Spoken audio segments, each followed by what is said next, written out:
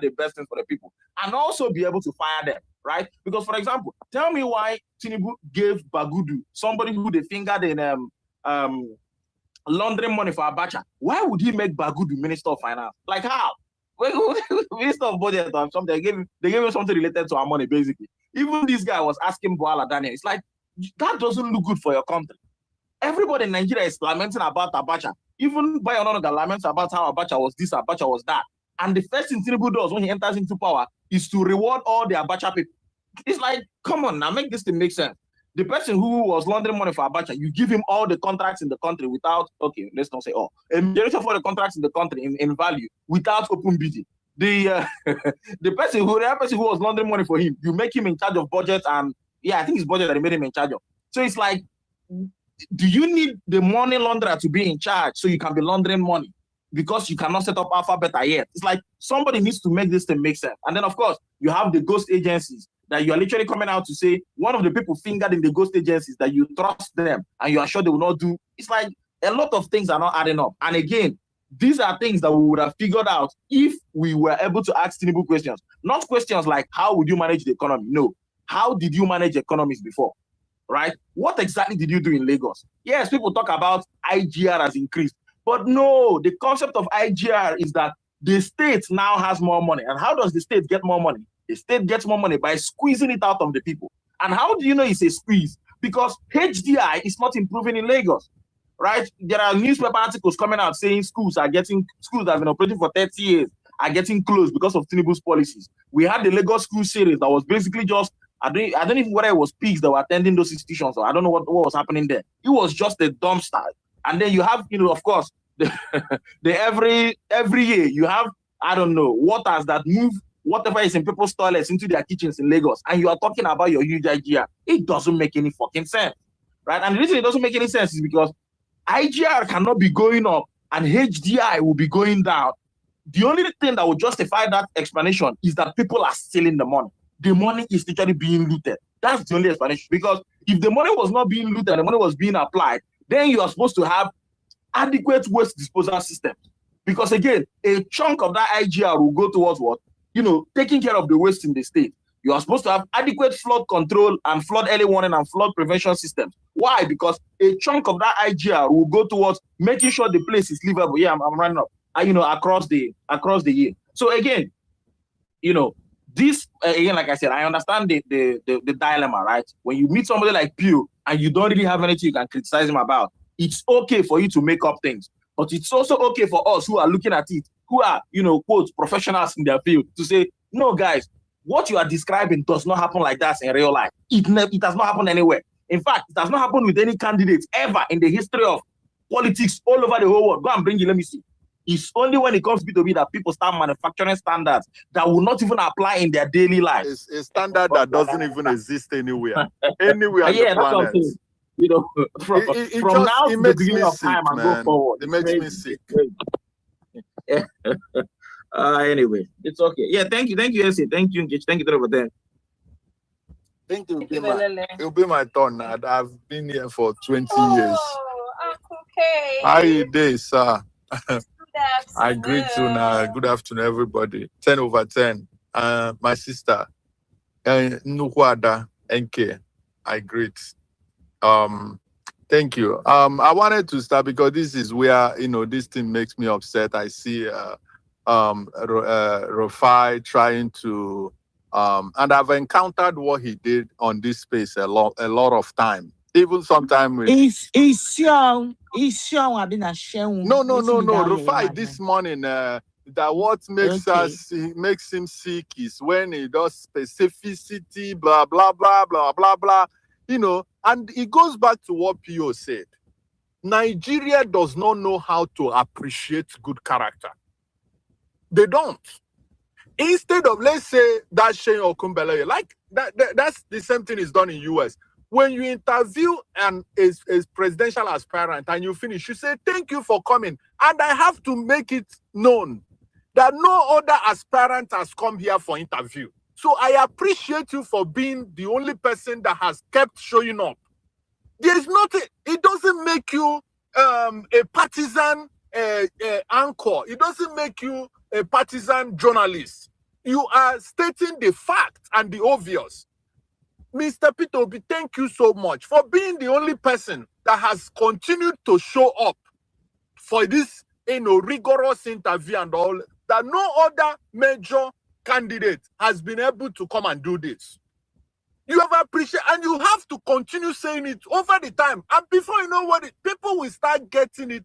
It becomes it start becoming the norm, and people will know that no other candidate has ever made themselves available. But no, that is not it. What they will do is, this guy has made himself available, which is very obvious. No other major political candidate can ever dare to do so. They will go and find a way they will poke hole into anything. Either as they are acting as a APC agent, or they have been seen so much that it looks like they are acting as a partisan person to PO. Oh, but I want to sound right. And that is what I saw in Rufai, screaming about this. Where is the specific? Where is the specific? But you, the same Rufai, nobody has come to your show. Atiku, you have never been able to bring Atiku on that table to sit down and talk. You have never been able to bring Bola Ahmed Tinubu from 2022 up to today. You have never seen this man. This guy has sat with two people. He will sat with nice morning show. He will do nice show. He will do everybody, podcast, Twitter space, everywhere. Peter Obi has been everywhere.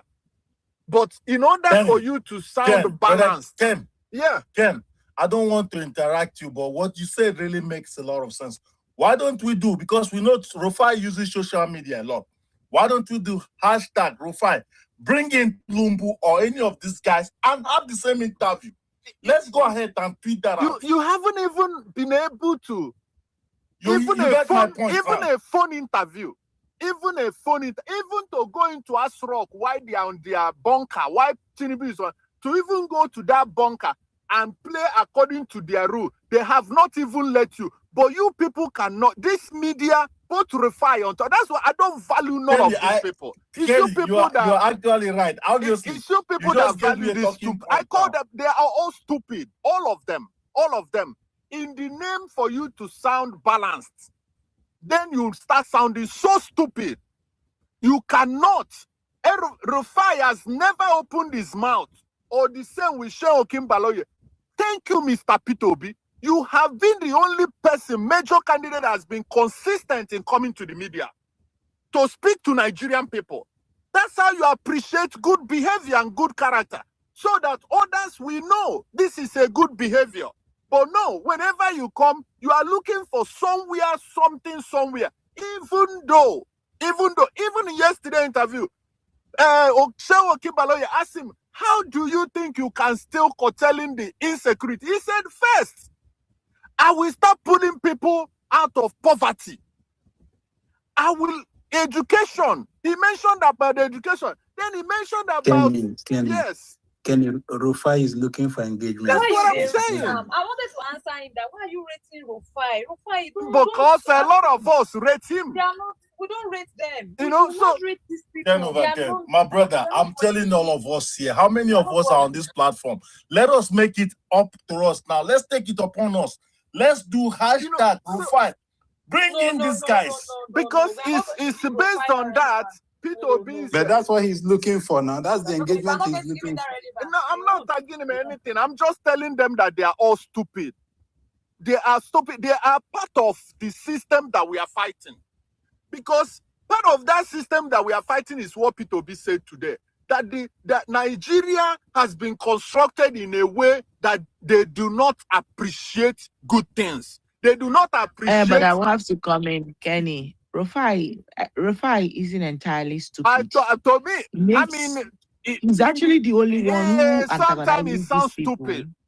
That's what I said. That's why I said he's not entirely stupid. That's why I say, even on this space, I fight people Ken, with that. on this one, Nkechi, we have to agree with Ken on this very point. Here. I have fought people on this X. When everybody actually thinks right sound, on this point. Too. Yeah, William, the thing is that on this X, I've seen people, they will speak so much nicely about, Peter Obi, like they will say this is that, and then they will go and find something and just just to make it, okay, let me sound balanced, that they are all, this is where they are. It's like somebody coming to tell me all politicians are the same. That's what it is to me.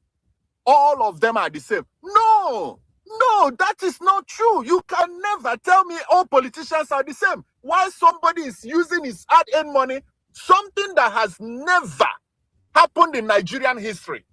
Never in Nigerian history. Use his hard-earned money and run politics, be visible, spending billions and billions of naira to continue to voice the situation of ordinary Nigerians. And you are telling me, all politicians, who has been a major candidate in Nigeria that has done it with his money? Nobody else. Anybody that has done it came from the government. So I hate that balance, and I tackle people on this earth when they try to sound that balance. That's why I don't want to cuss him out, but when they want to sound that balance, oh, where is the specific? But it is Peter Obi's philosophy that to solve insecurity, you have to solve the poverty. Even Peter Obi himself have said it. Even if you solve the insecurity and the poverty is still there, that insecurity will resurface again. So the best thing to do is to solve the poverty, the root cause of that insecurity itself, which is poverty and lack of education. And he keeps saying it. That is where he will tackle. And the next thing is health. That the more you are tackling those things, you are reducing insecurity. And by so doing, he will continue to be in charge. He has spoken about how he will be in the forefront. That he will not be speaking through proxies. He will speak into Nigeria where there is a national problem. He will be there present. And he has laid emphasis on many places he has been, even not being a president. He has been to here. He has been to here. IDP camps. Do you know what it means?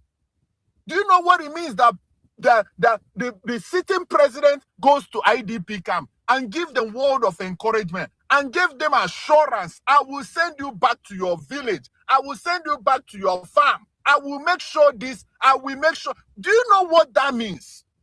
I keep screaming this, and it looks like I'm the only one that the visibility and the word that comes from the president. I think communication of the president is the biggest responsibility of any president. You must be the communicator in chief. Without communication, everything is dead. You must communicate. And I keep saying this from 2022. I've been screaming this, and that's why I'm in love with Peter, because this man is extremely visible. He communicates. There are so many things you don't need to throw money into. Just your word as a president. Just that you visited that area and touched those people, and those people were able to touch you and interact with you a little bit. It will bring a lot of hope and joy, and they can now do more to cater for themselves. But today, this same stupid media that we have, and their stupid anchors, and the journalists we have, they encourage those things, because encouraging it is by not praising somebody that is doing exactly those things that needs to be done. So it begs me to ask, and these people, they travel overseas, so they have become comfortable with the kind of the system that Bola Ahmed Tinubu is trying to create. Live inside underground bunker and be leading Nigerians. You don't have to talk to them. That's what people like Rufai and Sheikh Kimbalaya, that's what they're encouraging. And how are they encouraging it? They're encouraging it by not appreciating the person that has availed himself all the time to speak to them. If they invite him, he will come for interview. Morning, day, and night, he will make himself available. So why not shame those people that is not making themselves available? By the time you continue to shame them, maybe things will change. Maybe by now, Atiku would have started coming out to do interview. By the time Sheikh Kimbaloye says it to Peter Obi all the time, oh, thank you so much. You are the only person. Every other person has not been able to do so. By the time they say it 1, 2, 3, 4 times, and they continue to say that, then Atiku will have a shame. Tinubu will have a shame. But because they are not saying it, all they will look for is somewhere to poke a hole on whatever P2B says. It is sad. It is sad because this thing is damaging our young ones. This behavior that is encouraged by Rufai and the Sheikh Kimbalo and the rest of them. You will think, oh, Tinubu is the worst. No, you people are indirectly also endorsing what that Bola Ahmed Tinubu can stay in the bunker. So if tomorrow Bola Ahmed Tinubu stays in the bunker and writes and go to ChatGPT to write a plan on how he's going to solve insecurity and give it to Shehu Kimbaloy and the Rufai, they will go and praise it than somebody that is sitting down with them and speaking to them and speaking to Nigerian people. That's why that is so stupid and even dangerous. So Atiku will write what 10 over 10. You are part of what we have been listening here for how many months? They are reading us like a Bible book of Atiku all the time. People like Chinonso, what is the Santo or whatever. Oh, look at this book. Look at what Atiku said, and they will start reading it until you fall asleep. They will keep. They even did this morning now. They did this morning. Oh, they did, and they will keep reading. Keep reading. They did this morning. I was going to talk about that. What the fuck do I have to do with a book? A book that today that a ChatGPT can write you a book. So what do I supposed to do with a document? I want that man, I want that person, and that's what I keep screaming here on this space all the time. Come and talk to me. I want to see Tinubu in all the IDP camps in Nigeria. Those are human beings. Those are human beings. And that's why Peter B, when they asked him yesterday, oh, you don't have the support of Southeast, he said, I have the support of the people. The people, that's what matters. Those people that live in IDP camps. And that's, sir, you bear me witness. I say, those people that lost their farms, their villages, that their husband and wives, their head are being chopped off or killed. I am not better than them. My mom is not better than them. So why are we just like, oh, because it hasn't happened to me or what? Nigeria makes me crazy. But it's not even the people that claim that they know better. People like Rufai, that they give award for stupidity. The people that claim that know better, they are part of the people that is keeping Nigeria to where it is. Because if you're not appreciating, even if it's a woman, if Nkechi that if it's my girlfriend now, I'm not appreciating her, she will come and, my husband or my boyfriend is not appreciating me enough. And that will create a problem. It's not even a joke. Why can't you people just appreciate good character and good behavior so that others will learn from it? And that's where these people are so bad in what they are doing. They are so horrible in what they are doing. And it just enrages me. The fact that our media is allowing people like Rufai that, okay, if you want to be the only hero, that is the only one, then continue in the pathway of the truth. You don't have to, so in order to sound balanced, then you have to say stupid stuff. What else do you expect P2B to say? He has told you and he's giving you a plan on how to reduce poverty, increase education, health care.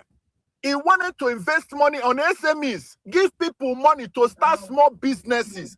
By the time you are doing all this, you are pulling people out of poverty. The insecurity will reduce. Yahoo boys will reduce. Prostitution will reduce. A lot of good things will start happening because people will have opportunity. Because most of the problem that we have today is that people do not have any opportunity and they end up in insecurity. I think somebody's okay. Somebody's mic is on. So, that is one. Two, my brother, 10 over 10. I told you this morning. P2B was talking about, bringing education and revitalizing the North. He said, I will unlock the North. That is his exact word. And, gave example of how we're going, that the new oil is actually in the North with famine. And Atiku spokesperson, when I mocked those states, somebody made a video and said P2B doesn't understand it. he has not understood Nigeria, that some people doesn't need education. Maybe he will say some people doesn't even need light. He will also say the stupid person will say some people doesn't need water. Maybe some people, they just like to eat. Kenny, who said some people don't need education? Who said that? It was, what's this guy's name? This will be setting new records. Atiku said spokesperson. It was somebody that made a video, and then he went and made a comment like, this is what he doesn't, that P2B will never understand. Do they mean Western? I'm trying to, let's just be fair to them. Do they mean Western education? Because I'm slightly confused. P2B never spoke about Western education precise. It means educating people, whichever pattern that is. I don't know.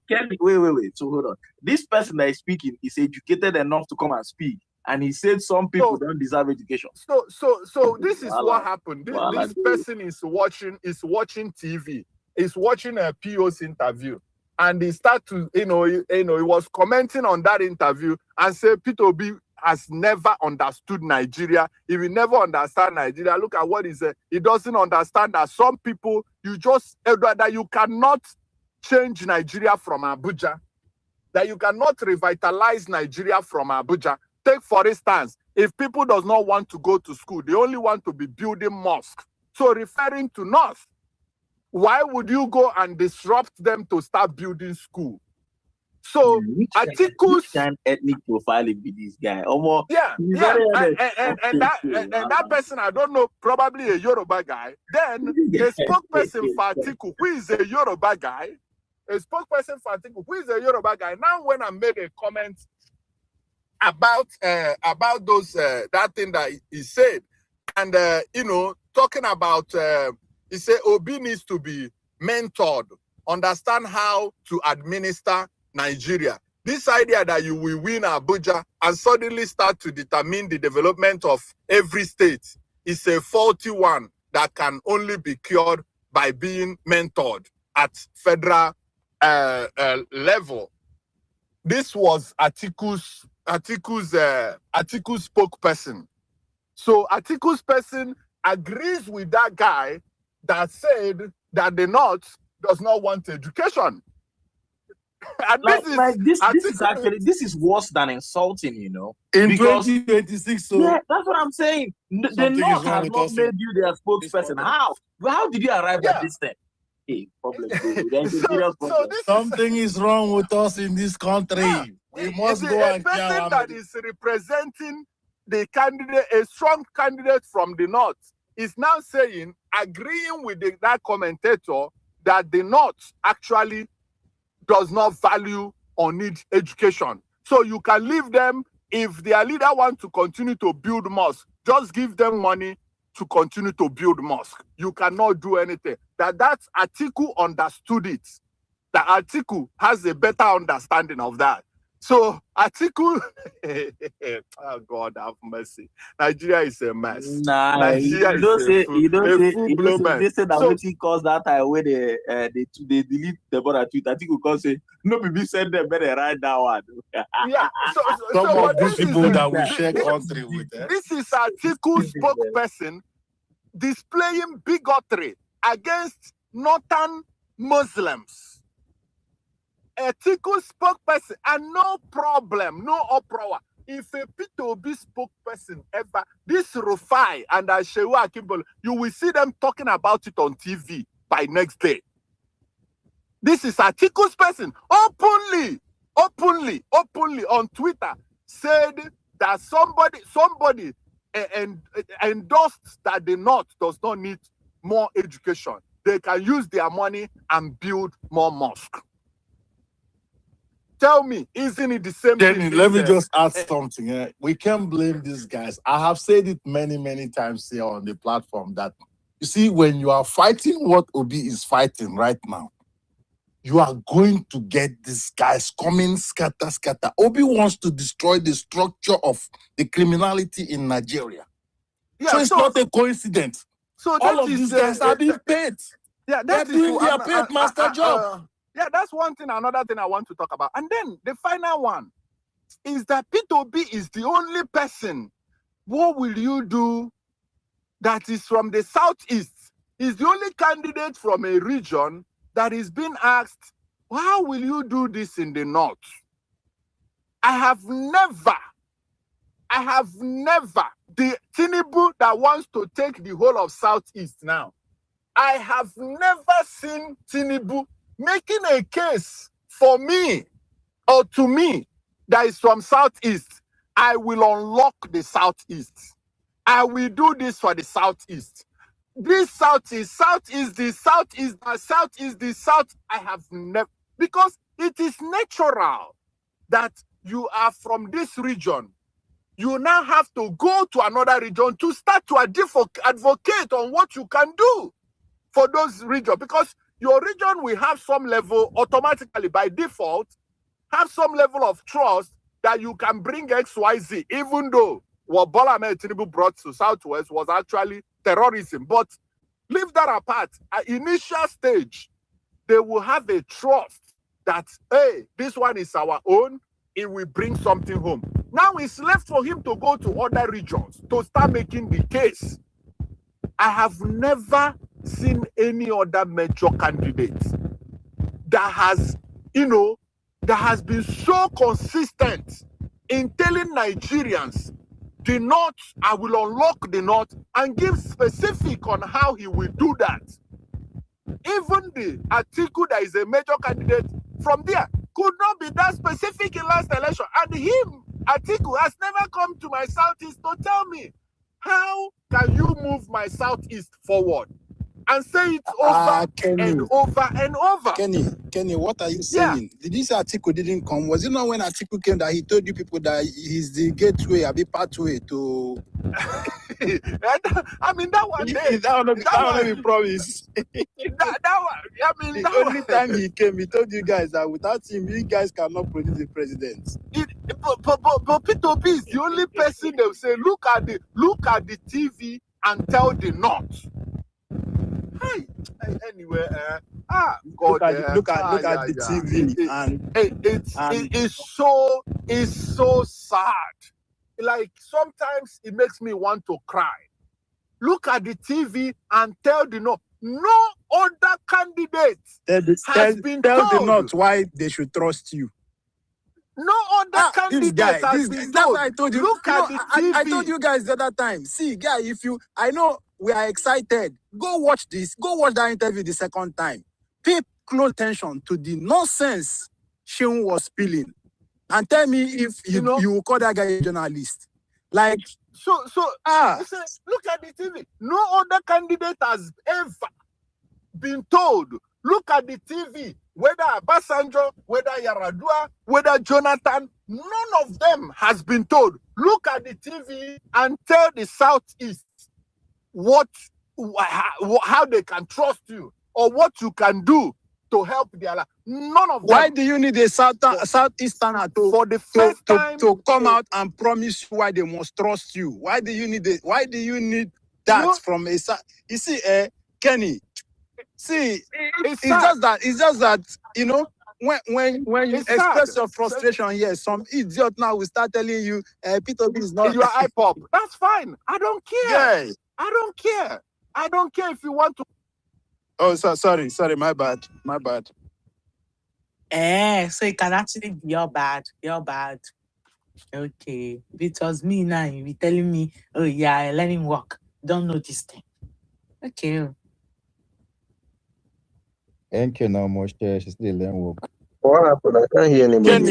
Kenny, continue. Kenny, don't mute you. You don't talk to yourself. Kenny, check. They don't mute you. NK, they don't need you like people. Oh, okay. Oh, sorry. I didn't even know I was muted. So it's very sad that it's only Southeasterner, strong candidate that has been put on this hot seat to look at the camera and tell the Northerners what you can, how they will trust you, or what you can do to help, to change their life. It's only a strong Southeasterner. It's well. I think the only promise Peter Obi actually in last election, one strong promise that I had is that he will make Port Harcourt and Aba to become one city. which is huge when it comes to seaport and then railroad. That you will use railroad and sea to connect the two cities to match them to become one, which is huge. That will open up a gateway. When did for he say that? Southeast. Don't tell lies now. When did he say that? He never Oh, said P.O. that once. No, P.O. said it. P.O. said it in Don't last tell election. lies. Don't He tell. said If he that's said, your he ambition said it for him, repeatedly. No, Please, no, who no, is don't do this? this. that's See your this one ambition man. for He him. said Who it is this repeatedly. man? Yeah? Is that Who is this No, man he with said Papa's it cap? repeatedly. Guy, why No, is who this is guy this man with telling Papa's someone that cap? is saying some fact that is lying? Don't do that here. No, I don't know He why said he it. Who is said this no, man that. with Papa's cap? don't even do He even that. said it. Like I don't- that was unnecessary. I bet who be this man with Papa's cap? He dey craze. Can tell you one by one. Sorry, Ken. Ukechi, don't bring up anybody again, please. Thank you. Yeah, that is the only one major thing that P2B promised. Like, this is also a benefit of South, South, and Southeast, actually. Say, I will make them one city. And then in South, South, he said those people that is doing bunkering, he will even legalize them. He will not criminalize them anymore. He will legalize them to now be producing. Sorry, Ken. Don't Yeah. be offended. Sir and Nkechi, let me bring that individual up. I want to. Sorry, guys. Let him come up. Okay. NK, should I go there? I want to So which answer one it. we say you decrease? Now your papa decrease. What's the meaning of cursing? Because I Oh, disagree with an opinion. Look at this bastard, though. You I are even now thought- father be bastard. What's the meaning I of you even thought I was gonna even let him Oh come my up God. and This guy wants to. clarify. This guy wants to destroy my See chain this of thought. lunatic. No wonder. Oh. I bet. Let me forget about that guy. 10/10. You know, and then he spoke about how he's going to make those people to start. He talked about in last election how to start cleaning up the South South. No other candidate, which is one of the most human disaster. In fact, to me, I rate it one of the greatest human disaster in Nigeria is the farmlands, the air in the South, the air pollution, the land pollution, and their water pollution. I think is the greatest human disaster that we have in Nigeria. He spoke about cleaning that water and making those oil bunkers to legalize them, to bring that oil into national stuff, not criminalizing them. It was this only man. He spoke about how he's going to make the Southwest a financial hub. It's only P2B that did specific by region on how it's going to make so that Kenny, region to Kenny, be active. Kenny, Yes. I just looked up what you said, and yes, he actually said it in July of 2022, and he reiterated it the other day. What's that guy's name? That imbecile that interrupted you. Imbecile, if you are there, man, I mean, come on now. I mean, I know you're trying to do a job, but come on now. He's an article. He's a Tinubu Yeah, I mean, it's the same supporter. thing. Kenny did shift the guy mental health. That's why. Yeah, If they really the guy to mental health, you don't be carrying it. So carry on. You're very much correct. Yeah, but this idiot, imagine the only opportunity that the de facto president, Remy Devil Tinubu, Remy Evil, witchcraft Tinubu, that is traveling around Nigeria on behalf of his husband that is now in the bunker, that cannot come out, an incapacitated, unfit human being that cannot move. They bring him as a mannequin, show us as a picture, and carry him back into the bunker. That's what they do this day. But his wife that is traveling, that has now become the president, unelected president, moving around Nigeria to advocate for his incapacitated husband, mannequin husband, went to Abia. If P2B wife do this thing, the heaven of Nigeria will break down. He came to Abia and told them the only way he can wear the akwete, a signature clothes, a signature, what do they call it again? Fabric, to put it on your body. It's only when Alexot will help her husband to become a president the second time. He showed this to my Igbo, to my states. I don't want to go into that governor's issue. Let me keep that aside. But he looked in that man's face, the governor's face. He looked at his face and said, the only way I can wear this akwete is for my president, my husband to become a president the second time. That's what he has to tell my tribe. That is the reason why the most bigoted first lady of all time is now in Asrock. But Peter Obi look at the camera and tell the North. Not only tell them why they should trust you, tell them what you will do for them. Look at the camera direct. Ah, oh boy, yeah. The insult.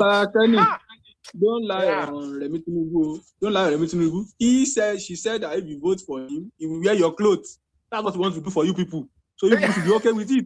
Yes, Be okay with it. that's the achievement that he will give me as a Southeasterner. Nobody needs this to interjection now. Who be this guy? No. now? I actually like the what he brought in Alpha. That's what he actually mean. That the development he will bring for me is to wear the akwete when we help to elect her husband. That's what this woman came. Have the guts, that witchcraft has the guts to come and spit in the face of my Southeasterner. But it's sad. It is sad. But it's okay. We are in Nigeria. Rufai, let una stupidity continue. Keep telling Peter Obi to give you specific while you have never been able to have a phone call with the so-called mannequin sitting in Asrock or Atiku that is in Dubai. You have never had a phone call interview. You have never seen even 5 minutes of his time to talk to them. But Peter Obi should give you how many jets he will buy, how many helicopter, how many drone, how many people he will hire. I don't even know what they are chasing this man around for. Just because you saw something you have never seen in Nigeria before.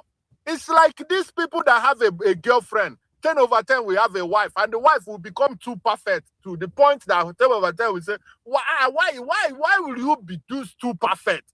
That's kind of what we are dealing with Peter Obi. I think somebody explained it here earlier.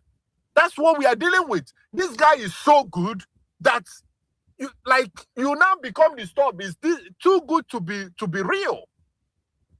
But instead of these people to appreciate that man, no, they won't.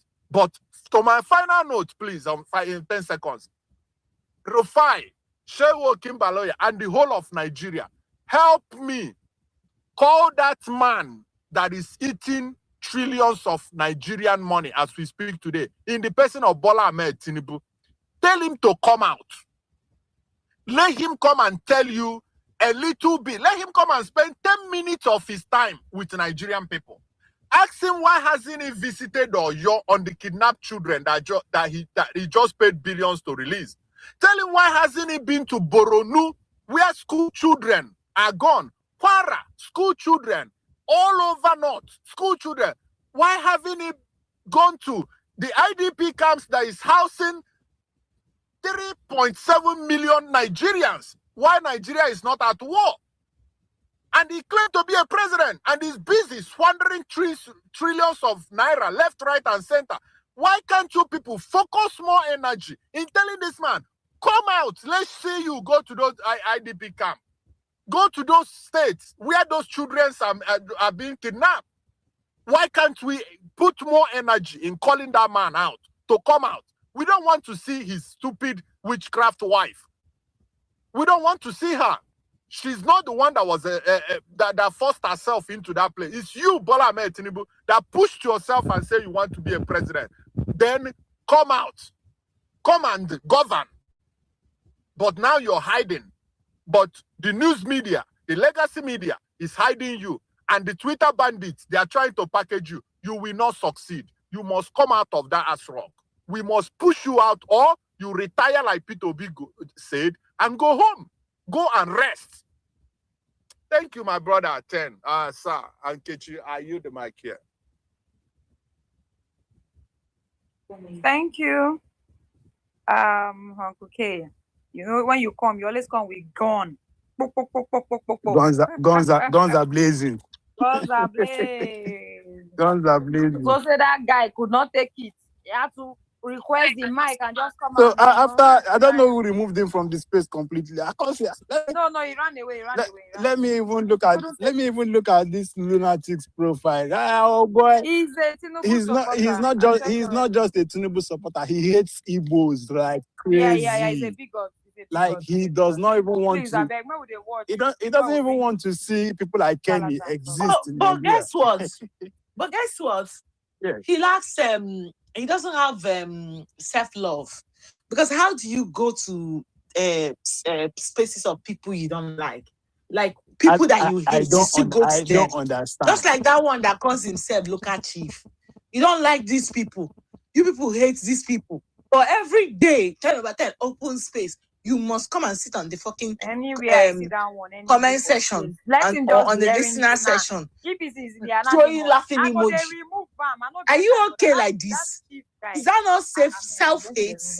You must really hate yourself so much to be going to where you are not wanted, to be going to the people you claim you hate so much.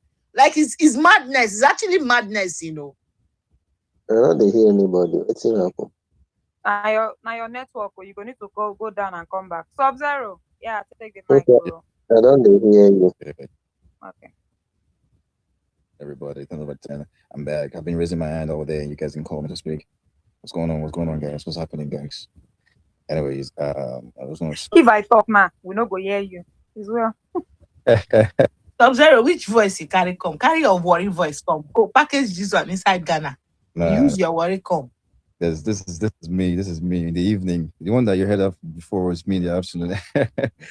Anyways, guys, I just wanted to quickly say something about that interview again yesterday. So Shimo Kimbaloye tried to set Pio up when he asked him about the 4 years agreement that he had with RMK. He wanted to bait him to see his reaction, because like I said, these guys are just looking for anything, to run with, especially these APC supporters.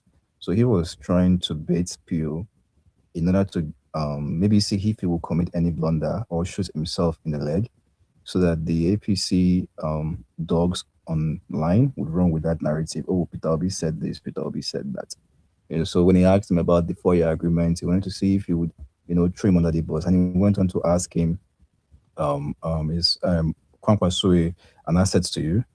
And Pio responded to him that RMK is not an asset to me, but he's an asset to the nation. He said that's one thing I really like about Pio. And people ask me, why do you like Pio so much? Why do you take interest in Pio?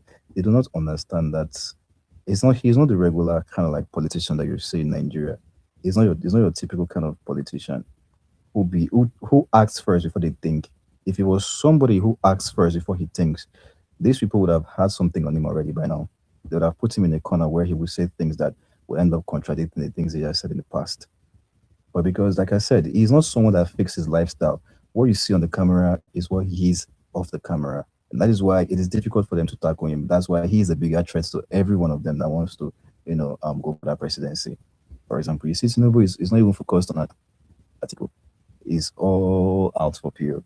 And Atiku is not, I think the reason why Atiku is talking about Tinubu is because Tinubu is the president. Other than that, Atiku knows that he has Tinubu in his hand. No mic for me. Thank you. Okay, so he has Tinubu files in his hand. So if he wants to go for Tinubu today, he can go for Tinubu. For example, he's going for Tinubu right now with a drug case in the US. And that was why you saw APC came out with that fake letter from Donald Trump, right? It came out from a place where they are scared because they saw that Atiku was trying to reverse that Chicago case and all of that. But that's something that they cannot have with Pio. They cannot do anything to Pio because they got nothing on Pio. So when you are dealing with somebody that you cannot, strong hand, someone you cannot, corner to a place and box him, you start throwing, start going out of character against that person.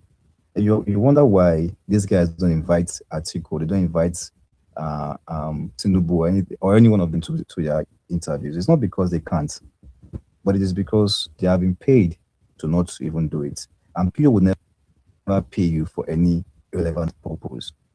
Pio would rather do 5-hour interview with you than to run away from the interview. You would do 10 hours with you if that's what you need. but he will never pay you not for you to call him to an interview or not to talk about. No, he will not. That's what Tinubu and Atiku are doing. They are paying these people. Right? So if you see them act a certain way to you, it's also that they have been paid. Now look at that incident that happened in the airport when PO came out and said that he's been victimized and all those things. They cannot do such a thing to even Atiku. You know why? Because Atiku moves around with large number of people in his convoy. They will not even dare come close to his car, right? But you know why they do that to PO? Because he lives like a common man. He lives like the everyday Nigerian. And that is what they do to everyday Nigerian. If you go to the international airport here in Lagos, that's exactly how they treat the everyday Nigerian man. I've been there before. I've been there myself, and they've done that to me too, right? So this is how they treat a common Nigerian. That's how they treat people, because he carries himself as a common Nigerian. He puts himself in the shoes of every Nigerian person. So when you see them talk to him on that interview, whether it's Shemo, by the way, it is because they feel they can talk to it like that. Because they feel like they can talk to any average Nigerian that comes to the interview. They can, try to boss that person around on their interview. That's how they see PO. But because PO is not carrying himself like a god to them, they don't see the need to respect him. Kenny said something that I really like. He said, it will cost you nothing for you to say, Your Excellency, thank you so much for honoring my invitation. I'm really good. I'm really happy that you made it here. Thank you. That should have appreciation, respect. But you would never see them do that. Because they don't want to upset their paymasters. They don't want to upset the people. Sub-Zero. Take this one out. $50 million for in life. He knows still up. She will never see $15 million for your life. Exactly, stupid idiots. This life get that CV, man. And Sub-Zero, the reason why I say that is if in America, when you see as Anderson, Cooper, or even Wolf, Blizzard, when they finish interviewing a president, they say the seat is open for all these aspirants. We have invited them. They have refused to show up. And they will appreciate the person that came. What's supposed to be a trending line in national media, if they are the media that they claim to be, is to be, why is it that is this only presidential aspirant that continues to make himself available? The question they should be asking, where is other aspirant?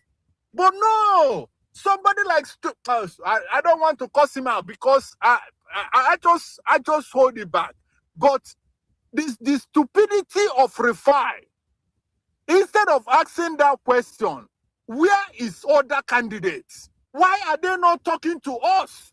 In fact, the more damaging one is, where is the so-called president on these issues? Big national issues. The flooding that is going on in Nigeria today. Flooding. Lagos State, his home state. Calabar, Akwa Ibom. Flooding all over Nigeria. All over Nigeria, there is flooding. That's a human disaster that is going on now. Kidnapping by terrorism all over. This man is not coming out. You can go on and on and on. Instead of them every day to open the TV by saying, where is Mr. President? Why is it that this man is the only person subjected to come and do interview all the time for us? And they are they're supposed to praise that guy every single day. So that the little ones, the younger ones that are watching, the teenagers that is watching TV, we know that is good to appreciate good stuff, to appreciate a good character. But people like Rufai, no, they won't do it. I just wanted to, what will I say so I can trend? So people will see that I am the tough guy. Tough kill you there. Tough kill you, Rufai. Where is the specific on how he's going to solve other? But whereas Atiku, you never heard from him. For ordinary 5 minutes, you never heard from him. Stupid idiots. I hate my brother Sub-Zero. Yeah, thank you so much, Kenny. Yeah, what you said is absolutely true. Right? In a sane climb, that's what will happen. People would work with their brains. People would, act normal. But in Nigeria, people are working, to get what's the word to use? To get appointments in the future. I'll take you back to the interaction. I think that the person that rigged the election for Tinubu, was doing all of those things for the future benefits that would come his way. So that's what's happening in Nigeria. People don't do things because I don't want to say Nigerians. Some Nigerians do things because they are looking for to a future benefit. Guys, you would agree with me that as much as we are here fighting for a better Nigeria, there are still people in our midst who are only claiming to fight for Nigeria, looking for opportunity to get there and have a bite of the cake, not because they genuinely want to see Nigeria work. So if this is the case, sir, I see you. I want to say something. Sorry. Sir, Sorry. so, if that is the case in Nigeria, you will not be surprised if you see journalists certain way. The likes of Shimon, the likes of Rufai, they always want to sound, when it comes to you, they want to look intelligent, they want to appear intelligent, they want to appear like they know how to do their jobs. But once they bring, if Rufai is even interviewing APC people, he tries his best to even try question them a little bit compared to the other person who only finds his width whenever he sees PO or whenever he sees anyone that is pro PO. Their problem is not because they don't know what to do or how to do it, but because they have coins in their pockets. And that's why I don't rate any of them. I do not rate any of them. Like you said, these guys are not even sounding like they're looking forward to interview Atiku or Tinubu. You know why? Because they know that those guys will never honor their invitation. And also, Atiku and Tinubu do not have the capacity to sit on an interview for 2 hours without committing blunder, without even... Sub-Zero, even if they interview them, who will watch out? Who in their... Sub-Zero, since Tinubu went office, you never watch Tinubu presidential address. Nobody will listen to these guys. Nobody. It's... Almighty, man. I better make a laugh. You don't talk that like my just now. Almost through my move for God. Don't make a laugh again. I beg. He said, president, the leak mic, dirty mic. I beg, don't do. I beg, I don't laugh. I beg. So yeah. So another thing I want to say is right.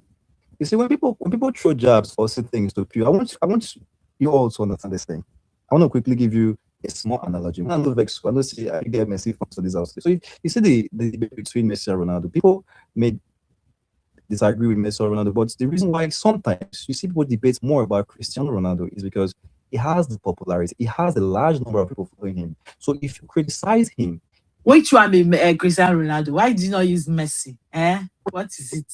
Hold on, I'm in somewhere, right? We all know that Okay. he is actually a good footballer. Ronaldo is a good player, right? But Messi is not as popular as Ronaldo, right? So if you want to clickbait people into engaging with your post, you either make a post criticizing the person of Cristiano Ronaldo. So when you make a post criticizing Cristiano Ronaldo, you will have people who will troop into your comment section to defend him because he has a large number of followings, right? So people intentionally say things to discredit Cristiano Ronaldo because they know that Cristiano Ronaldo fans will come in there and you defend him and talk about them, and that would also give them engagement. So when you see people talking about PO, it's because they know that PO has the numbers. He has Nigerians behind him. So what is their aim? When they say something negative about PO, you and me will go there to go and bash them.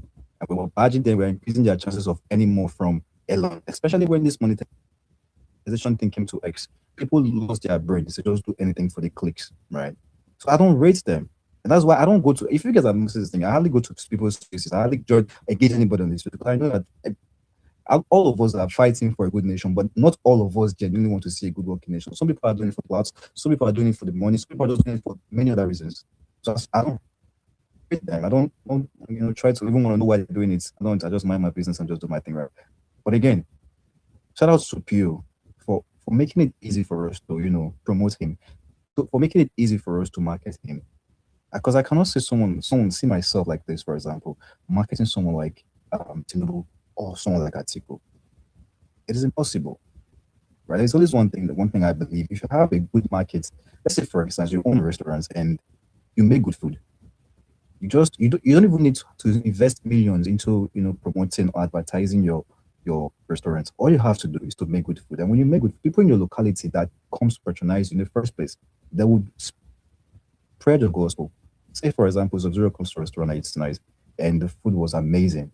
Trust me. Tomorrow, if I'm discussing with my guy and we are hungry, half a guy, we'll go to that restaurant. I just see one restaurant yesterday, that food now man, and we'll go there go chop. We'll go there and eat. That's how you market good stuff. So easy. But when you're marketing something terrible, you have to invest so much money in marketing that thing to whitewash it. Because I'm sorry for debating a little bit. I will debate a little tiny little bit. When I pardon me, when I no vex.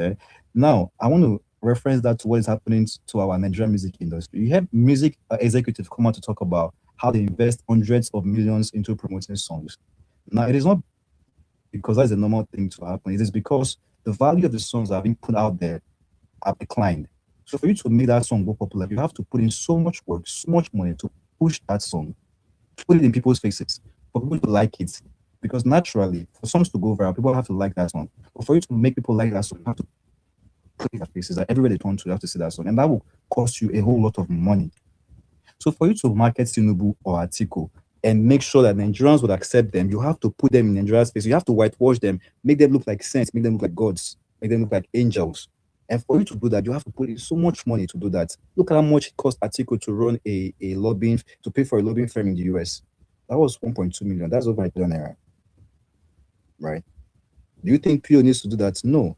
PO himself is the brand. So wherever PO goes to, he's doing his job for himself. He don't need you to whitewash him. You don't need anybody to pay millions of dollars to whitewash him or to promote him. That's why I'm saying thank you to him for making it easy for us to promote him, because I don't need to convince anybody to come and vote for you in the next election. I don't need to. If you're okay with what Tinubu is doing to you, fine and good. Stay with that. But I'm not going to go out of my way to try and convince you to see what PO is going to do. Or the people I'm going to talk to, people I'm going to convince to vote, are people who don't think that their vote will count. Are people who don't think that, oh, voting still counts in Nigeria. Those are the people I will take out my time to talk to. I let them understand, okay, your vote counts. That's why these guys are sharing 5,000 naira, 20,000 naira for you to come and vote for them. But if you want me to come and answer your question that what would PO do differently from what the government is doing, then you are a very big fool. If you think that's observable, I will leave whatever it is I'm doing to come and convince you of what PO would do if he becomes president, or what he would do differently. Or you try to tell me that all of them are the same, and I will fire you. Not just you alone. And people that you bring into this world, I will fire all of you together, because you will not tell me that you are in. I'm in Nigeria right now since the regime of Tinubu to this moment. I know what is happening in Nigeria. I feel it every day. So if you still want me to convince you that you should vote for this government in power before you do it, then I'm afraid you're not ready. So guys, I know a lot of people want to speak. You know, I don't like to hold the mic. So I'm going to use it for now, guys. Thank you, Sub-Zero. Thank you. Please, thank you. Please don't accept people again. We're trying to round up the space. Okay, please. El Ray, please go. Then then next. Sorry, SA. Thank you so much. Tenten, how are you? Kenny. People go talk now. People wants to talk. People are bored. Please, we have 5 minutes. No, 10 need to go to some other things. Don't say this whole thing is not easy now. Yeah. Kenny, you know, I'll take consolation what Pio said yesterday. You know, that guy is in the Bible, they say God is the author and finisher of our faith. He did everything and put a foot stop. So Nigeria is a place where good behaviors are not rewarded. So that would I take consolation. So whatever specific Rufai is just talking to the backhand, you know, let's not put our energy in that. Let's stay on the issue. The issue is we Nigerians are suffering, and in this dire situation where everybody seems to be deep rooted in corruption and everything, yeah, we have a PO that stands distinct, unblemished, and it's a painful thing. It's a painful thing in a society like Nigeria. If someone is telling you go and verify wherever you see anything, I'll retire. I'll just step back and go back home. Go and do that. How many people can step up and say that? You know, and thank God. That's the last bit to say. Thank you for PO for making it so easy to stay on the right side, the right path. The genuine people of Nigeria, which is the kids, the unborn kids, the youths, the people that are seeing what's happening and seeing what PO is doing, going far and beyond. Thank you for being an emblem of like what leadership is supposed to be. You know, imagine we don't have PO and we have the two Alibaba criminals. What would these kids know? What would these youths know? Well, you know, what would they know? They would not even know there's a time in their obedience once existed. And there's an individual that has gone through interviews and interviews and interviews and interviews and tell you, check my check my records. Wherever you see anything blemish, I'll resign and say bye. Thank you for that, because that one alone has made us appreciate the man called Peter. Whether he's from Kafanchan or Inugu, wherever he is. If this guy was Yoruba, I'll tell you, I'll be very happy to say I supported such a man that can say, go and verify back and forth. Whatever you see blemish, I'll come down and say bye bye. And I will stop worrying myself about whatever these people is. I want to speak to Ishola. Ishola said something with fantastic things. The Ronalds have really become the majority in Yoruba now. It's very disgraceful that whenever they call Yoruba, and the only thing we have to think now is Tinubu and cohorts. You, the obedient Yorubas, to do more, like Pa Ayo Adefara said, things like, if you refuse to vote Peter Obi, even if I'm not here, Nigeria, you suffer. That's a clean slate. And it's gone. Nigeria is doing what? Suffering. So you, the Yoruba, Ishola, have to rise up and make a statement. A bold statement. A bold statement. You, the well-thinking, well-meaning Yoruba, have to now rise up and talk to yourselves so that you start cleaning the states. Because right now, what we know is runoff. Wherever you go, wherever you stand, wherever you go, you said, Yoruba, what we now know is a runoff that is now taking over. They have taken over you, well-meaning Yoruba, the Awol, the standard elites, where they say we're Yoruba, they are distinct in their studies and everything, distinct in their, doing things the right way. Now, this man has changed the status quo of what Yoruba used to be, and it's unfortunate. This is a hard work to you people now to rise up and speak to yourself and try and distinguish yourselves for what's happening within your tackles of that. That's right. I'm not trying to speak for you, but you people have a lot of work to do now. The dent this bunker man in Asoro has put in that tribe, it's going to take years to clean. Let's not forget politics. Forget what I'm telling you right now. The dent that man has put with his cohort and his bribery and dirty and falsification and everything is going to put a very big dent on that tribe. I'm being honest with you. This is a candid love correction I'm trying to identify now. Regarding the Nigerian population, listen, I need to speak to you now. The poor masses, the common man out there, the society is already skewed against you. Some people are making notes like the press is gonna say, "What are you gonna do for the people? What are you gonna do? What are you gonna do?" This press people, shawns and idiots. And when it was 2023, there was when they called our results. Somehow I was awake. And I saw how Sheun was rejoicing when APC won. People don't understand that. Since then, whatever that man did, I was like, oh, this guy, he's already been both of us. He was really, tell me a journalist that was rejoicing at that 4 a.m. because APC won. The people don't know that. I saw that thing on my TV. I was like, okay, this guy, you're a devil. Since then, whatever interview he's doing, I have a record for it. And he's not failed me. He's not failed me. I knew he's already brown enveloped man. So these people, I don't see them as anything again, because do your thing. The only people we need to take the issue to issue base and reawaken. I like what Ishola said. Listen, I'm very, very straight. I like what you said about the go to the grassroots, hold charge of that. Let them come with their what's the name again? City boys and whatever thing they're doing, let them come. But when you hold your own, when you're going to a war, you need to hold your own well. So that when they come, you have your life defense. He said that, and I like the fact that people are now recognizing why. If you can stand your locality, let them come.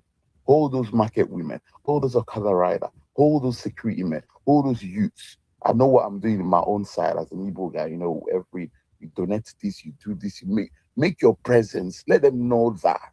So whenever you say anything, your words stand to power, and you know understand that that's now where you now permeate your OK movement, your P2B movement, your this thing. That's the only way we can conquer this, because they've already have the money, they have the corruption, they have the press, they're skewed against the Nigerian populace. So what I'm trying to make everybody understand is the people now should know the press is skewed against you, the military is skewed against you, the judiciary is skewed against you, whatever budget they're doing is skewed against you. What else do you have?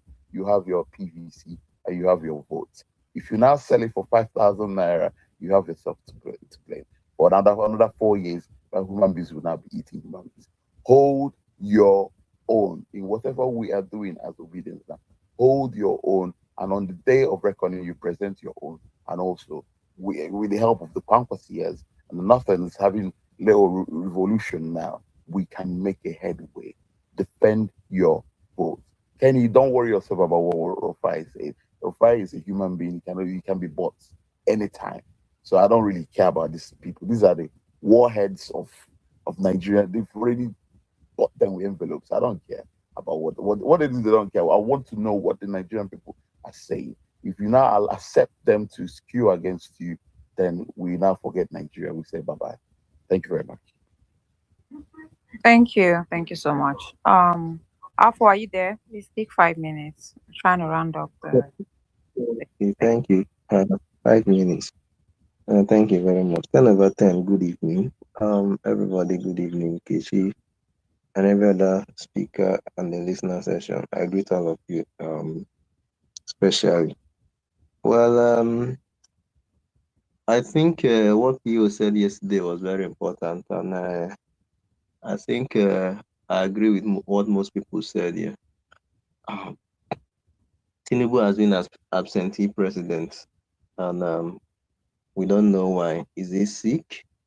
Right? I mean, Kenny stressed it the other day, right? We don't even know, and nobody is asking any question.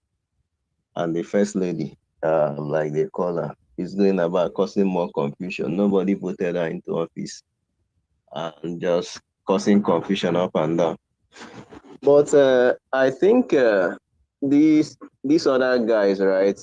I mean, they are beginning to, I don't know, probably, I don't like what they were doing today, right? They were trying to hold spaces to talk about Atiku and what he has done and what he has not done. I think they are beginning to run out of steam that of talking about people, because nobody is going to. I mean, PO is doing what it will do. That space died earlier than expected. Yeah, every time I'll be like, doesn't the people have something to sell, something like that? But they cannot sell a man that is not sellable. They can't.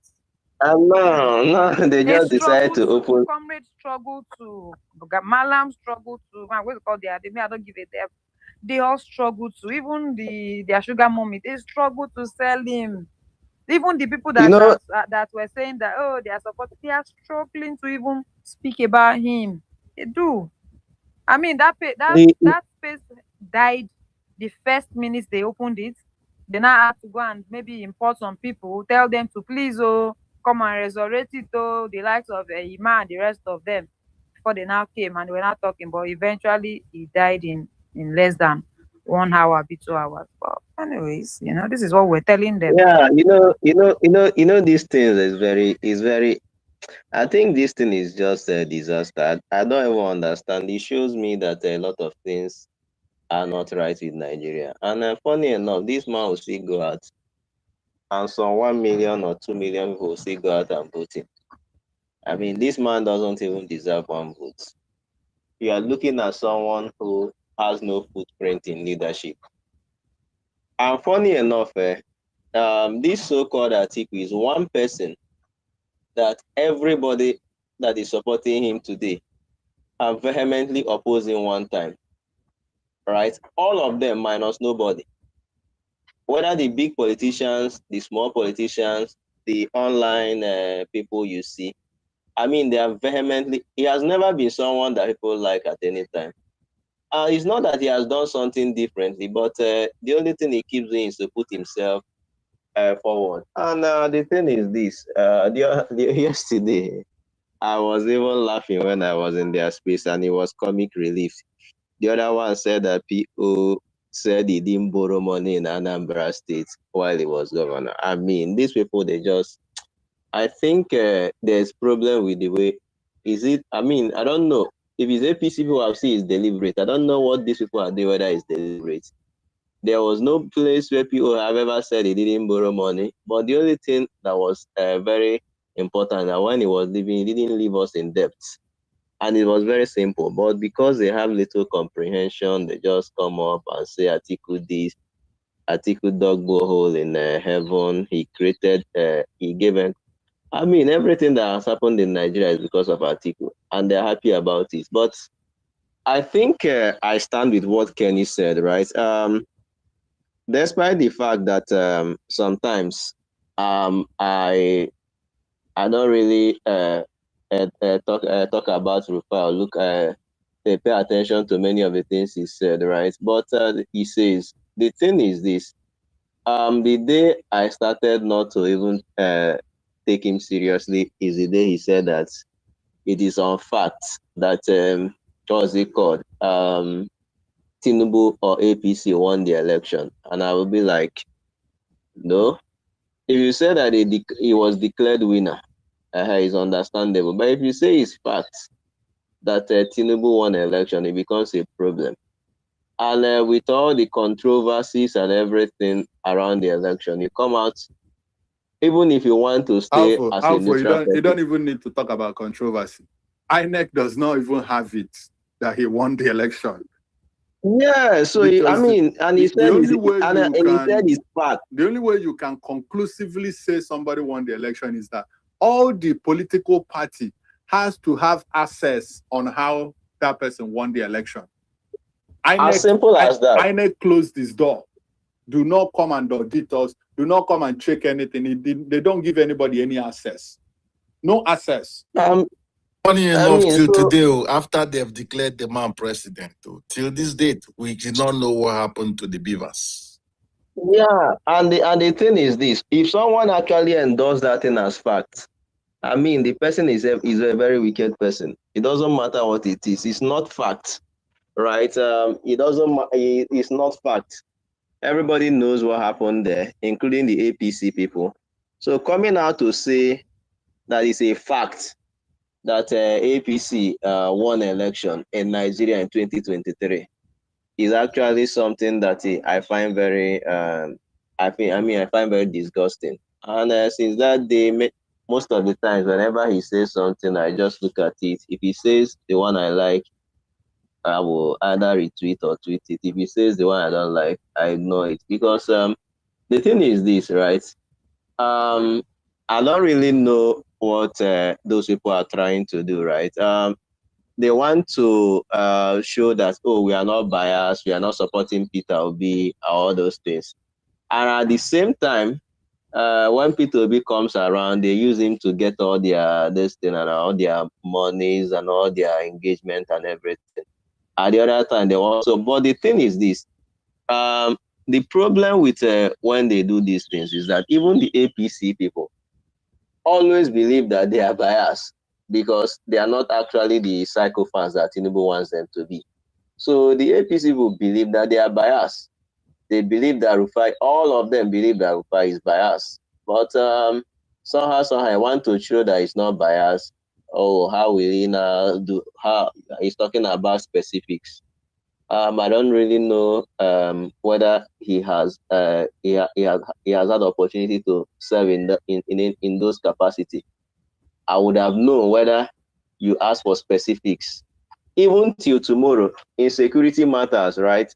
People don't even give you details of how successful operations are carried out. Till today, nobody knows how Osama bin Laden was killed. You can only speculate. I even was the time they interviewed the person. Will you tell us the person who shot him? They said no. They won't tell. So those things, nobody gives you specifics of security. How you are going to the only thing that Obama was saying throughout that time is that you cannot. He will never go free. America will find you wherever you are. It's as simple as that. I mean, that is how leaders talk. That was even how he said he responded after he was killed. He said, "We made the promise and we delivered." And this means America says what they do, what it means, and means what he says. I mean, you don't come out and fool yourself. I mean, give us little details and all those things. That I mean, you come out and say, "Oh, I'm going to hire drones," so that the terrorists will know that this is what you plan to do. They now go and advance their own planning and all those things. But it's unfortunate that it's security matter that we are talking about, and we are facing the insecurity in our doorstep, and people think that is to use it to make jokes. That is the most important thing. You're not asking the Tinubu, whatever method you are using is not working. Why not get something to work for us? No, but you want to make it P2B. How? Tell us how. If you're not telling us how, you don't know, you are incompetent. I mean, that is actually nonsense. And I think PO has made himself available for them, and I don't think he should reduce it. Whatever as it is now, for me, right? Whatever he does, I'm okay with it. I'm the last person that will come out to say, "Oh, he didn't do this thing right," in front of these people. They know what they are doing. They know what they are doing. Even the one he does very right. I mean, you see how they don't even know who to drag, whether to drag Shehu, because can you imagine if the media opened their morning by asking, "Where is the other major candidate? Where is Tinubu? Where is Atiku?" I mean, can you imagine if they opened up Monday morning like if that? They have done that. I mean, the type of media, because it's not like they don't know what to do. Because I started watching these people very early. The time of Jonathan, like Ibiyomi said in his church yesterday, the time of Jonathan, these people were, I mean, you will not hear, if you listen to channels television at that time, I mean, even if you like Jonathan at that time, you will understand that at least you will think that these people are actually doing their job. You begin to question your brain, even if you like him. You begin to doubt yourself. Yes, you would think that they are doing, especially doing that because they do. But what now happen now? They will just gather these people. They will bring Wiki. They will keep quiet. Wiki will talk all his nonsense, and he will just go. He will bring Daniel Buala, and they will be asking him. And I like what P2B did to them yesterday. It was very important. He was asking. They said so many people come here to talk about him. He said it is not about him. They should focus on issue. And I believe Shehu himself will be embarrassed by that, because I don't know how you stupidly, out of stupidity, you invite people to start asking them about Peter Obi. Then you now invite P2B and start asking him nonsense at the same time. And at the same time, start reminding him that people come here to talk about him. How does it make him feel? I mean, did he tell you that he's coming to for election so that he will feel about himself? Or is this thing is just balls and catching cruise? Oh, they are talking about me. I feel as the bigger person. Thank God that is a person like Peter Obi who does not have he's not a narcissist and does not have any personality disorder. That knows that, see, this is not about me. It's about Nigeria. It's about the future of Nigerians. It's about our youth. It's about hunger. It's about insecurity. And this is what you should ask the government. How has it happened? It's not when you bring Alin Dume, you ask him whether P2B can win votes in Borno State. Then you bring the other guy. You will not ask him whether P2B can win votes in Adamawa State and all this nonsense. But you will not bring Tinubu. You will not see Atiku. And all this nonsense. You just want people to talk about Peter Obi because Peter Obi is the market. Like Mindset said in his space yesterday that if you bring something you want to say, another person bring another thing and name it Peter Obi, we sell faster than you. So it's just Peter Obi. But that is not our problem. Peter Obi is not our problem in this country. Our problem is insecurity, is hunger, bad economy. Up, please. Thank you.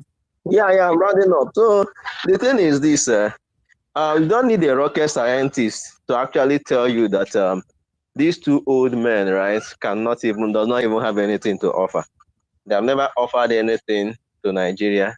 since they come into That's why they've been disgracing us internationally now. See, two old men that should be leading by example.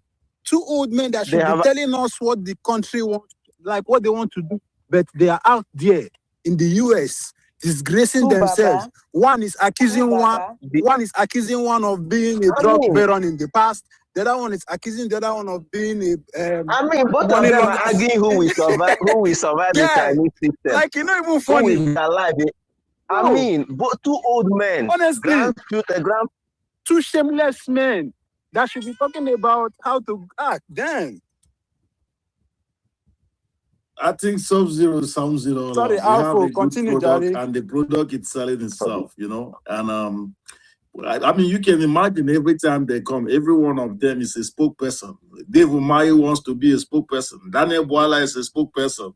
Bayo Nono gets it. I mean, the spokesmen that are selling this Baba No One Die, you know, they're just too much. So, hey, we're going to continue to litigate this case. But like I said, I think what we should actually be calling on the media to do is to bring them to to bring them to the press. Come and interview them. They will not come to the press. Do you know in a normal country, by now, if anybody go to the media as proxy, they will ask, this is 70-something days. Children has been missing in Borno, but we have never seen the president speak about it. The president has not traveled to Borno. And then they will mention Kwara.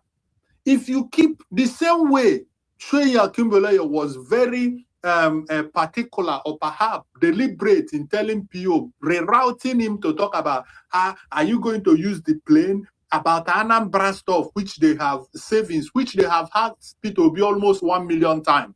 The same way they can ask P2B that question 1 billion times. So why can't you, any proxy that they send to the TV and say, hey, what about the children in Kwara? Why haven't we heard from the president? Who ordered the military in Kebbi to leave their duty post? Why haven't the president provided the name of the officer that directed them to leave? Why haven't the president been to Kebbi? Why haven't the president visited Borno? Why haven't, if the stupid media, including Refai, included, all of them, I don't rate none of them. If every morning they open up to continue to ask those proxies must. If these people are doing their job, APC will not be comfortable in Nigeria. You see those proxies that they send to TV. The media people are doing their job. If they were redirecting them to answer these questions for the Nigerian people, this is not even. They are not even asking it for politics. They have forgotten the children. The people in IDP camp, nobody talks about these people in Nigeria. Nobody, they are like forgotten people all over the north, all the IDP camps that were. No, it's only P2B that brings up that issue of IDP camp. No, they are living like a forgotten people. 3.7 million people in IDP camp, a country that doesn't, there is no war going on. That is the size of so many countries. While we go to TV, this person will go to TV. Oh, what about P2B? Oh, what about your armpits? Did you cut your hair? Did you do this? Whereas there is an issue. There's thousands of issues going on. You're not asking them, where is Tinubu on this issue? What is the position of Tinubu on KP children that has been kidnapped for months? Why is it that Tinubu was quick to pay billions of naira to rescue all your children, but he's not paying the same in the north? These are pertinent questions that these people are supposed to be putting out to all those stupid proxies that they send to the TV. If our media could be this consistent, the same way they exert their energy on PO, how many times have you had them ask him about the money of the Panama, or they say Panama, or what do they call even that savings? How many times? Thousands of times. More in the bank, thousands of times. PO, how will you reduce the government expense? Thousands of, and this man keep answering you people. Summon courage. My brother, sorry, Alfonso. They cannot summon courage to ask the same consistent question that is disturbing Nigerian people: the flooding, the kidnapping, the terrorism. You cannot summon courage to ask those proxy. This is not even the president or Atiku. This is their proxy. If they could not summon up courage to ask those proxies, what is the president? Where is the president? Why hasn't he spoken on this issue, on this issue, on that issue, on this issue? Why hasn't he gone there to sympathize with the people? You will never hear this idiot say it. Never. So, Boss Kenny, do you remember in 2022, right? Or 2022, right? When Rufai interviewed PO and he was asking him about that picture of that guy in Germany that stood on Nigerian flag and wore red Biafran flag, whether it was Oseloka. I just remember after every day I see what Ozon Nasududo is doing on TV. If it was Peter Obi's son, I mean, they will come out and be asking him, why is it this? Why is it that? I mean, these people are mad people, very deranged people. Nobody asks anybody about all those things. But once it's Peter Obi, they can just ask any stupid thing. I mean, anything that doesn't make any sense.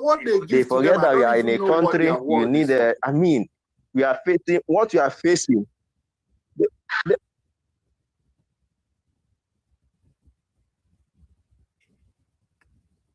It's just me. I can't hear Alpha. Okay, I muted. I thought someone wanted to speak, so I muted. You know why they are not? Do you know why they are not paying attention to Soludo and his son? Right? Soludo is not the problem. He's not contesting for any serious position. He's with them. The moment Soludo wake up and say, "Oh, I can't see anybody. Is there any problem? Can you not hear me? Is there anybody? That was your network. Okay, so that means someone is talking, right? Since you can hear, can you hear me? Somebody was. Okay, he has dropped. I don't know who is going next. I mean, I'm just upset, man. I swear. Yeah, with this stupid. No, now where they rate this Rufai. That's why I have to be very particular on him. You guys. What? Okay, can you guys hear me? Yeah, inshallah. Okay. By the way, I like your submission earlier, inshallah. No, thank you. See, if there is one thing in political sector, let's be real with ourselves. There is no country in terms of both opposition and the government in power that does not control their media, right? For example, we all know Fox belongs to the Republican. So whatever is coming out of Fox goes in line with the Republican Party. And we all know CNN is Democratic. Do you get? So if you look at China too, you have their own media house. Every other person have their own media house. One of the problems we have here, and if you see the way APC play their own game, is number one thing is media. They control the media. I cannot say opposition in Nigeria does not have a media house. You let pay a media house, know that this media house belongs to us. Whatever we want to do. Bro, they will come with you with NBC now. What are you saying? They will come with NBC. No, see, there are ways you do about this thing. You are not spreading. That's how they killed. That's how they killed the AIT. He say in the front. Let me give you a perfect example of what I feel. For example, look at the case of this Pajabiamila billion, that billion scandal. Shola, you have to be fast, though. It's 5 minutes. No, don't come and do another epilogue. Thank you. See, one thing is, we should have a media house, right? That we push certain narrative that will give fire to some issues. Shola, honestly speaking, I don't think I mean, this thing is very disgraceful. That will not have a case where all the news are actually tainted. If you want to listen to madness, you go to this place. These journalists should know that we are in Nigeria and we are. They should be doing their work. Media houses. They should be doing their work. Media houses are private businesses. They need to make money. That's even in Senate claims. They are sponsored by politicians. Check Fox accounting statement. You see their donations. Check their what is happening in Fox and this thing. That's not what we want to bring in Nigeria. Let us be real with ourselves. This is the way Al Jazeera belongs to a certain government. So that is the way it has been with media houses. Give me a media house that you know in the world today. That's not necessarily. Let me give you. I will always say it. We need to just be realistic with ourselves. Look at other governments in other countries. it is not. You cannot see an what you independent have in media house. Nigeria is something else. Let's Now, anyway. the reason why it is like that in Nigeria Okay, is because because don't bring anybody it up is a single again. party. We need to start Let clearing us space. Yeah. sure. The reason why it is like this in Nigeria, right, is because it is a singular party that controls all the media houses. Do you get? So you are not getting, for example, like this. If I hear something on CNN, I will wait for Fox. I will go and look at Fox. Okay, what is Fox saying? As somebody that is listening to both news, you pick but even at that, Shola, you will agree with me that when you hear a news, probably at Fox or CNN, the news is basically the same, but maybe the inference is just the difference. Not the case where they are just biased. But for example, there is a lot of political. There's a lot of political interference in this with the broadcasting commission. A lot of it political interference. You can't compare. You can't. I mean, you can't compare what you have in Nigeria. You can't. Where I mean. Yeah, that's what you have in Nigeria is just beyond nonsense. I will still say it again. I greet you, Nkechi, I greet you. Alpha and Ishola, the media houses have been bought. This same journalist, there was a time Wike threatened to shoot one of them. Nobody reported anything that he will shoot him. Look, it is there. So they have been bought. Somebody that is feeding you? Will you report somebody that is feeding you? Just as they've been bought, they've been compromised. Ishola, can we get Ishola for bringing this thing? I think if the media houses have not been compromised, Ishola, can we get every day if it was in the US on the headline? Do you think Wike would have said what he said? I'm not saying they are not compromised. I'm not saying they are not compromised. So since they are compromised, we should expect. Thank you very much. Since they are compromised, we should be expecting these stupid questions. These guys are asking PO, and they are not asking these guys the right questions. I'm not surprised. They have 42 children in the forest for 73 days. Don't be surprised with the kind of questions they will ask PO and what they will ask from APC guys. Don't be surprised because they've been compromised. If not for the social media, if not for X, some of these news are underreported. Unfortunately, for me, guys, we are fighting the media. We are fighting the systems. The media will not report for us. We have to do this ourselves. The media is working for the influence. If not social media, or your children will still be in the bush till today. 100%, 100%. All the one that let me tell you something. Shola, let me tell you something. What you see happening within our democratic space, the multiplier effect is what you're also seeing within the media. With our democracy since 1990 date, what are you proud of? What can you look at and say you are proud of? You don't have why do you call the media fourth estate of the realm? Why? Why is it called fourth estate of the realm? See, let's just, I don't know who wants to go next. Let's take 4 minutes. Sorry. I just wanted to say something. Is everyone hearing me? Yeah. Go ahead. Yeah. I don't know if it's actually your turn. I don't know if it's your turn. I think Afo was in the. I just wanted to add. No. Let Shola finish and Willie. Okay. I think Shola is still making some. Sorry. All right. Okay. Thank you. So what I'm saying is, all these media people don't expect anything tangible from them. They will always ask rubbish question that is not. Sometimes you'll be looking at the question and you'll be angry where you are.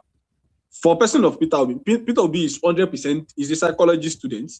He's a philosophy student as well, and he's so media trained. So you cannot siphon out what he does not want to see. You cannot. It is not possible. There's no way you want to try it. So when APC needs something, I'm very sure you see that recording yesterday. I'm very sure even before we watch it, APC, they have watched it. All those Boala, Channel TV will have sent it to them first. They will have scrutinized it. What can we use? This thing. They did not see anything. And it's not given. It's possible. No, it's not like it's possible. That is what has happened. Don't even say it has happened. It has happened. Look at them. They did not see anything to see. Did not see anything to do. Right? So, media house, forget media house reporting all this. Arise TV came into limelight because of NSAS. Because they came and do all those things, blah, blah, blah, blah. Then they shifted to wherever they went through. New Central too like this now. They are behaving as if they are original. Don't worry, let them give them brand envelope too as well now. You will see, they will start as well. So media house is basically for the person that can buy the media house. I respect Mr. Peter Obi. He said he's not going to spend money on all those kind of things. Good. No problem with that one. Sure, you understand. So just for us, I don't think we don't need to expect anything. Don't expect anything from the media house. If Mr. Peter Obi goes to media house and talk, fine. If another person can go, probably like Tanko and all those things, because the media houses that you are seeing, it is not for free as for appearance. That's that. So number two, for the obedience people, anytime you're arguing with APC members, don't be on the defensive side. Don't let them attack you. The Koko is the way that they are supporting is already the president. You cannot be asking me what Peter Obi do. Okay, the way that is on the president, what has he done different? Let's discuss your own candidate that already did some. At least I already have 3 years of whatever he wants to do. Let us discuss that one. What has he done? Leave my own candidate that is still outside of the. You said you're not voting for Peter Obi, and I'm not convincing you. Now tell me why your own candidate should remain on that seat. Tell me what he has done. Don't be on the defensive. Don't try to say you are defending Peter Obi. No, go on attack. Don't let them attack you. Go on attack. You cannot come here and tell me and ask me what will Peter Obi do in charge of insecurity. I will ask you, your own candidate that is already the president, Abi, what has he done concerning insecurity? This question I asked one APC guy for Alpha Space. In talk say they do airports, they do road. I say you should just give me 3 reasons why I should vote for Tinubu. The guy do like 30 minutes for Alpha Space. That place is recorded. He can't mention anything. So these guys are just. So keep them short. For me, like this, I cannot argue. If I want to argue with APC member like this, I will give you data. Data is there. So talk your own. I will give you data. You can confirm it yourself. It's not a matter of reason. I will not allow you to box me into a defensive mode where I will have to start saying, Peter Obi did this, Peter Obi did this. The one that is there like this, that I'm seeing like this, what has he done? Give me the what has he done with education? You are telling me this person, so person, a government that is scamming terrorists. Is that what you want people to? The government that is scamming terrorists. I mean, stop as obedient. Stop. We should stop being defensive on Twitter Spaces or on Twitter generally. Go on attacking spree. What has this one that is there? Let us analyze it. What have you done? You did not do anything. Basically, education, you have failed. And let me bust your head. Say you want to even do a normal farming like this. It's not even for the simple, it's not even for the poor again. At least in Nigeria, we know it is farmers are basically like the lower class are the ones into major farming. You cannot, it's not even for the poor again like this. You go to farm, the Fulani herdsmen will come and eat your farm or do all this thing. If you want to protect yourself, you want to even do a fence, a single block now is 800 naira. For you to even do a 2 acres of land fence, you are going to be spending like 8 million to even buy block. How much is it now on your farm just because you want to protect yourself against the Fulani herdsmen? That is the postcard of APC. So how can one person now come? Cement is 12,000. Cement is 12,000 now. That's what I'm saying. You. So now how can one person now come call themselves their doggy? What's my own with the name doggy? There is even one guy in APC. He calls himself a professor. I don't know who named him a professor. Professor with no brain. So you now want to come and you now want to tell me that what will this person do differently? Are you mad or something? The ones that I'm seeing with my own eyes, what has he done? So you are telling me that's the person. Give me a reason why I should even consider why this person is not supposed to be killed. In fact, I always say. But Ishola, I think if you're even making the argument, you're making with the wrong setup. Because honestly speaking, the APC guys on this piece, right? They understand that they are not banking on results to actually win the election. They are not. I mean, they are just looking for people who have given up hope. They are not saying we have done this thing better. Don't give them just the whole idea. You are not even interested in converting them. No, you are interested in shutting them up. Don't give them. So even discussing issues like government, NEL fund, and all those things. I mean, you are wasting your time because they know that they are not banking on that thing to win an election. They are not, honestly speaking. I mean, see, you live in Nigeria, talk with them in person on the street. They are just banking on 2 things: low voter turnout because people believe that this guy will win, or vote buying in a case people decide to turn out. No other thing. People who believe that, see, no matter what the result is, the result will be like this. So what am I going there to do? Then, so why? So if you actually want to face these people, you should know what you're actually facing, because this is what they are facing. They are banking on stuff like that, and opposition being in disarray, opposition not able to stand and say this is who they want and all those things. So there should be a national appeal, actually, that Tinubu should not return. And that is the only way. I will always say it. We should want to change this country. We should go back to the grassroots. Control your grassroots. Decide what happened in your grassroots. That's just the solution to this thing. Once you are able to control your grassroots, round up, so that Yusuf can talk. So that's what I'm saying. Let 10/10 go and rest. Rounding up, go back to your grassroots. Do politics in your grassroots. Be known in your grassroots. Make decisions in your grassroots. If we can start from there, then that's the foundation. Let's build from foundation back again. Thank you. Nkechi, thank you, Nkechi. I don't talk already, Nkechi. I don't talk, but let me just repeat what I said. The mainstream media has been compromised. One of these politicians threatened to shoot one of them. I did not see any outright from, is it the NB, National Broadcasting Organization? I did not see anything from them. Threatening to shoot any of them. I did not see that. So I don't even expect any quality question from these guys, because the mainstream media have been compromised. That's why I keep thanking Mindset the other day for always hosting these spaces, for us to have these conversations. Because if not by the mainstream media, we are not going to hear anything. These 42 children in Borno that have been in captivity for 73 days. How many times has Sheon Wakimbalo spoken about it? Or Rufai Husseini? Rufai tried, even tweet. How many times have they repeated it on their programs? Like, amplify the stories. How many times? TVC, Silver, blah, blah, blah, blah. How many times have they done it? So they've been compromised. So we just need to keep doing this. So I don't expect any quality question on conversation from them. And I want to just give a big ups to Peter Obi. 2 hours, no be my. People, they listen to that thing. I love the answers he gave about when they asked him about Kwankwaso. I love the nationalistic answer he gave to Sheon. I love the answer when he told them that Kwankwaso is a blessing. Yes, to Nigeria. I love that answer, Nkechi. Then I love the answer he gave as per obedience. When they asked about obedience, I love the answers. I think it is visible to the blind, audible to the deaf. People we're in a country where we don't know what is going on, right? Where you have a 419 Yahoo parastatal that has an office in the federal capital, that has a DG, that has an Instagram page, that his name is parastatal is in the budget of 2026. The same budget when we equip hospitals, if they equip Yahoo guy. This is the first time we are seeing the green and red chambers harmonizing a tax law, and some people changed the law, and nothing happened. They now started regazetting the law. It has never happened. You have 2/3 of the National Assembly. Why do you now have to start doing try again to change the tax law? You can just go and do your voice vote and pass it to law. You don't have to be dubious about that. This is the first time we are getting that. This is the first time they are singing mandate song and national anthem together. At the National Assembly.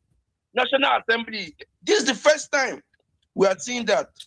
Oh. This is the first time in the history of our democracy. You will never hear it on the stupid media. Yes. This is the first time in the history of our national, we are seeing that. This is the first time in the history of our democracy where we are seeing that the opposition parties have to go and sleep in the venue of their convention.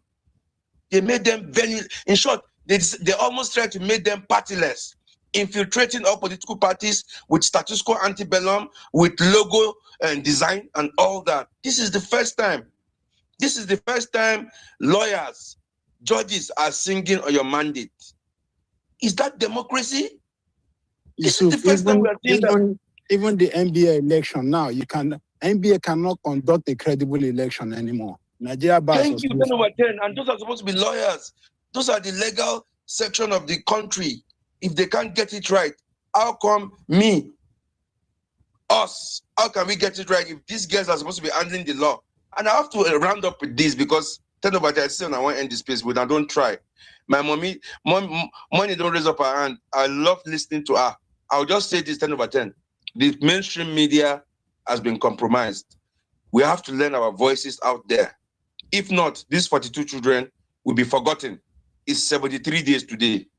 And again, I want to just give kudos to Peter Obi, inshallah, PPO, President Peter Obi, for the 2 hours of people crying. Any of these candidates that can go and do 2 hours, I reserve my comment. Thank you very much. No be my Mayo, no be my AK, please don't kill me. You know, in 2020, Can you, because there are no 10 over 10 I need to rest. know. Don't worry, 10 over 10, I got 10 over 10. But you know, But you need to rest. After I you know, make money will go, then it will end. I know. I'm not Abeg making go 5 submission. minutes to Yeah. You know, in 2025 election, Trump's election, there was something the youth, the young teenagers that voted, people that just turned 18 that time, were saying that Kamala Harris did not go to Joe Rogan. And they appreciated that Trump went to Joe Rogan to spend 3 hours interview. 3 hours. That's how much, even though he's saying jargon or whatever, but he went there for 3 hours. And those children, that final interview towards almost to the election, changed the mind of a lot of youth because they were able to listen to him in that podcast, do 3 hours interview. And finally, too, Yusuf, for the first time in history, this is the first time in history a president has washed his hand for a president of another sovereign country to come and help him solve insecurity and throw bomb in Nigeria. It is under Bola Ahmed Tinubu. It has never happened before. Thank you, Will. Yeah, so big ups to everyone and everyone. I love the summits everyone dropped and everything. Watching that interview yesterday by Shehu made me know that like what Ishola said yesterday, the media has been bought a lot of times. You could question likes of TVC way back 2015 when they were pushing the agenda of Goodluck should leave the government and everything, and they were showing how they did the works and everything. The media house has been bought.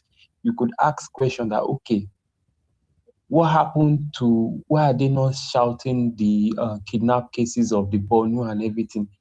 Why are they not shouting the insecurities? The next thing you see some good stories in which the media house will show, oh, this government is working, this thing, this, that. Have you people ever watched journalist hangouts on TVC?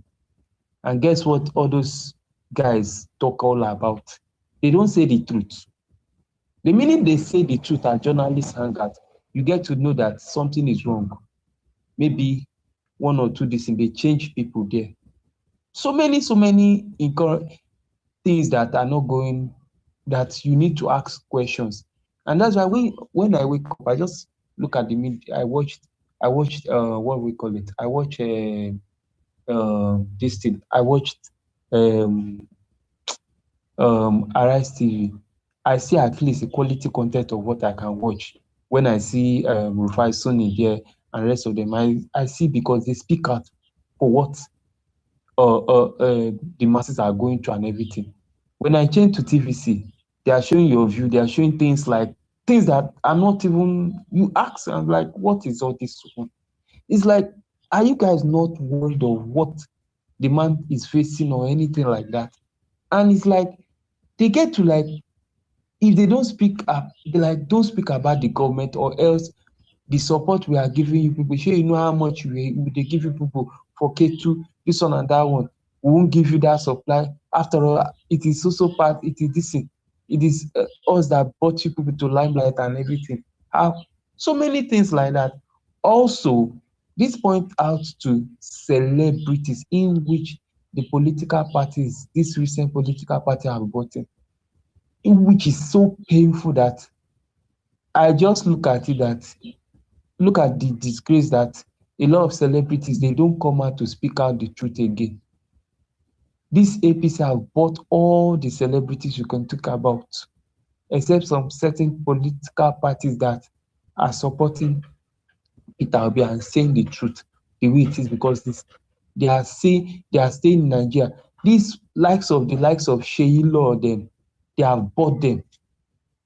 That is why the one guy questioned he questioned Sheyi Law that you said, oh, under 10 years, under this APC government, you are saying that there's good security and you are carrying your own children and your wife going to UK. Which is so like the government has bought out these people to level whereby when they speak nonsense, they are ready to tell you that this nonsense is okay. This as in it's okay. We like Please it. be rounding up, Williams. Yes, I'll round up. They are okay. They are this thing. On my last note on this is I want us to, like just what Ishola said, going back to the grassroots. I believe that this is what these APC guys are doing. They are going to give their regular 2,000 to all those boys there to come and do their dirty work and sachets and everything. Let's go down to those grassroots, speaking to them and look. You can't be eating 2,000 for how many years and be suffering. So that is it. Thank you. All right, thank you for that submission. And Money, are you there? Money. Yes, I am. Hello, everyone. How we doing? Money said that she speak sorry, on her I know behalf. they give submission today. I'm so happy today. Me, I just want to do Mommy, I beg, give submission. I beg. They give me joy. No, I know they give. My brother too, they sweet me. I know they give submission. No, At least, see, as my brother represent yesterday, upon all the trap where they set for them, the man jump and pass now. If you ability, no be ability. If you sabi, you sabi. You know what they talk? If you know be Peter Obi, can never be Peter Obi, and it is not Peter Obi. That is what I'm saying. And you can see the tears that is going all over. And me, those tears there, they gather them. I go water my flower later in the evening. Do you get it? So that is why me, I want dance. I just discovered this music from this person. He said, Baba, when they sleep, make you wake up. So my people just listen. I see one young man for one viral video. The young man said, our president know they sleep. I come at myself. If Baba Tinubu know they sleep, why Nigeria still suffer? Why millions still cry? Why hope still disappear? Abi, and Baba know they sleep. So is it not better for Tinubu to sleep so that Nigeria can walk? Abi, okay, let's go. This song no be hate. Abi, this song na cry. Yeah. Ordinary Nigeria. Exactly. Make Nigeria better. Make Nigeria wake up. Make bandits disappear. Make corruption end. Make our youth get jobs. Make light shine again.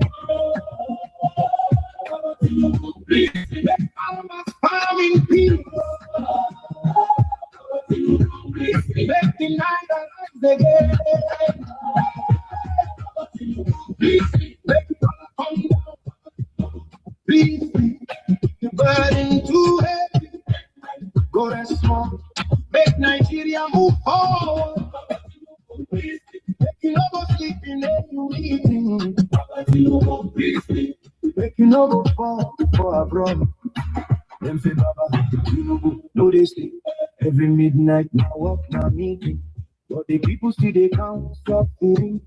The streets still full of frustration. Graduate the carry certificate. Still they search for work every day. Mama for get no fit smile again. Papa no fit pay children's school fees. Food don't cost past imagination. Transport don't become luxury. The poor they grow poorer every day. Get home no suppose that. If sleepless nights don't be change the nation, then Baba. Now the people make Kidnappers disappear. Make justice stand strong. Make hospitals work. Make schools improve. Make businesses grow. Make hope return. Please, make it all for bro. Baba Tinubu, please sleep. Make every leader remember the people. Make promises become reality. Make public money serve the public good. Make security reach every village. Make every child dream again. Baba Tinubu, please sleep. Make every governor walk with conscience. Make every minister answer the people. Make every public servant together. I will love you forever. History don't they remember who longest. History they remember who changed the lives of the people.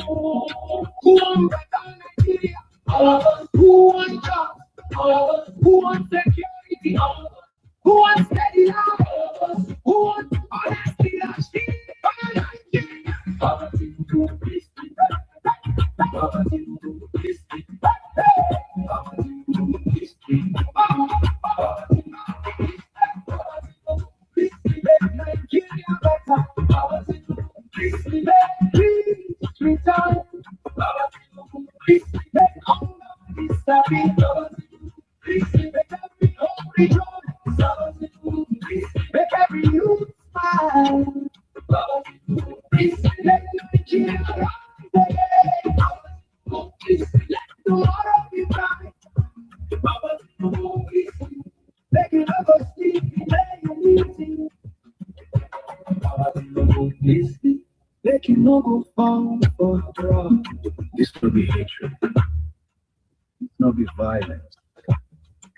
It's not the voice of citizens asking for a better Nigeria. Until the people smile, the struggle continues. Voice of John Bosco.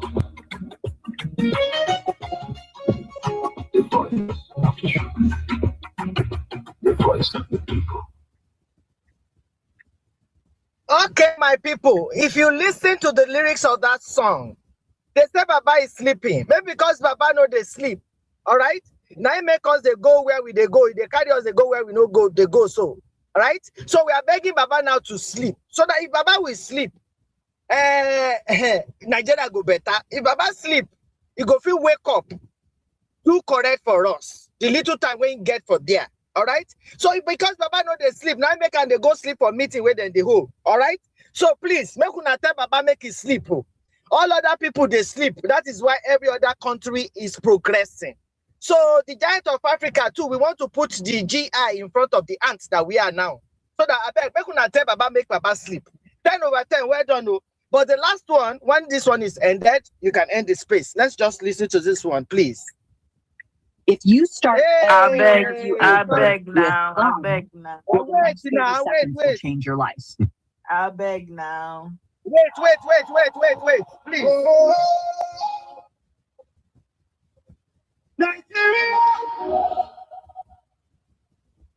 is suffering too much,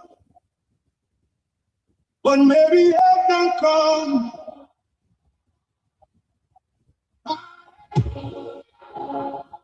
God don't send us a man. Peter Obi nine be that man. Nigeria make cry no more. Nigeria make fear no more. Hallelujah, hallelujah. A better day coming.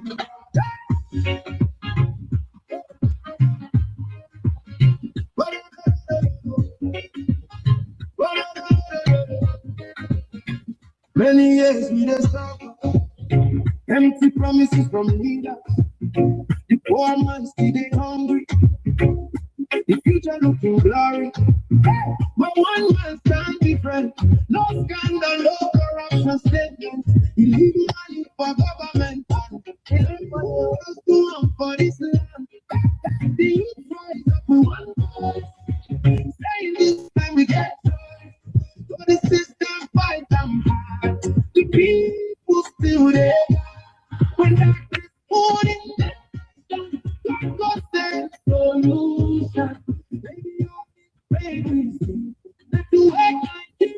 Hallelujah.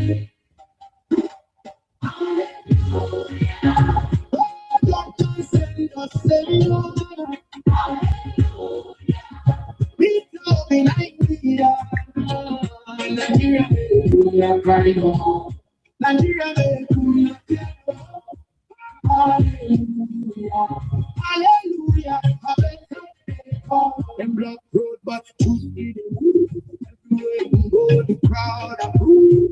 From Lagos down to Kaduna, people they shout together. Loving tribe, loving religion. Now good leadership, we want for nation. The mother pray the youth and call. We come get governance, come with us all. We tired of the island, tired of losses every day.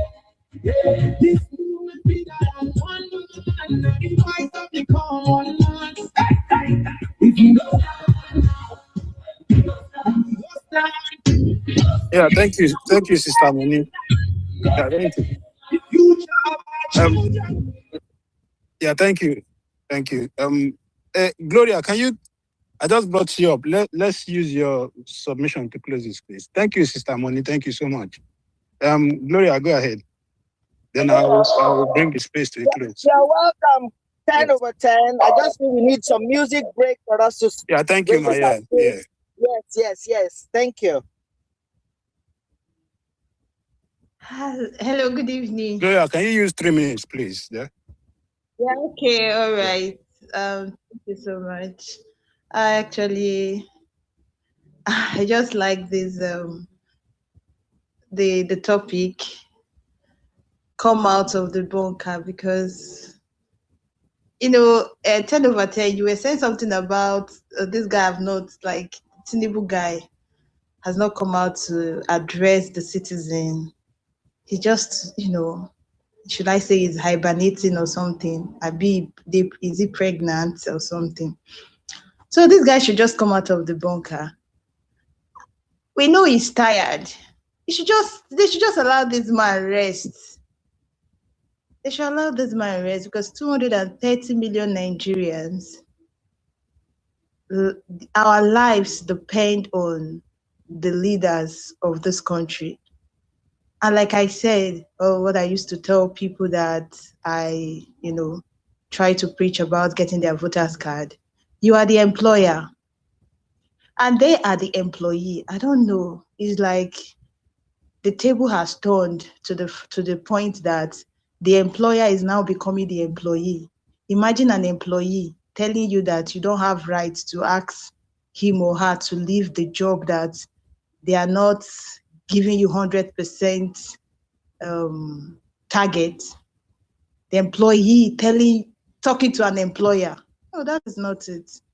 So the whole thing is, this guy he's hiding.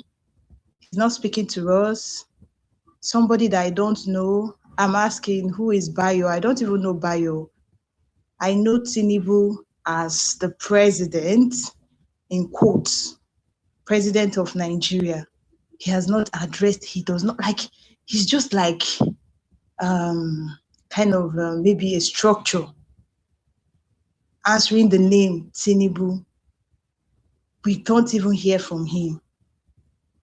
So we need to be asking, where is Tinubu, the president of Nigeria? And also I want to say something about this INEC portal. I don't just know why, all this why they could add the other, was this not pre-registration, the registration process, where you can do the whole process yourself. You can also scan, because most Nigerians just want things to come to them. Most people don't want to go to INEC office. So they implemented this thing just 2 weeks, and with the whole network issue, their server not even giving. Sometimes you'll be trying to process this and go through the online process, and it's taking you like 2 days to complete registration. And they just, closed the whole thing within 2 weeks of adding the new feature. I don't know why these people are just taking laws into their hands. It's like they don't listen. They don't even care about Nigerians. They don't hear us when we talk. They feel that they are gods. I don't know how they are feeling. They feel like they are gods. 2 days, you'll be trying to register someone and their server is bad. And we know that they budgeted how much? Was it more than 1 trillion naira for this event? And they are giving us this rubbish. So many people have not even, they were not able to do their registration. So many people. So I think INEC should just reopen this store, reopen their their portal, because people want to still register. I was trying to register 2 individuals. I did it twice, 2 days. We were not able to achieve it because the section where you have to scan was not coming up. Where you have to scan their fingerprint was not coming up for 2 days. So INEC need to they need to reopen it. They cannot just be deciding for themselves. It's like they don't even listen to us. So they cannot be deciding for themselves. So we are talking about the president not there. He's not there. We can't see him. He's not palpable. We can't see him. We can't feel him. We can't even hear from him. And INEC doing, all the agencies, they are just doing anyhow. How will they not do anyhow when the head is not even taking responsibility of being the head? Everybody will just be doing anyhow now. Just like when that is just it. Political parties, when they experience something that hits them politically, in most cases, they would evade that narrative, right? And from all the interviews that Peter Obi usually grants, right, you find a lot of the APC people actually amplifying his interviews. And I'll tell you why that's the case, right? Now, some of Peter Obi's positions in certain topics of his interviews, right? If you analyze the 2023 election, his Achilles heels was the North. Now, the position he takes on certain issues, take for example the Nnamdi Kanu one, right? It might appeal to his base. It might appeal to certain people that be like, okay, you know what? Oh, follow the rule of law, blah blah blah, and everything like that. But from a political standpoint, if your Achilles heel is the North, and you have that position on Nnamdi Kanu, that interview, if amplified in the North, actually dents your political insights into that state. That is why, in most cases, you find that these interviews are amplified. They're cut out in certain clips because they know that those interviews or those positions dents his images in those places. It's not really about the entertainment value. It's about the political influence of what your interviews are doing. So I'll just leave it at that. Thanks a lot, Scarlett. Okay, thank you so much, Emil. Adege, are you there? Yeah. Before I go on, Emil, sorry, do you say commissioners are not appointed by the governor or something like that? No, the agenda was referring to, they were thinking maybe like the commissioner of health and everything like that. But what Peter Obi was referring to was his commissioner of police. But that is not something that is selected by the governor. That is allocated by the IGP. Yeah. Okay. So it was an agenda that they were trying to push, but I knew exactly what Peter Obi was trying to say. But my point is this: the point he was trying to prove, while referencing that his commissioner of police were Muslims, is more or less like, yes, your commissioner of police were Muslims, but you didn't have the authority. You were not the one that picked who you decided to work with. So that's No, but sorry, Mao, he was trying to say that he could not bully Northerners when those people were in power. That he can't do that with Muslims. No, I think the statement he made was that most of his commissioners were Muslim or Northerners, right? And that statement itself is not factual. I think that's what Mao is pointing out. Did he say of police? He didn't make it explicit of police, did he? I mean, yeah, but every so you're not getting the okay. I don't want to drag it on. I'm trying to say that they were trying to push an agenda against Peter Obi in terms of they were claiming that maybe he was referencing his commissioners, like Commissioner of Health, Commissioner of Education. That was the agenda they were trying to push. But I knew that Peter Obi wasn't referring to those commissioners. He was referring to his commissioners of police. But even in using that as a defense, it's not tangible because he is not responsible for picking his commissioner of police. Those are allocated by the IGP. So, thank you. Makes it very clear. Anyway, I'll just get straight to the topic for me. No, but he makes it tangible now because he showed that he could actually work with those people that were appointed. Yeah, but the statement he made and the interpretation, it was loose, quite loose. Most of my commissioners were no, but you're giving it your own interpretation, and everyone can give their own interpretation, are they? Thank you, ma. We can all give our interpretations. Anyway, for me, the interview, I watched it and I was like, okay, this is very mediocre because I was expecting a lot more. Quite frankly, I expected a lot more from that interview because a lot of people have looked forward to that interview, considering how a lot of the past interviews were not, the best in recent times. And a lot of people look forward to this particular interview, even the opposition, people like me, look forward to the interview. And I got there, I watched it, and I was really disappointed. I'm like, this is not even live. This is recorded, and this is the best you could do at this time with all that's happening in Nigeria, all the things the way Tinubu and the APC have dropped the bag left, right, center. All you could do was say, oh, renewed hopelessness, he should come out of the bunker. What else did he say?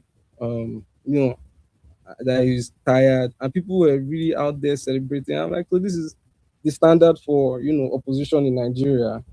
This level of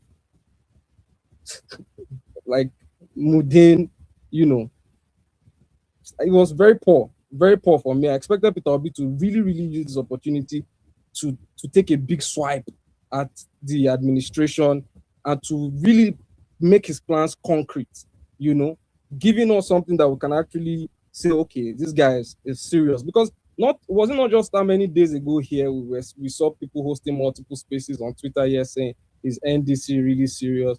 Or, and then we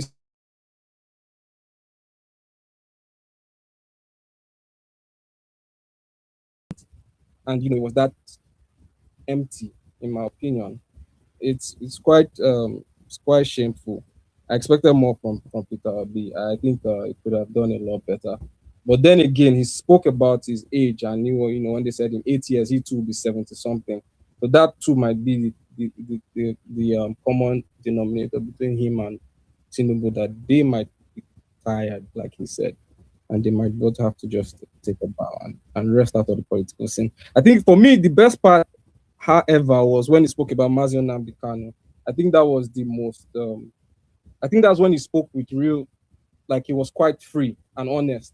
What I heard him say about Mazi Nnamdi Kanu, I think it was quite free and honest. His position was real. It wasn't backed by any political sentiment. He stood by it. Maybe it was backed by a particular political sentiment, but I think it was a good one. I think that was a very good one. He didn't try to impress certain people. He didn't play the safe way most people thought he would play it. So I think that was good. But the rest for me was he didn't say anything we've not heard before. I think some people on this Twitter even make better arguments than he made yesterday night, and I expected more. That's just how I see the interview. That's my take on it. Okay, thank you so much. Question, please. Okay. Yeah. Go ahead. Yeah, are they, when we come out and set standards, I want to see what you expected. So are they in 1 minute, please, just 1 minute, can you tell me what you would have said differently and argue more sensibly and, how would I put it? Some top-notch argument you would have given if you're sitting on that seat as P2B. Thank you. Just 1 minute, please. I think if I was seated on that seat personally, the first thing I would do would be to make a clear declaration of war against insecurity in the nation. And I'm going to call Nigerians, seriously talk to Nigerians to take their life seriously and fight back. and to let them know that this particular upcoming election is not a time for us to joke around or to play, just religious politics, ethnic politics. No, there's a lot more at stake. It will be an opportunity for him to actually speak to Nigerians at home and galvanize them in these particular times where things are going very bad. And when it came to, talking about how he would, change Nigeria, how he would make things better in Nigeria, he couldn't even go concrete. So please go concrete. Go concrete. I want to hear you. I've already spoken to you in 1 minute already. I don't need to. No. You've not got to, because he said declare war. P2B said is either I'm in charge or they're in charge. How do you want somebody to declare again? He has said again that if I speak to them and they do not hear, I will deal with them decisively. Ade, you speak brilliantly. What's the meaning of I will follow security headlock decisively? What else do you want? Do you want him to say carry his oracle from his village? I want to know, because I'm struggling to understand how we articulate the word English. Somebody said, I will deal with security decisively. What is that? What is the difference between that and what your current incumbent has been saying? What has been the position of? But you just said the same thing now. You just said I will declare war. Let's not rush. Let's take it easy, Mr. Charlie P. Let's take it easy. Can we pull out the current statement of the Nigerian government and put it? No, I'm not talking about the Nigerian government. I asked you to replicate it. Sorry, Ade. I want us to communicate. No, I want us to communicate. Ade, I asked you, if you're sitting in P2B's position, how would you say it? You said, I would declare war. You expect him to say, I will declare war. And I said, somebody said, I will follow uncorrupt this thing decisively. What is the difference? I'm trying to understand. Mr. Charlie P, the difference is in the body language, in the tone, and in the way the communication is made. That interview yesterday is not the interview of someone. What was the body language? Describe it, please. Hold on. I know you are uncooked. I know that already, but you don't have to relax. Hey, now back, and I know you too. Don't be rude. Don't be rude. Yeah, don't be rude. It's a conversation. Don't be rude. Don't be rude. They always abuse me first. When I respond, it's only my own they will see. Can I and Charlie P? Oh God. Relax for when it gets to your guys, let's not fight this. Wait, I don't know why everybody's unmuting their mics. They were not fighting. Let's not beg. Let's be peaceful, and please let's keep it respectful. Also, it's Charlie P that asked that they supposed to call her there. Can I? You heard when I said that let's keep it respectful. What do you mean I'm supposed to call him out for that? How else am I supposed to call him out for that if I'm telling him, Adi, let's keep it respectful? You can declared war. That's the way to start. Declared war on me. You can ask him to apologize. That's the way to start, Scarlett. Someone called me not too long ago. Calm down. Now I'm gonna call you. Call you. Please, can we move on? Moving on. I'll move on. I don't the questions. Please, have you answered Charlie P's question? I've not answered him. He just wants to push it and they want to make noise. I've given my opinion on the okay. Are you done with your submission? I'm done with my submission, Joe. Thank you. Okay. Can I? Yes, I think it was. Yes, Nehemiah. Yes, it's your turn. Oh my God! Good evening, Nigerians. I'm going to start with expressing a concern that, of course, I know that most of the time we like to enjoy this back and forth banter that happens, and I hope that we are, taking back some of the good things from these discussions. Maybe better knowledge, maybe something to share with our families, something like that, right? Because I like to begin with the end in mind. I don't even remember who said that. But another thing I also like to say is, one thing I don't like to waste my time trying to do is trying to wake people that are pretending to be asleep. Peter Obi is the most scrutinized Nigerian alive and dead, in fact. If you know anybody that has gone through this level of scrutiny, both from the elite and most annoyingly from the average Nigerian, right? Nigerians would rather discuss whether Peter Obi's claim of 50 million is 50 million or 55 million, right? When they themselves cannot even afford a loaf of bread, right? Now, the correctness of that statement does not affect their lives. It does not improve the price of food in the market. But the average Nigerian will prefer to go back and forth on whether what he says is exactly accurate or not. People come and say, oh, he mentions Bangladesh, he mentions Indonesia. Have you even sat down to even think, why exactly is he mentioning these countries? Not whether the Bangladesh he's mentioning is a country that has 50 million people or not. The thing is, why exactly is he bringing these things up? What exactly is Peter Obi, which message is he trying to even pass across? That's what I think about. What is the message that this man is trying to pass, right? Is the message a rubbish message? Do you even understand the message in the first place? When PO says, go and compare yourself with comparative economies like Bangladesh. I'm using because I'm sure in that interview he mentioned he said he would have called Netherlands.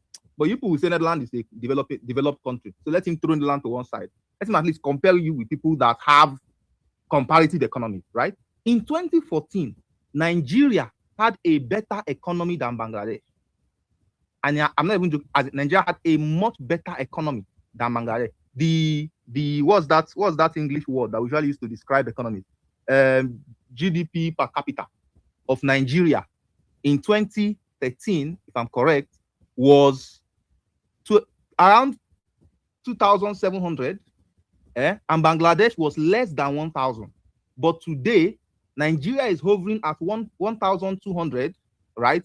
And Bangladesh is at 2,500. The question is, these are the things I when I listen to these interviews, those are the kind of, again, I am assuming that every Nigerian is intelligent. I am probably just over assuming it. Maybe it's a horrible assumption I'm making that the average Nigerian has some level of sense. But when you listen to the, and that is why when I hear funny claims, like I will give you 24 hours electricity in 4 years, right? And people make. And we know that these things are not possible. Now, somebody comes and tells you clearly that, see, don't deceive yourself. You will not get, based on the current realities of this country, you will not get 24 hours electricity in 4 years. Don't. I know the funny thing. Now, again, the average Nigerian, I'm probably still making spurious claims, right? To imagine that the average Nigerian has sense. Now, the average Nigerian thinks, oh, he's again throwing numbers around.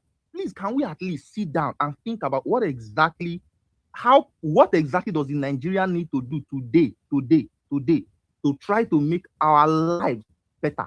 Which parts of what we have heard yesterday can we do? If supporting the current government is what you believe will make your life better, can somebody at least tell us how the current government, the current dispensation has done anything to make our... Now, somebody came on this same space and was claiming, I don't know where that claim came from, Mr. Clinton, came and was trying to make it look like Nigerians were better off today than 4 years ago. And the first thing on his timeline was him begging on behalf of somebody for an inhaler that is 18,000 naira, right? So it is always hilarious when I hear these people try to make this claim. You are looking at yourself unable to afford the most basic things that will keep you alive, but you are here coming to tell us that, oh, my life is better. How on earth is your life better if you cannot even afford what can keep you alive? Okay, let's assume that it's not you that is suffering. You cannot send somebody 18,000 so that you don't have to retreat his speech, right? So that you don't have to come and start helping him to beg us for 18,000 naira to keep him alive. But in your opinion, the people that you support are making your lives better, then you cannot afford to at least send somebody 18K to his OP account that you have. Help the guy so that his life will be better. Let us not do this to ourselves, man. It's really disappointing. Please, it's tiring. Again, I do not argue with people that deliberately do not want to have sense. There's no need. What I'm going to focus on is to make sure that people that are willing to take back their country, if you like, go and say it is religious bigotry. If I tell Christians to take back their country, if I tell Muslims to take back their country, because the people that are taking this country, they are neither Christians nor Muslims. people that are destroying this country do not care about religion. They just use it as a tool to divide you. So whether you're a Christian or whether you're a Muslim or whether you're a young person or whether you're an old person, they will kill you anyway. So you better wake up, sit up, and go and collect back your country from the criminals and the demons that are raping you in broad daylight. I yield the mic at this point. Can I respond? Can I respond? Because you called my name. Can I respond to him, please? Just 1 minute. No. We're not doing that one. Don't worry. No, Just raise your hand. I'll call you. You're not I'll a guest call speaker. you. You speak. Ayinla, are you there? Ayinla. Hello, good evening. Good evening. Yeah, good evening. I'm here. So can you hear me? Yes, I can. Okay, thank you. So I've been on the stage for quite a while, listening to different submissions from people. So speaking to the topic, the taking Peter Obi's Cannes interview. So I have a lot to say about the interview if you are dissecting it one after the other, right? But I just want to puncture some things that Mr. Obi said in the interview. Because you know what thing is, when I don't know who organized this space, if it's obedient space or anything, but I believe the topic is generally on a particular candidate, and they want people's opinion rather maybe to give him feedback or anything, right? But when some people come on space to try and gaslight people about their candidate or what they choose, I don't think the host should allow it. I'm just saying if this space is actually meant to get people's opinion about the interview, to give feedback to Mr. Obi. I haven't said that, right? I have some things to say concerning Mr. Sorry. My space is not a feedback space for Peter Obi. Yes, it is not a feedback space. We're not calling people here to come and give feedback. You listened to an hour and 50 something minutes of an interview. What are your opinions? That's what it is. So yes, thank you very much. Okay. All right, so my opinion personally is this one. One, I think I want to start, whenever I go in spaces, I always say something first, is that Nigerians, we have not come together to agree, how we want the country to develop, what we want and how we want to get it developed. And it pains me whenever people talk, especially people that are vying for office, whenever they want to talk, they compare Nigerians to developed countries, to, not comparing to even countries that are, sitting in the same table that we are. Especially Nigerians do that mostly.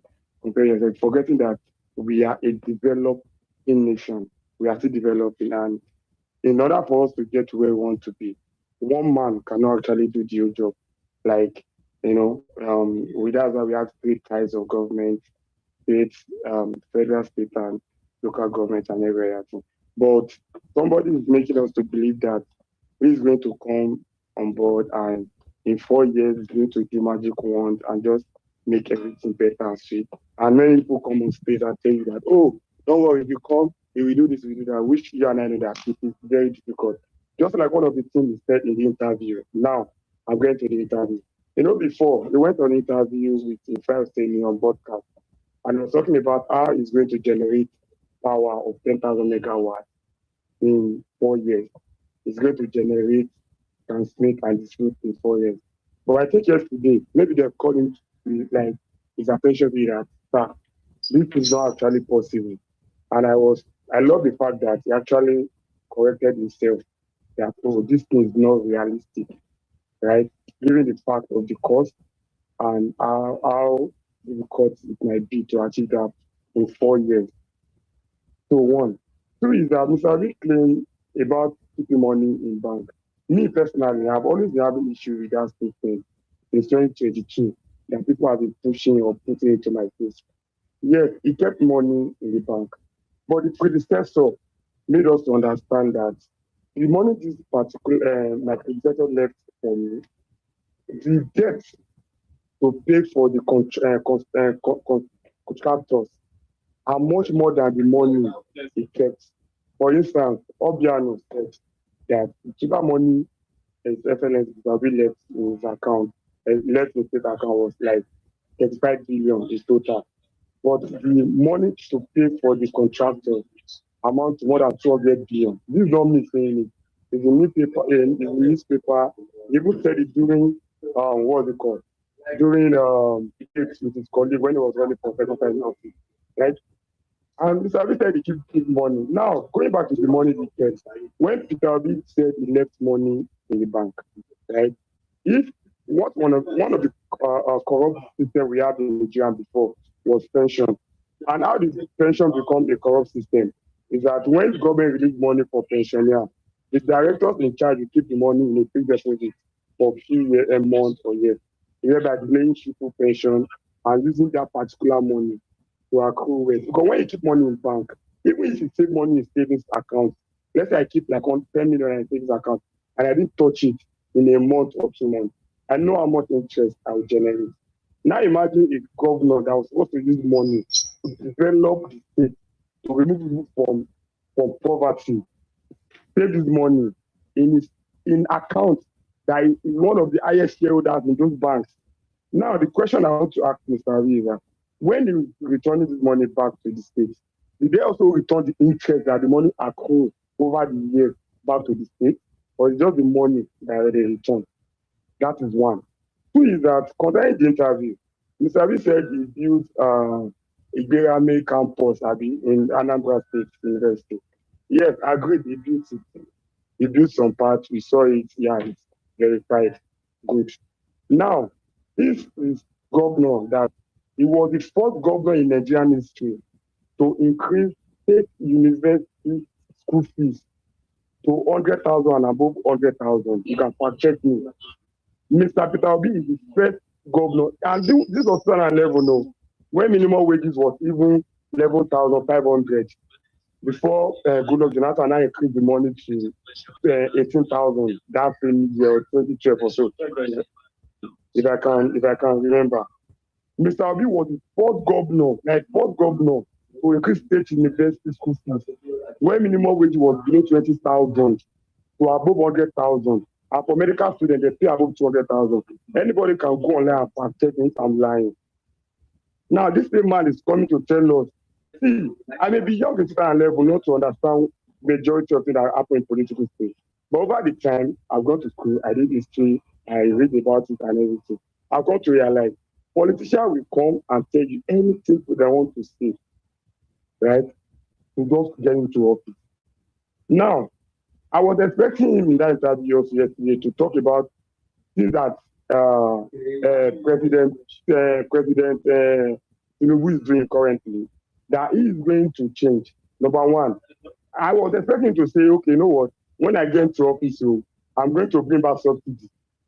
When I get into office, I'm going to bring back dollar official market and black. I was expecting him to tell us things. But if this status quo is still going to remain, where the subsidy will be fully gone and the dollar will be fully gone, okay, now everybody's talking about microeconomy is stable. Now, how can we trickle it down to the microeconomy? I was expecting him to say, okay, this government failed in so many areas, but they'll be able to stabilize this macroeconomy. But me, on this other hand, I will try to look for a way, bring out a plan that I will look for a policy way that will trickle the gain of the microeconomy down to the what's it called, to the grassroots, to the macro. That's one. Number two is that we need to understand that Nigeria is a confederation state. We are not practicing a kind of I don't know if I would say unitary system where one person will just decide above and it will have no. If let me give you instance, when Mr. President Tinubu wants to bring up a tax law, I heard that he was fighting for VAT to return back to state. The derivation should be 50%. There are any states that the VAT is being derived, 50% should go back to the state before they will now use population to judge the other one. The governor sporting choose. This is somebody that even before he became power, we all know. Please, I will round up saying this is somebody that we all know how powerful he is politically before he gets into office. They still checkmating that I was able to just fight for just 30% of the liability. And this particular person that decided to become president of the country keep running from one party to another. Like, he cannot even fix the issue he has with the party that produced a sitting governor, produced like 6 or 9 senators, and almost 23 hours of breath. He's not coming, and people will come on stage. They will be speaking as if they are the only intelligent people that love Nigeria, that want Nigeria to be better. We all want Nigeria to work. We just speak in different views. So don't use your own view or your own gaslighting method to talk people down. Let everybody speak on your own. Me, I will criticize Mr. Obi in as much as he's running for office. I will criticize Mr. Tinubu in as much as he's running for office. He has failed in terms of his security. I will criticize him. I'm in Nigeria, I'm a concern. Even if I support him, even if I'm doing whatever, if he do something wrong, he should tell it himself that if I do something wrong, criticize me. Do you get my point? So one person will not just come and telling us that if you are not supporting Mr. B, you are blind to Nigeria pride. You are not doing it. Most of you that you are claiming millionaires on Twitter, how many people have you get in your family in this kind? When you say this is the trying time, people will just come, you will talk down on people's opinion, on people's choice. No, let everybody also do whatever they believe and believe. And this is why I believe I can fix Nigeria. Let them hold on to it. Somebody was even coming online to talk about Trump using what's it called? Trump supporters in the US to do this. Trump uses Christians also. Don't let us forget. He used religious methods to get into power. And just recently, we're hearing that Mr. Trump has acquired more than $2.2 billion added to his wealth since he came to office. That he was using the state power to accrue more wealth. Nobody's talking about that one, that they are corrupt. Okay. See, let's face Nigeria and talk about way forward. Can I ask a question, Scarlett? Please go ahead. I will gladly answer you. Okay, Ayinla, you said Peter Obi's predecessors said he didn't there was no money. Is that what you said? No. I didn't say there was no money. He said in his words, in his predecessor. Okay, no, was his predecessors? Yeah, like the person that took over from him now. No, but you said predecessors, as your profile was showing a professor. I wanted to just be sure. Oh, sorry, maybe I made it wrong. No, the person that took over from him, Okay, sorry. Let me ask. Okay, my question actually. No, it's okay. Don't worry. So let me ask my real question. So my question actually is the fact that, you said Peter Obi and school fees issues, but did you know Bola Tinubu was pro-chancellor of Lautech in 2012, and there was major strikes, and in 2017 and there were increases in fees, and he's someone that's always spoke about leadership and influence, just like you said. Peter Obi doesn't know how to coordinate people. So why did he allow school fees increase that was just after we came out of, we were going through a recession, and he was, APC was in power, and there was strike. Why didn't he use that influence that he uses as a master strategist to curtail that situation, since education is very important to him? Can I answer that question? Of course. But before I answer the question, can I throw a question back to you to just clarify your answer once and for all? Can the vice chancellor, like personally? No, not VC, not vice chancellor. You say it was a chancellor now. You say it was a chancellor. Pro-chancellor, no? Okay, pro-chancellor. Can the pro-chancellor of a school single-handedly increase school fees of a university? No, we're talking of influence here now. You said political party. No. The question you asked, I just want you to understand. Let's paint the scenario. Mr. Obi was the other speakers here in England. I won't take much time. Let me just answer the question you asked me. That's the truth. Exactly. Mr. Obi was the president, he was the governor of Anambra. He single-handedly increased the school fees. When minimum wages was below 15,000 naira, he increased above 100,000. For medical students, it was above 200,000. Just check me. No, we're talking on the question I asked you, not Peter Obi. On the question you asked me. Wait, now on the question you asked me. Pro-chancellor, as a pro-chancellor, he cannot single-handedly increase. And Lautech, as at that time, for what I understand about Lautech was that it was a university between two states, Osun State and Oyo State. Last also increased. In short, last own cost strike. They blocked the road. It was not Tinubu that increased last school fees. It was Fashola, and the money was reversed back. But the money was reversed back. But the news said they should go and All meet Tinubu Tinubu bought to was register free, because Tinubu free, was free, chancellor. free. Listen that time. I know people. Student union that time told us the story because I tell last week. I finished from last week. Student union But they told us told how this people to matter go was and meet resolved. Tinubu, right? Did they tell people to go and meet Tinubu, yes or no? Did they do what? Did they tell people to go and meet Tinubu, yes or no, when that school fees was increased? Yes or no? It was partial that increased the school fees. We agree, And the but student union when the students were now you complaining, wait. when the students Yes, were when they complaining, complain, they complain to meet him. They went to meet him. Ayala, let's not talk. They went to meet him, and he helped him resolve the matter. And the school fees was brought up to 35,000. No, that's not true. That's not true. Wait now, calm down. Okay, yeah, come. The school fees was increased to 200 and something thousand. That okay. I live in Festac, and I finished from last week. So tell me last week. The story. Tell me the story. Fantastic. I finished from there. Wait now. Let's communicate now. We are communicating. Wait now. I'm listening to you. When they increased it to 300, when they increased it to 200. When they increase it to 200 and something thousand, wait now. When they increase it to 200 and something thousand, when I go strike, right? They block road. When I say when I go intervene, and they say when I go meet Oga, when governor did there. No. And they reduce the school fees to 100 and wait now. They reduce the school fees to 130 something thousand. No, that's a lie. No, that's a lie. Now wait, let me answer your question. I attended last week. You can't tell me the story of the school I attended now. You did not attend the school. First, I increased the school fees. And there was a political turmoil concerning it. They went to be local the assembly member. They went to block national assemblies. They even shut down last week that they even came to arrest some student union. And the matter was resolved.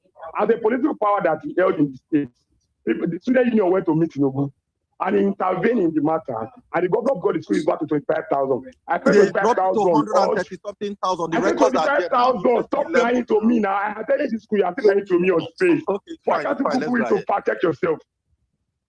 No, I'm not. You're still lying your space. No. I paid 25,000 per section. What's my 4 years in school? And what are you saying? It was just recently that the money was increased back to. I allowed the loud tech question. Okay, thank you. Loud tech question, I've answered you. He cannot say. Okay. He cannot say. Yes, you have answered. You've answered. Yes, thank you so much. You push it up telling me rubbish to us and let's face reality. Okay. You see when they come down, they talk how criticize Obi. They Obi are poor people, you see. You mainly invest.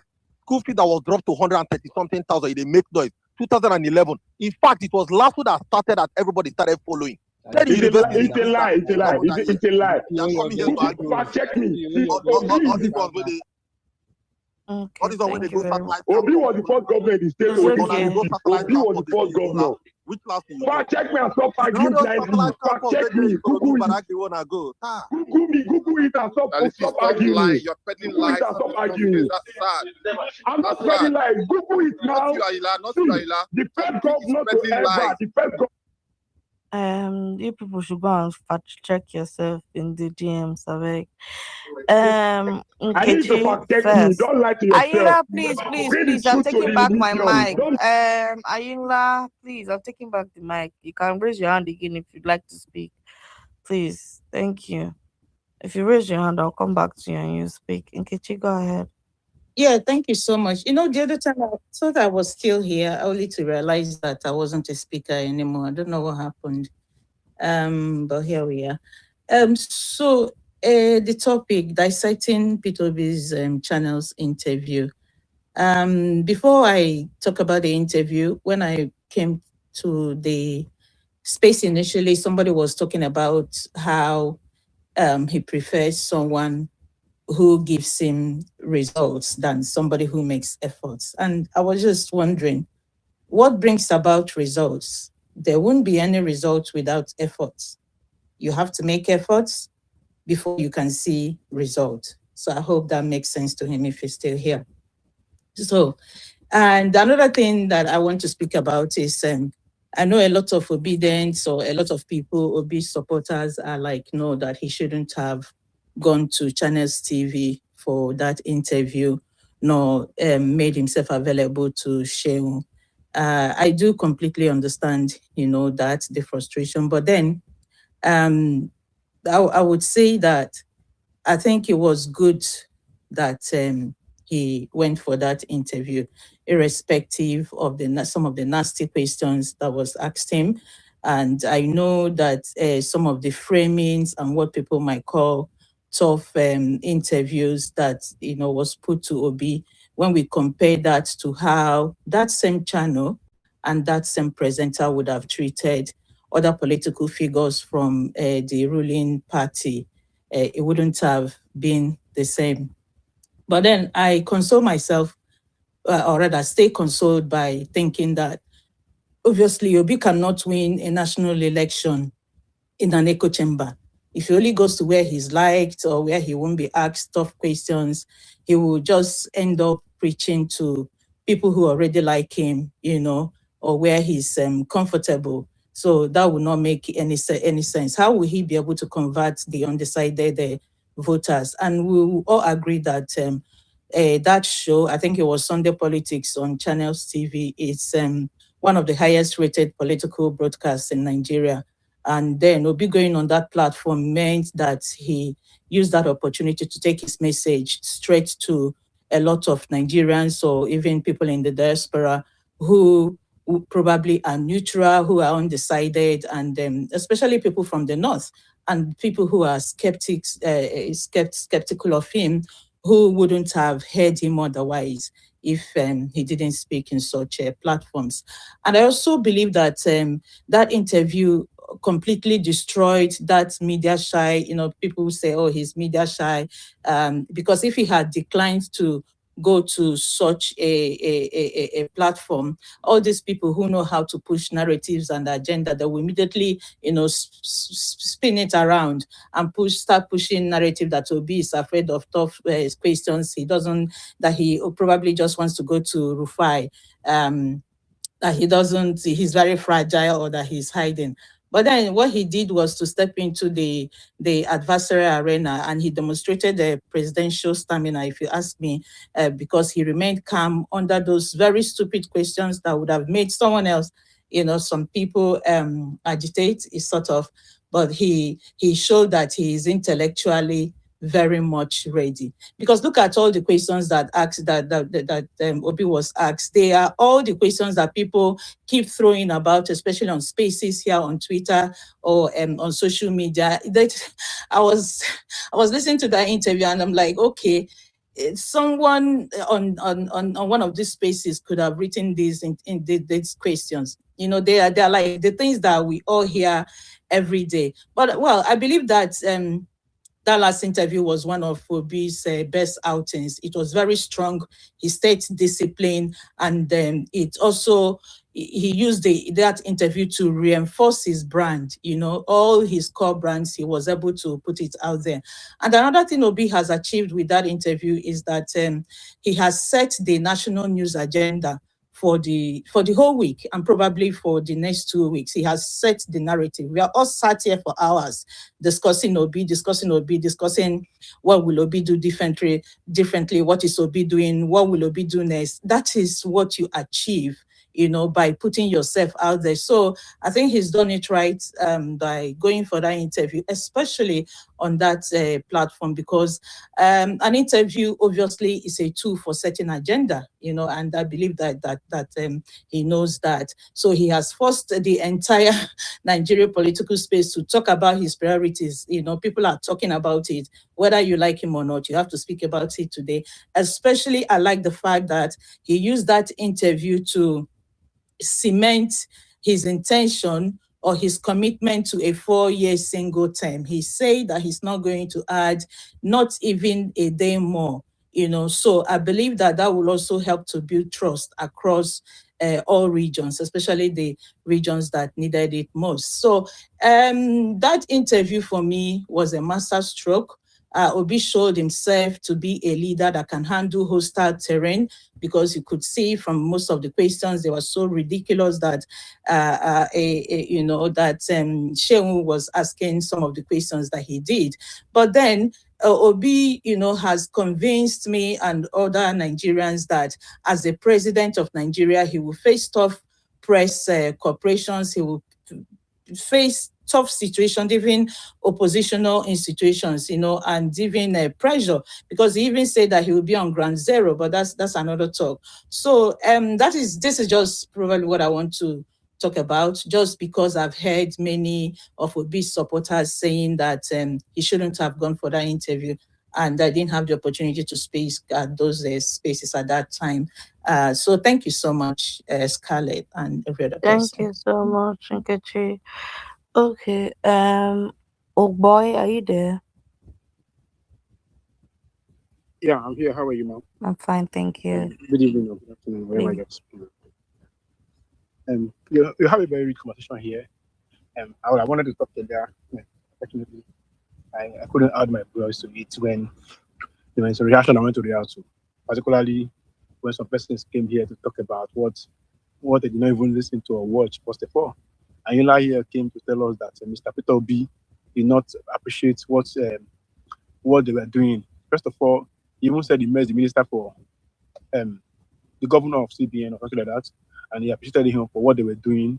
I can't remember who he said, either Minister of Finance or so. He met them in a public function, and he appreciated him for the monetary improvements. But however, the real sector and even the downtrodden about Nigerian people is not actually getting affected. So these are the challenge. He accorded some kind of appreciation to whatever they have done, right? And people will say Toby does not say all these things, but unfortunately, we saw it once again. Unfortunately, people do not watch the video, and they will come here and tell you that P2B said this, P2B did not say that, and all those things, right? Sometimes if you don't have opinion on what you want to talk about, you keep quiet and listen. One of the virtue of communication is listening, and it doesn't cost anything to listen. It makes you more knowledgeable as the case may be, right? But you don't have an idea what you're talking about. You just pray it and run around it and just start saying what you don't know. You just bring out your illicit thought processes and particularly exposes your ignorance in a very public manner, and it's quite embarrassing for me as a person, right? And when Peter B said he had commissioners from the north, first he said Muslims. In the same immediately corrected himself and said from the north, right? And what it means from the north is that somebody may come from Benue State or from Kwara State. That's from the north, right? He said very clearly that from the north, people who have been commissioner for him, commissioner of police, have been from the north. Now the argument he was trying to make is that if it was intended to cause problem, who executes the law first of all? And my friend Adedoyin came and said the governor do not have hand. Prerogatively and as by virtue of section 212 of the Constitution of Nigeria, the IG of police actually does so by virtue of the Police Act. However, we know that the realities are not what the law is, which means that governors that actually have influence who they want to have as commissioner. And I can tell you for free that commissioners that have been commissioner in Lagos State for more than 20 years have been influenced by the governor of Lagos State. Right? By the political system in Lagos State have influenced these things very well. Right? The current IG of police was the commissioner there too. So you can remember, you can look at what it is. Right? The current SSS Director General of the SSS, Mr. Tosin, was in Lagos office before now too. Right? So it's an influence people want to say, they want to work with this person, they have an idea of this person, who he is, and everything, right? And we can talk about a lot of people, right? The current chairman of FCC was the director of Lagos office of FCC in Lagos particularly, right? So when people make it look as if say we know these things. We live in a political environment, so we know how political influences are communicated in a way, even though it's not within the compass of the law. But this is our happenings, and everything cannot be legislated first of all. Now, I want to applaud Mr. Peter Obi yesterday. Once again, I cried as a Nigerian because it's unfortunate that Nigeria as a country did not deserve Peter Obi. That's the honest truth. I see somebody that's better than me. That's the honest truth. I'm a very, very indisciplined person. But when I see somebody like Peter Obi that's better than me, I just wonder why you waste your time. Like wasting your time by Nigerian case. Like it doesn't worth it, first of all. For me, it doesn't worth it. As a person, it doesn't worth it. Right? I don't think I will leave my wife and be pursuing Nigeria problem everywhere. It's not possible. I don't think it's possible either today, in the future, or whatever it is. I'm not patriotic enough for that reason. Because people you are dealing with are not ready for change. They want Tinubu or criminals to be at the helm of affairs. 2 days ago, 3 days ago, I was on a space, my space particularly, saw two people arguing and fighting. What were they fighting? That Peter Atiku was a thief, Tinubu is a thief. Two of them were fighting each other. And I was so happy that in all of these things, you cannot say Peter Obi is a criminal. You can't call Peter Obi of any of this nature, right? The only crime Peter Obi committed that I still be committing, that is from the Southeast. That's the only thing. If P2B not from the Southeast, I don't see any reason why you compare Tinubu and P2B in terms of character strength, in terms of morality, in terms of what you call legitimacy of life, or whatever it is. I don't see any reason why anybody compare Obi and Atiku in any sense. But unfortunately, Nigeria what it is that you can come to where we are, and we see a government for the past 3 years. Tinubu only had a recorded interview with selected persons he wanted to have. A president did not talk to his people, and you want us to every day you're arguing here, but P2B is on your face every day, telling you about your problems that we are talking about. Even P2B is the only person that have never discussed anybody. They started making interview. Nobody can say P2B call his name in interview anywhere from 2022 till now. The issues are still where it is. But you know what? Nigerians, who we are, we thought it's like, oh, P2B cannot be president of Nigeria. What is the reason? There's no reason. Tinubu that you talk about has never told you what he will do for you. He's not doing anything for you. You still stand up for Obi, but Tinubu is not stand up for Tinubu. The standard you stand for P2B, you know, stand up for Tinubu. But Tinubu is president of Nigeria today. There's nothing going on in your country. People are being killed. Life is being miserable, and you're telling us that, oh, we're okay with that. Right? It doesn't make any sense to me. As a person, I say, why is people wasting their time about this country, first of all? Why would you even waste your time, your resources, whatever it is? You open your Instagram, people they send account number down. You open your Facebook, you put there, and these people are still campaigning for Tinubu. And you tell me that it's not, we're okay. No, we're not okay. This is who we are. So why would I waste my time spending my money when you tomorrow they go and vote for people that are putting you in trouble and you say it is devil? So in conclusion, P2B outing yesterday was one of the best outing he has had. But at the end of the day, I still ask myself question: why do you belabor yourself with this Nigeria country? Why do you waste your time with this problem? Because people were supposed to establish these challenges of this country once again, re-emphasizing the problems we are experiencing and put a finishing touch to them. Unfortunately, the presenter, who is the questionnaire, was driving an argument to reduce the argument to personal ego, who are warlord, who are political, whatever it is, and ethnic and religious egoism and all those things. The people who continue to maintain who he is and character that has become a light and a shining light to someone like me to say that he cannot go down to that level. So, in conclusion, I really appreciate it because it's quite painful for me as a person speaking this way, but unfortunately, that's where it is. But I still want to applaud P2B for taking the time to say he want to run for president of Nigeria. For me, it doesn't worth it. Thank you so much. Thank you so much, oh boy. Mimi, are you there? Sorry, Scarlett, please check your DM, please. Thanks. Okay. From okay, Mimi, go ahead. I don't know if I can see it though. Yeah, I'm here. Scarlett, good evening. Good Good evening. evening. Good day, everyone. Yeah, I requested the mic when Jose was speaking, but I got busy when he was talking about P2B increase the poverty rate in Anambra State, and he said it's a fact. And I wanted to come up and ask him to bring that fact because that is one of APC's greatest talking points. You hear them say, oh, he doubled the poverty rate, but they can't prove it. There are only two data out there by MBS, right? The one in 2003, where Anambra State was at 41%. The poverty rate was at 41%. And the next data that NBS released was the one of 2010, where it was at 53%. And let's know that 2003, Ngige was the one in power, right? And P2B took over, won his court case against him in 2006. And note that from that 2003, that was when Anambra was very, very volatile. That was when they kidnapped Ngige. That was when Masob was very, very horrible in Anambra State. That was when the state was upside down. There was high level of insecurity, but that was even, P2B was not even the one in power when it was at 41%. And P2B took over in 2006. I think mid or early 2006, right? He didn't even stay up to 5 months before he was impeached. And after he was impeached, he came back. He didn't even stay up to, I think he came back 2007. He didn't stay up to 1 month again. He was removed again. I think they did election and they said his tenure had expired. I had to go back. Khaled, are you there? Yes.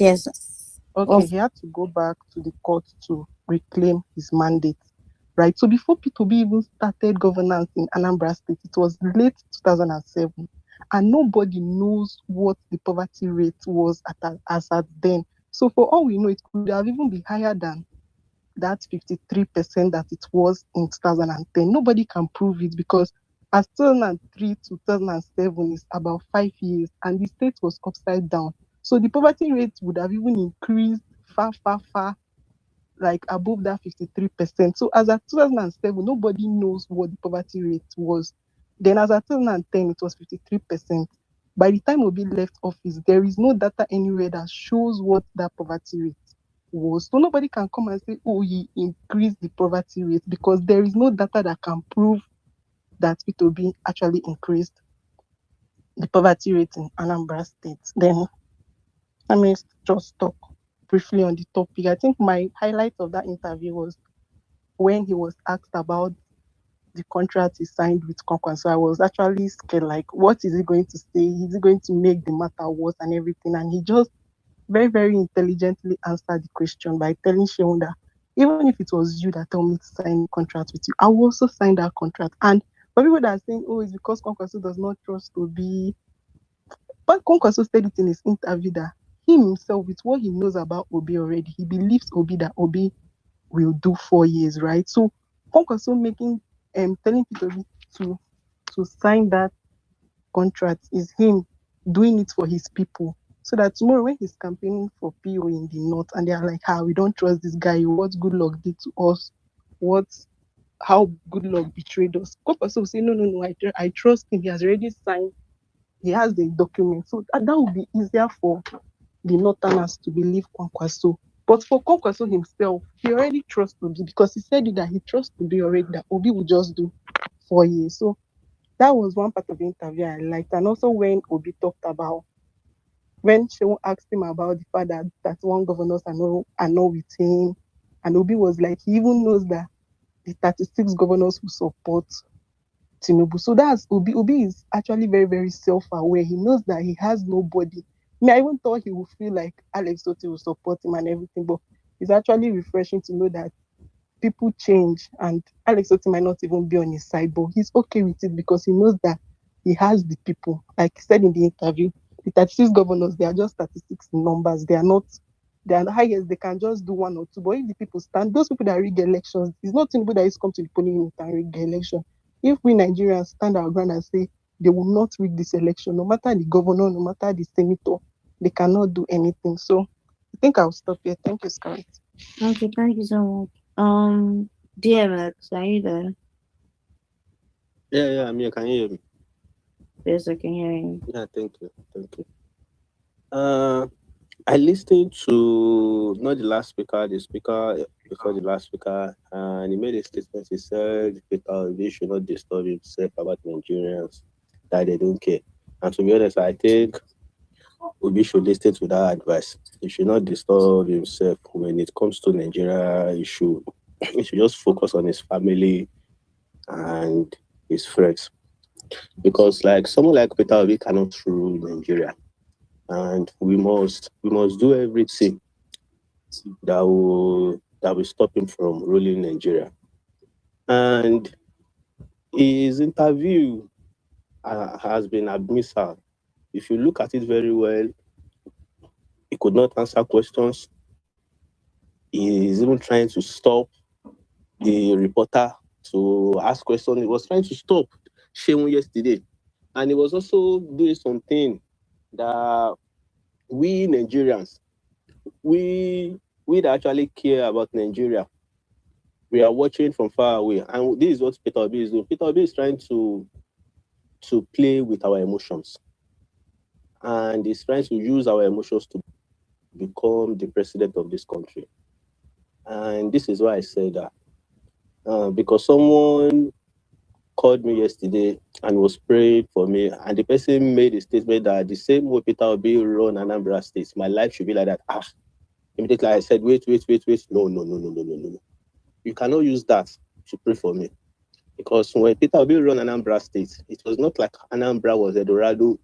Anambra was not the best country, the best state in Nigeria when he was the governor of Anambra State. So why are you praying for me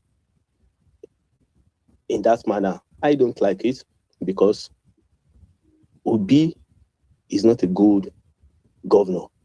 Obi never run that state perfectly. Obi run that state mercilessly, and he even imposed a lot of stuff on the people of Anambra State. You can check it out. The task, no schools was built, nothing was done, the road, no infrastructure. You can hear Peter Obi supporters here. None of them are even told us, oh, this is the infrastructure Peter Obi did, blah, blah, blah, by the state governor. Nothing. The only thing they will tell you, just vote Obi, is the one that will change Nigeria. He is better than the people there. He is better than the people there. You know, corruption, nothing. He has never done this. He has never done that. Ask them simple question. The host, what will Obi do differently from the current president? Ask them. And if you listen to the interview yesterday, even Obi says thank you to the president. You can check it out. When he was asked about the security and the security problem we are facing, he said it with his own mouth that they are doing good. Thank you for that, blah, blah, blah, stuff like that. And if you ask Obi, what are you going to do differently when it comes to security? He will direct it to China. How China solve their own security problem. He will not tell you how we will solve Nigeria's security problem. If we go to Bangladesh, how Bangladesh solve their own security problem, ask him again, how will you solve Nigeria's security problem? He will tell you how his own child become gay. That is the answer Obi will give you. The host, please use your open mind. Just watch 3 of Obi interviews and come back and open a space and tell us what you learned from those interviews. Nothing. The only thing you will learn from Obi interview is his own personal life. How he was washing toilets, how he stood up from a plane, how he saw a plane dirty, how he did this. That is the only thing you will hear from that man. I own only one wristwatch. I'm wearing one shoes. That is the only thing you will hear from him. Nothing. No manifesto, nothing. Ask him about fuel subsidy. He won't even answer it. So, why should I vote for Peter Obi? Or why should Nigerians vote for Peter Obi? Peter Obi is not a Nigerian project. It is a project created by some individuals that want to impose him on us. And whether they like it or not, the obedience movement or what they call themselves, they are minority. When it comes to voting in Nigeria, even from the last election, you can say that they are minority. Asiwaju came first, Atiku came second, obedience with Obi, they came third. So we're talking about Obi. It's just Nigerians that voted for him in the last election, for them to know that they voted for the wrong man. They voted for somebody that is empty upstairs. The man that was lucky to even become a governor. Someone that you can't even trust with anything in your life. He has betrayed almost everybody that helped him in his life. He betrayed Ojukwu. After begging Ojukwu for second time, he betrayed him again. He betrayed Abga, that party. He betrayed PDP. He betrayed Atiku, the man that took him from death when we're talking about political popularity. The man that gave him that popularity nationwide, he betrayed Atiku. He went to Labour Party. He betrayed all of them in Labour Party. Now, we are even hearing that he's even betraying the people that even helped him in the last election. The likes of Sarah Ibrahim, all of them, he betrayed all of them. So when we have a betrayal like that, when it becomes our president, you see, we also betray all Nigerians for Bangladesh and China. Wallahi will betray us for another country. So I will round up with this. The best thing that happened to us in the last election was Peter Obi not becoming our president. Because I can't imagine Nigeria if Peter Obi was our president now. Probably the dollar would have gone to 3,000 naira. I said 3,000 naira, it would have gone to 1 naira would have been, $1 would have been 3,000 naira. But thank God it did not become.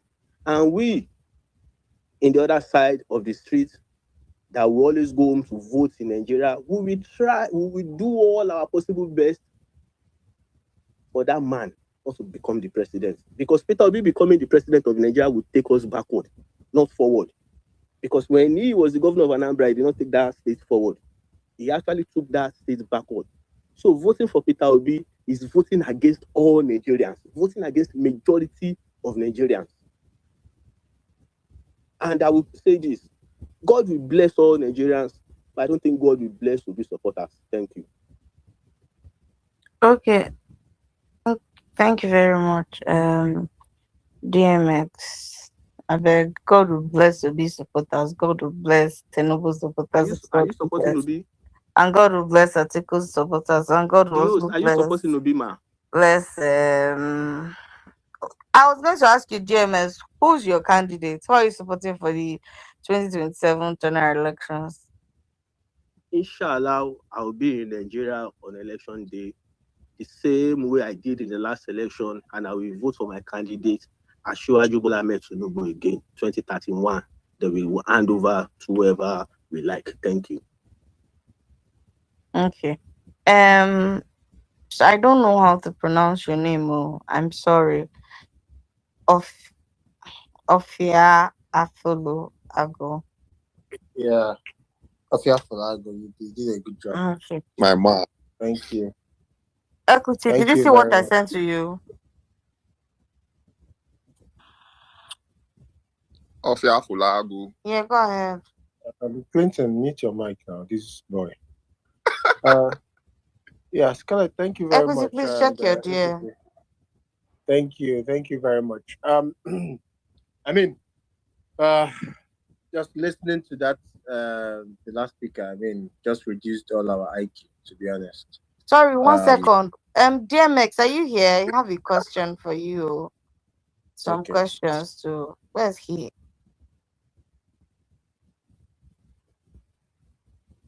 Ofia, thank you. Thank you. Ofia, thank you.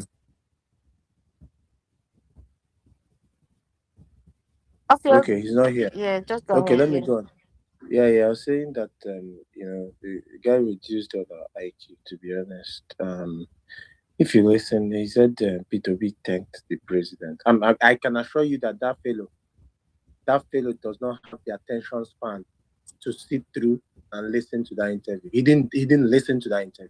That is why he will come and say Obi thanked the president.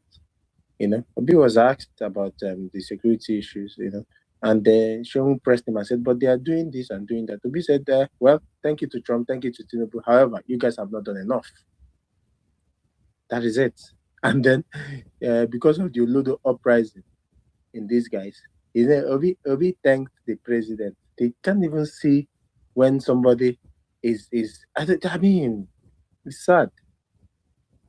He said Obi did not build any road, Obi did not build any infrastructure. I mean, these people come in and they threw up all sorts of things, right? Tinubu managed the richest states in Nigeria. You cannot mention a single road that Tinubu built in Lagos. Not a single road was built by Tinubu in Lagos. He did not. Obi opened up Anambra State. The 10-lane road, as soon as you're entering the state, the biggest road project in the state was done by Peter Obi. Obi opened up the state, brought the state. In fact, I've posted data from UNDP. Peter Obi reduced the poverty rate in Anambra State, something Tinubu could not do. I continue to say that these people, right, because we don't know how to judge them. We don't know what to do with them, right? Tinubu is not attending interviews. Tinubu is hiding away. I mean, the entire country is failing. Today, poverty has doubled in our country, right? Tinubu came in and made a far lesser percentage of Nigerians in poverty, right? Today, he has doubled it. He has doubled the poverty rate in Nigeria. We keep on asking questions. What happened? Debt has increased in Nigeria today. Okay? So where do we hold these people? Right? It's really sad. I think that they should bring out Tinubu so that we can ask Tinubu questions, so that we see what is in that man's head. I believe there is nothing in that man's head. Do you realize that they cannot, and this is a dare to all of them, point us to a 10-minute video of Tinubu speaking about the issues concerning Nigeria? I want to see a 10-minute video of Tinubu talking about the issues, talking about solutions. There is none in this man's almost 4 years of being in power. This man is a vegetable. I dare say that man is sick and he's not mentally okay. I dare say it. Because I've never seen a president who you can't see him talking. You can't see him speaking. See, let me throw up this challenge to APC folks, right? If Tinubu dares comes out for a live interview, a live debate with the presidential candidate, I don't care what he says in that debate. I will start supporting Tinubu. I will immediately start supporting Tinubu. If these guys can post a 10-minute video of Tinubu speaking about Nigeria's issues, we will start supporting Tinubu immediately. This man is a failure.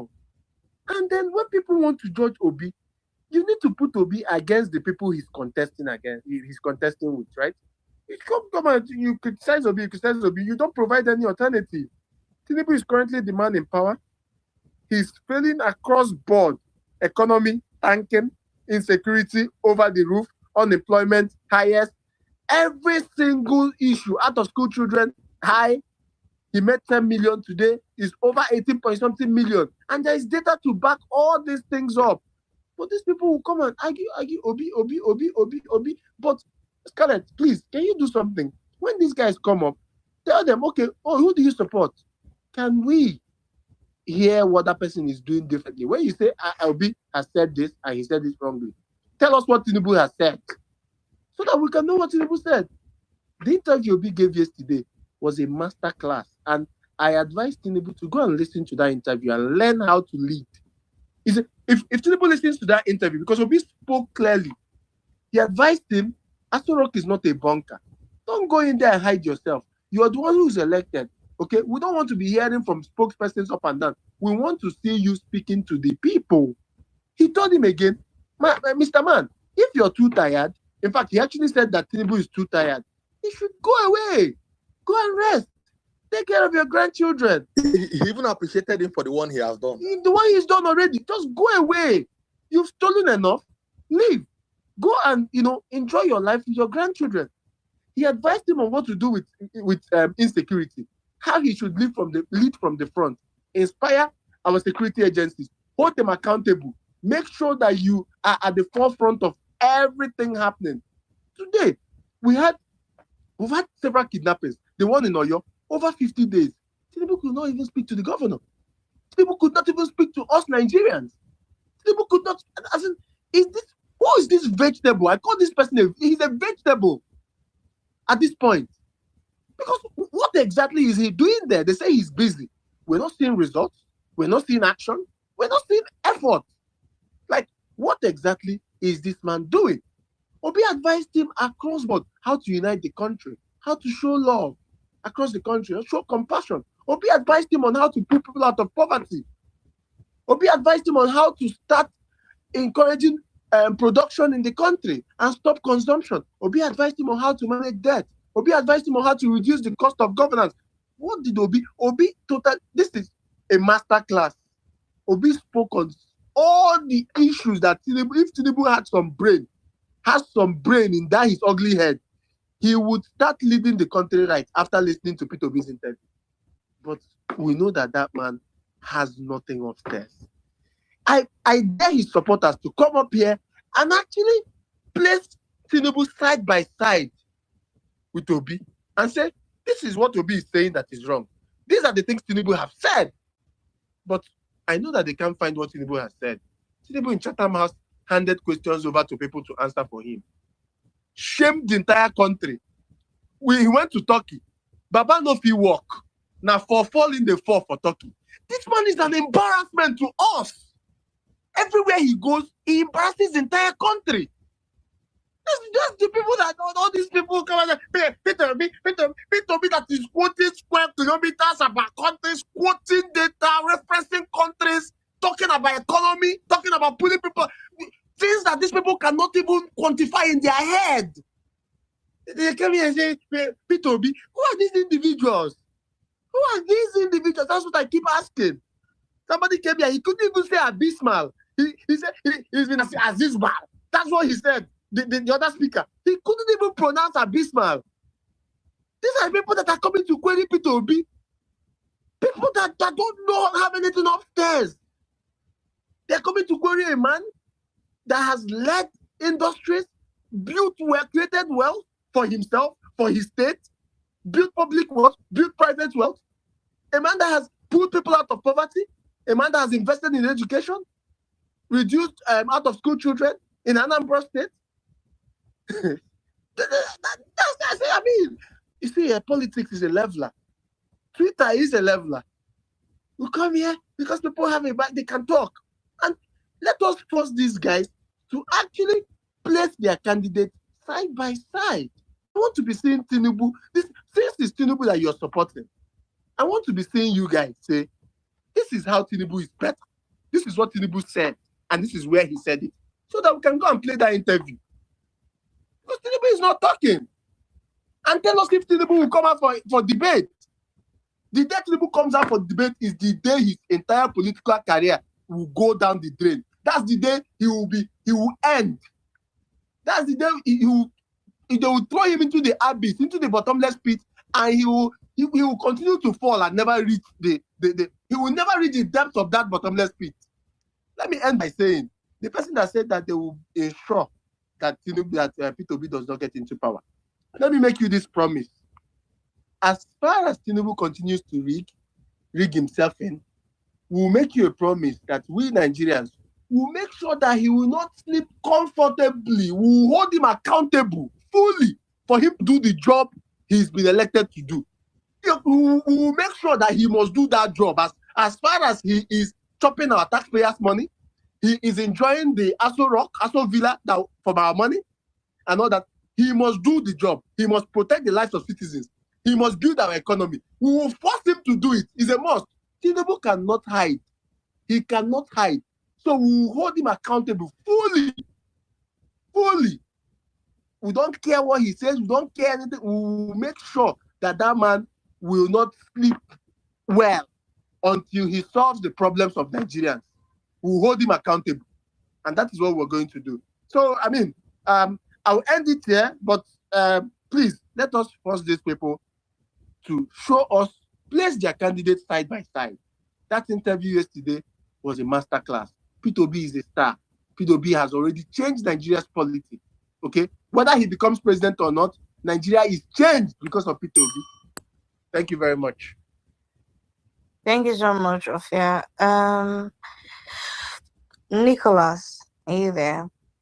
Yes, I'm here. Good evening, and good everybody. Thank you. Good evening. Yes. Ophia, thank you so much for the wonderful submission.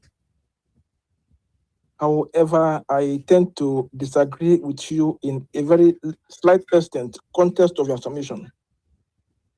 In your submission, I listened clearly. You made a statement that referenced the speaker before you. And your submission, you said that he reduced our IQ in this group. I stand to disagree with you. He only succeeded and reduced his own IQ, not my IQ, and I'm sure he didn't reduce your IQ. That submission was just a sham, was shambolic. And he reduced, I repeat, he reduced his IQ, not my IQ. Now, there was a submission that was made here. I listened to this very patently. When somebody came in here and made a submission that Peter Obi was sacked, I nodded my head. That was the reason why I requested to speak. Because when we are in a public space, we should be careful what we say. Now, I won't even want to go into definition of sack within that context. But let us look at it from this perspective. We are aware in our Nigerian system of institutions brought to this time that due to certain reasons become insolvent. When an organization becomes insolvent, what happens to the board of that organization? There is a change in the board. Most instances, in most situations, there is an investigation. And if they are found culpable in terms of misappropriation or bad corporate governance, they are fired. Under those circumstances, the entire board is sacked, they are fired. That is when you say people are being sacked or they are relieved of their duty. Now, let's look at it from this perspective. I would like to use the financial sector because as long as I know Nigeria, prior to this time, I don't know how it is currently. That is a sector that is the most regulated sector within Nigerian context. At least there is some element of due diligence and corporate governance to some extent. And in the banking sector, if any staff is sacked from any bank, as at some years back, I don't know the current situation, you cannot get any other job because their referencing processes is very thorough.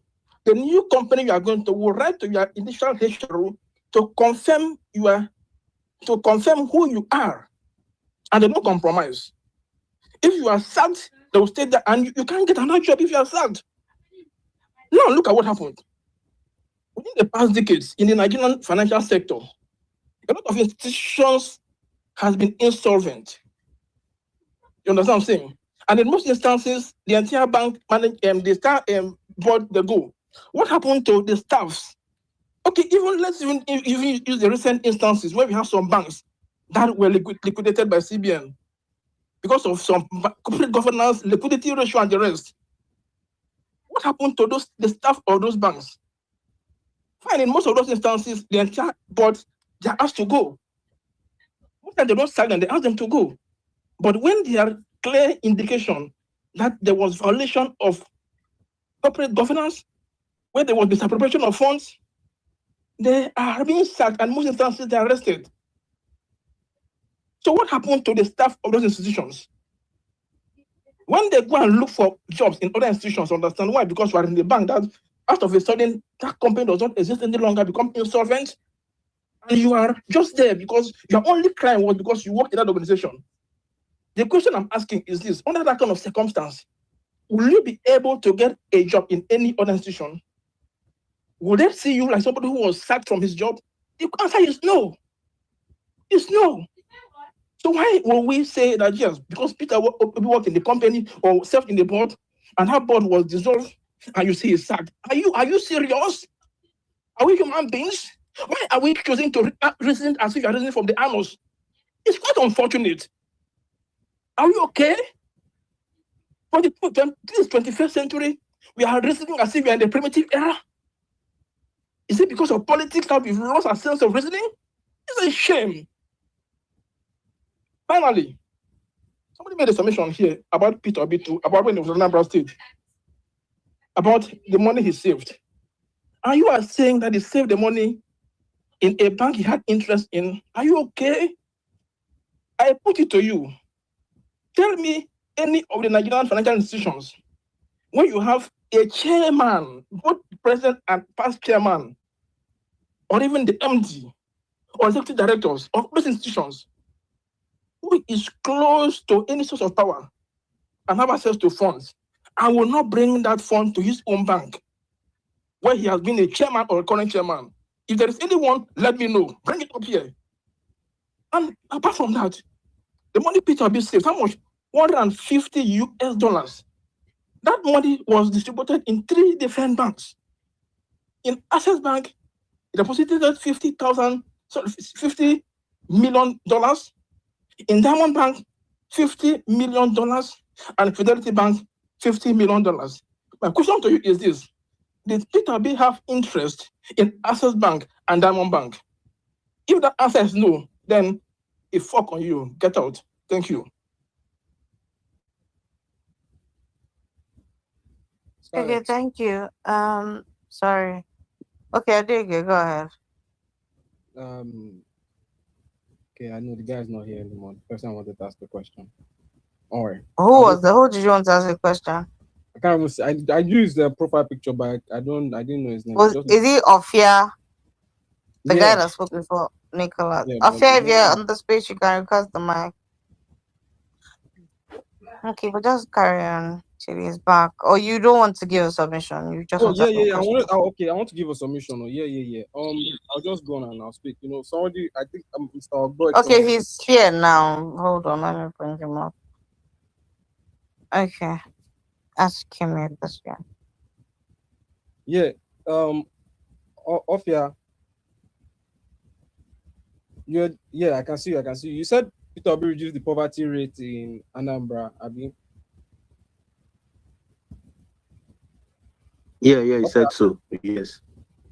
I need him to reply. Ask your question. No, I want you to affirm that statement before I go on now. Because I heard you say it, and I want you to affirm that you said that. Yes. You said it.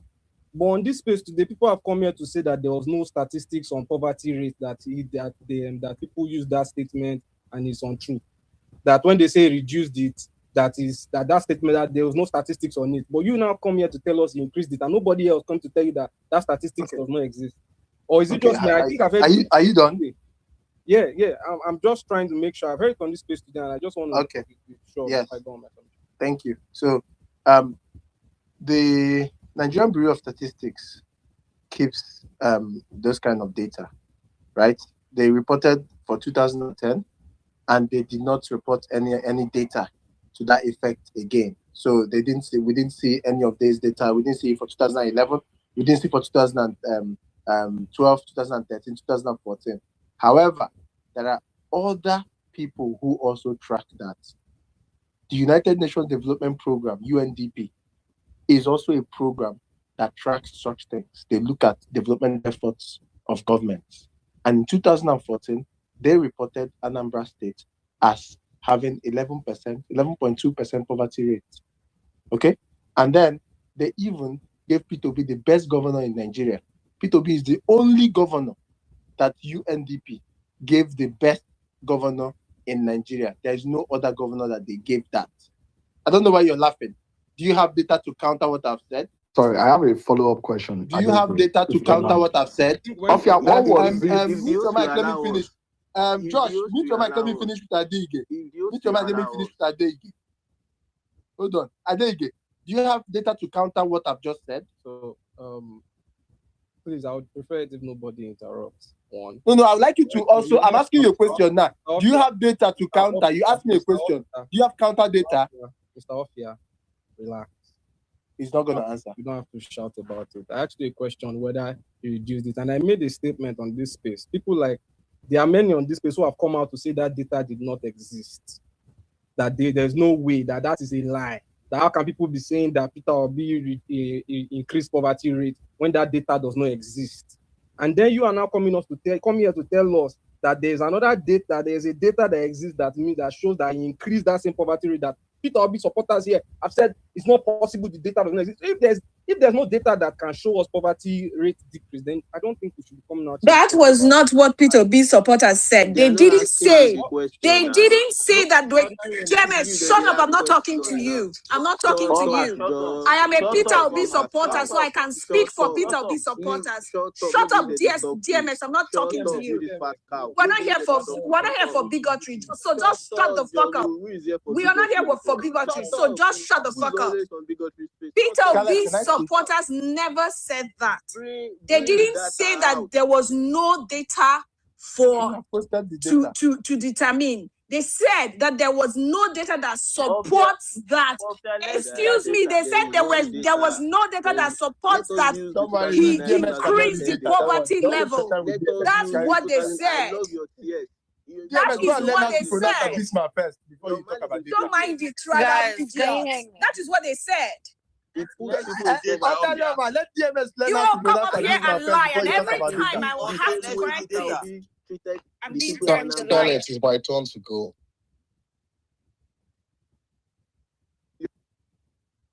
Thank you, guys. Sorry, I have so a follow-up much question for Ofia. Wait, Adege, hold on. Is Adege's done? Adege, are you done? No, I just asked him a question, and I just needed Okay, go ahead. Anyway, let me get to my submission. We'll talk about that. I think.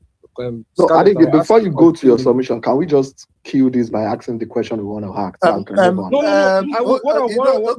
ask Adege the question I have for him then. Since we can interject. I know your time. So why is Josh interjecting? Don't worry, he's not going to interrupt. Guys, please now. Can we just behave? Like, Jesus, you people stop now. And then just when is your turn to speak? You can see how Adege took some time out of his question to ask a question. You can just do that and then carry on with your submission. Is that fine? So Adege, go ahead, please. Thank you. So what I would ask Scarlett is if you can give us a few minutes, maybe afterwards, for us to take that, expose that that HDI something and the the poverty rate something, and let's actually give you and who am I? No, me and on this space here, we'll do, everybody here will get into that discussion and we'll actually expose. Yeah, I'm speaking next. I'll do your submission. Don't interject him now. I'll give my submission now, please. I don't interject him now. I don't want us to. Anytime I'm talking about something, I prefer we get to the crust of it, because if it's an opportunity for me to learn, let me learn. If it's an opportunity for propaganda will not fly on this space. To come OJ, please, OJ, please, please, to come to some reality. I think it will help us a lot, because I think when Ogboy came around and he was speaking and he spoke about, no one can say that Peter Obi is a criminal. No one can say that he stole money. This. And I was listening to Ogboy, and Ogboy spoke so passionately, and I was like, if Peter Obi spoke half as passionately as you did on that show yesterday, maybe Nigerians will understand how serious 2027 is. But like, I still insist, it doesn't sound like a serious candidate. And it's clear from the statement he makes, and from the way he's moving politically as well. Let's talk about the interview, really, because some people say, no, some people are here, they didn't watch the interview, they just want to talk about it. But we listened to him. When he was asked that, did he save money in a bank that he had shares? And he said yes. And somebody just came on this space and said that, let us show one person who will not do that. Someone said somebody should come up here and he should identify himself who will not do that. To take state funds, put it in a business where you have shares, wait for the capital to increase, and then you become rich from the shares as well. And then you come out and you are giving money to nurses, and you are giving money to you say you bought borehole here, you did this here. Why won't you be able to do that? If I had a business and I took state funds and I put it inside myself, you think I won't be rich? And then somebody said he's not a criminal. I think if we want to be realistic about Nigeria's future, let's be honest about it. We don't have to, pretend as though, he came out and he said he was going to do this, he's going to consumption to production. And he was talking about consumption to production, and they asked him, and he said agriculture. And after agriculture, he went straight to manufacture. And I was looking at him, and I was wondering, where will the energy capacity for this agricultural revolution and this manufacturing revolution come from? Are you not aware that you have to invest heavily into electricity first? And then he proceeds to talk about electricity, and he's talking about copying the gas pipeline in Aba. And we are looking at him over here in the AAC, and we are telling him how we can actually decentralize electrical production to increase productivity in Nigeria. How will you do that? By enabling people who have solar panels in their house to be able to sell to their neighbors. It's possible. It happens in Nigeria. And then when you link that production, you invest in solar panels as well. You decentralize electrical production, wind turbines. You cannot stay on. Any sensible person knows that you cannot just create the power, especially in these times when nations are going to war, and you understand that at any point in time, anything could happen anywhere. You decentralize electrical capacity for production. But no. And the man insisted that no, he will only be able to do at least 10 megawatts per in 4 years. And then he was talking about Egypt. You go to all these places, and I'm like, is this guy really aware of what's happening in the world and how things are changing? And they asked him about insecurity. He said that he will go to the north and he will carry all the opposition to the north, and they will deal with it in the north. At this point, you don't know what you want to do about insecurity in Nigeria. A presidential candidate. At least some other people were able to say they will invest in drones. Sensible. We are thinking forward. It is drones that enable the Iranians to put America where they are today. Of course, with decentralization as well, that we are talking about.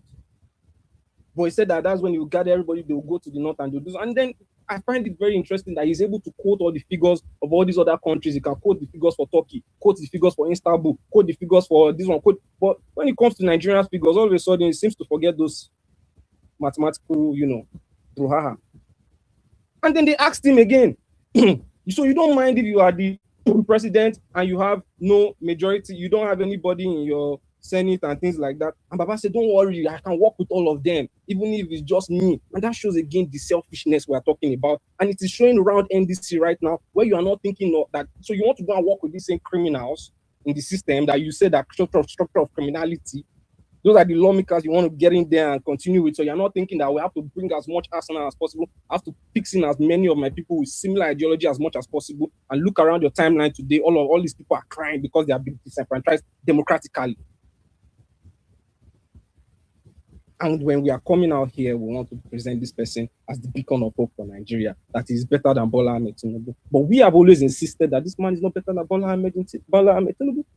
They are one and the same. You are in the same class. Just like the way we insisted that Alex Otti was no different. All of you fought back. You insulted us. Alex Otti is the beacon of democracy. Is this, is that. But where are we today? You are crying, saying that Tinubu must go. Somebody else is saying another 4 years. The same man that you said is doing so well is amazing. Until we're able to come to that consciousness that these people who we think will liberate us cannot liberate us, I think we are joking.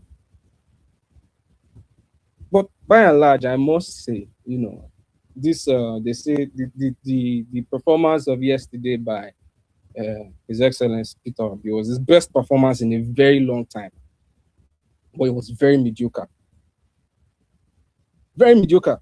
And I know that people would disagree, but one thing you must understand is that my standards and your standards are not the same. And you must understand that your standards are lower than mine. And that's fine. And that's fine. We don't have to, go back and forth on that. But to come out here and want to paint this guy for me as though he has done anything that Tinubu himself has not done. We are here talking about people increase school fees. They don't think about the workers. Did you hear him talk about the Nigerian workers when he was talking throughout the entire interview? Did you hear him make any real? I beg. See, I think people should go and watch that interview again. That's what I think. People should watch it again and pay close attention and think about what he's saying. Think about what's happening in Nigeria and where the world is today. And tell me if that's someone that I said. Look at how Tinubu has shot the bed up, left, right, down, everywhere. Any sensible opposition with the arsenal that this guy has would have been able to create such an uproar in society that Tinubu himself would know by now that he will not be coming to power. Look at where we are today. We're arguing over somebody coming out of bunker or not coming out of bunker. We are saying renewed hopelessness. I think some of us here are more serious about Nigeria changing than the people that, that they say they believe in. People that say that they'll change Nigeria. Anyway, I'll leave it at that for now. That's my submission for now. Okay, thank you very much. Okay, Scarlett. Yes, is it possible for him? OJ, it's not your turn. OJ, please. Is it possible for him to show us the messages between him and those prefects that he said they're always texting him? That he says receive messages. Is it possible to show us your candidate how he has done better? Is it possible? What will your candidate do differently? Is it possible? Candidates never finish trial. What will your candidates Scarlett, can I go? Candidates when they inside Santo.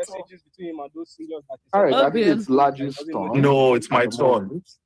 No, Laju, is not your turn. You're going next after recording. Okay, no, go ahead. It's very interesting when all these Aluta boys come on space to start trying to talk about conversations that are higher than their pay grades. It just, I can't even blame Ogboy. Sometimes I struggle between Ogboy's ideology of just let it just play out and Peter Obi should just go and rest. The standards he has set is too high. Like, it will take years for people to reach out. But I understand he has a duty to humanity and to Nigerians at large.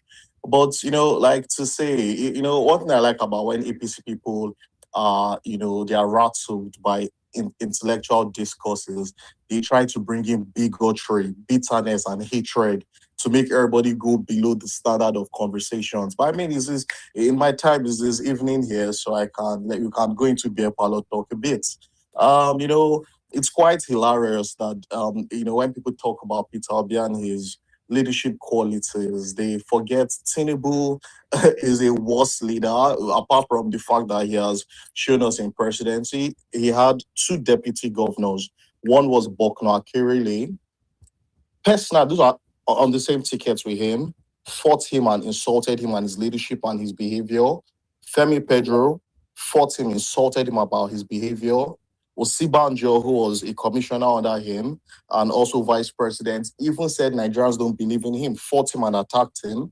Shetima VP, despite 20 billion or something allocated to a house for renovation, said the house was bugged and cannot stay in there. So he's scared of even that man. So we have 4 people that have walked beside him on a day-to-day, has looked at him and run for their lives. That's the person you think Nigerians should not run away from. You know, it's very interesting when they try to talk about cities and places people have talked, tried to govern with past antecedents. Lagos has ranked one of the dirtiest places in the world to live in. Congested, no centralized water, failure and insecurity in the states, 1 million boys, thugs running up and down, roaming the streets, beggars littered around the streets, no central CCTV, and hope these people collect allocation. That's the most indebted state in Nigeria locally. So that's even impacting our economy, even internationally. Lagos State, most indebted state in Nigeria. What have they used that money to do? We can't see the impact. We can't see anything. That's the state I was born in, the state my mother was born in. I know what it is in and out. It's a state where they have brought the lowest of the low to become the masters of the state. And you see many of these clowns that come on space, they are even slaves to these mafias in their communities. But they come on space here with no opportunities, no future for themselves and for their children.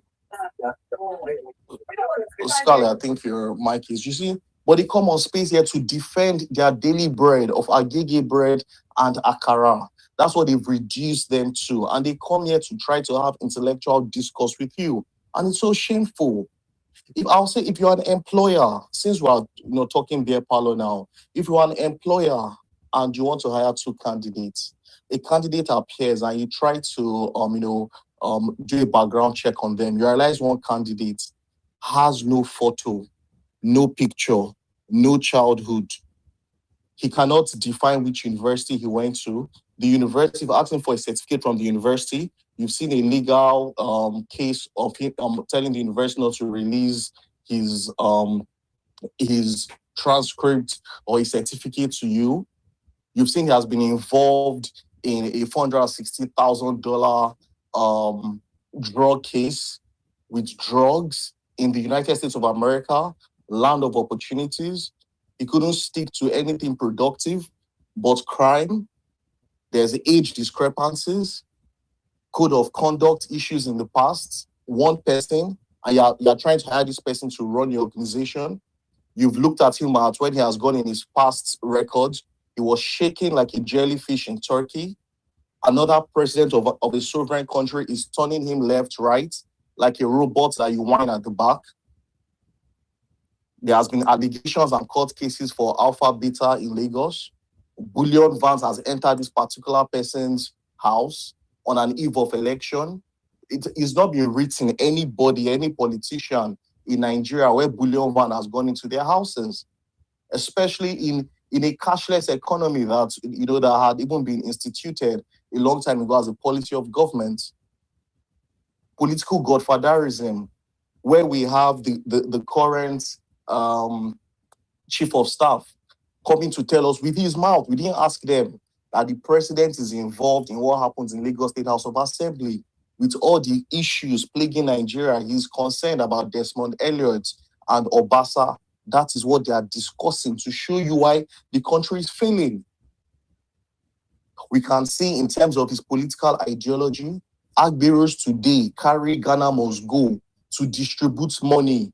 These ones that are coming online to talk to you don't even have that access to that kind of capital, not even for their businesses. They won't even give them even for them to come online and talk rubbish. They will not even be given the kind of money that Agberos today are sharing at different polling units.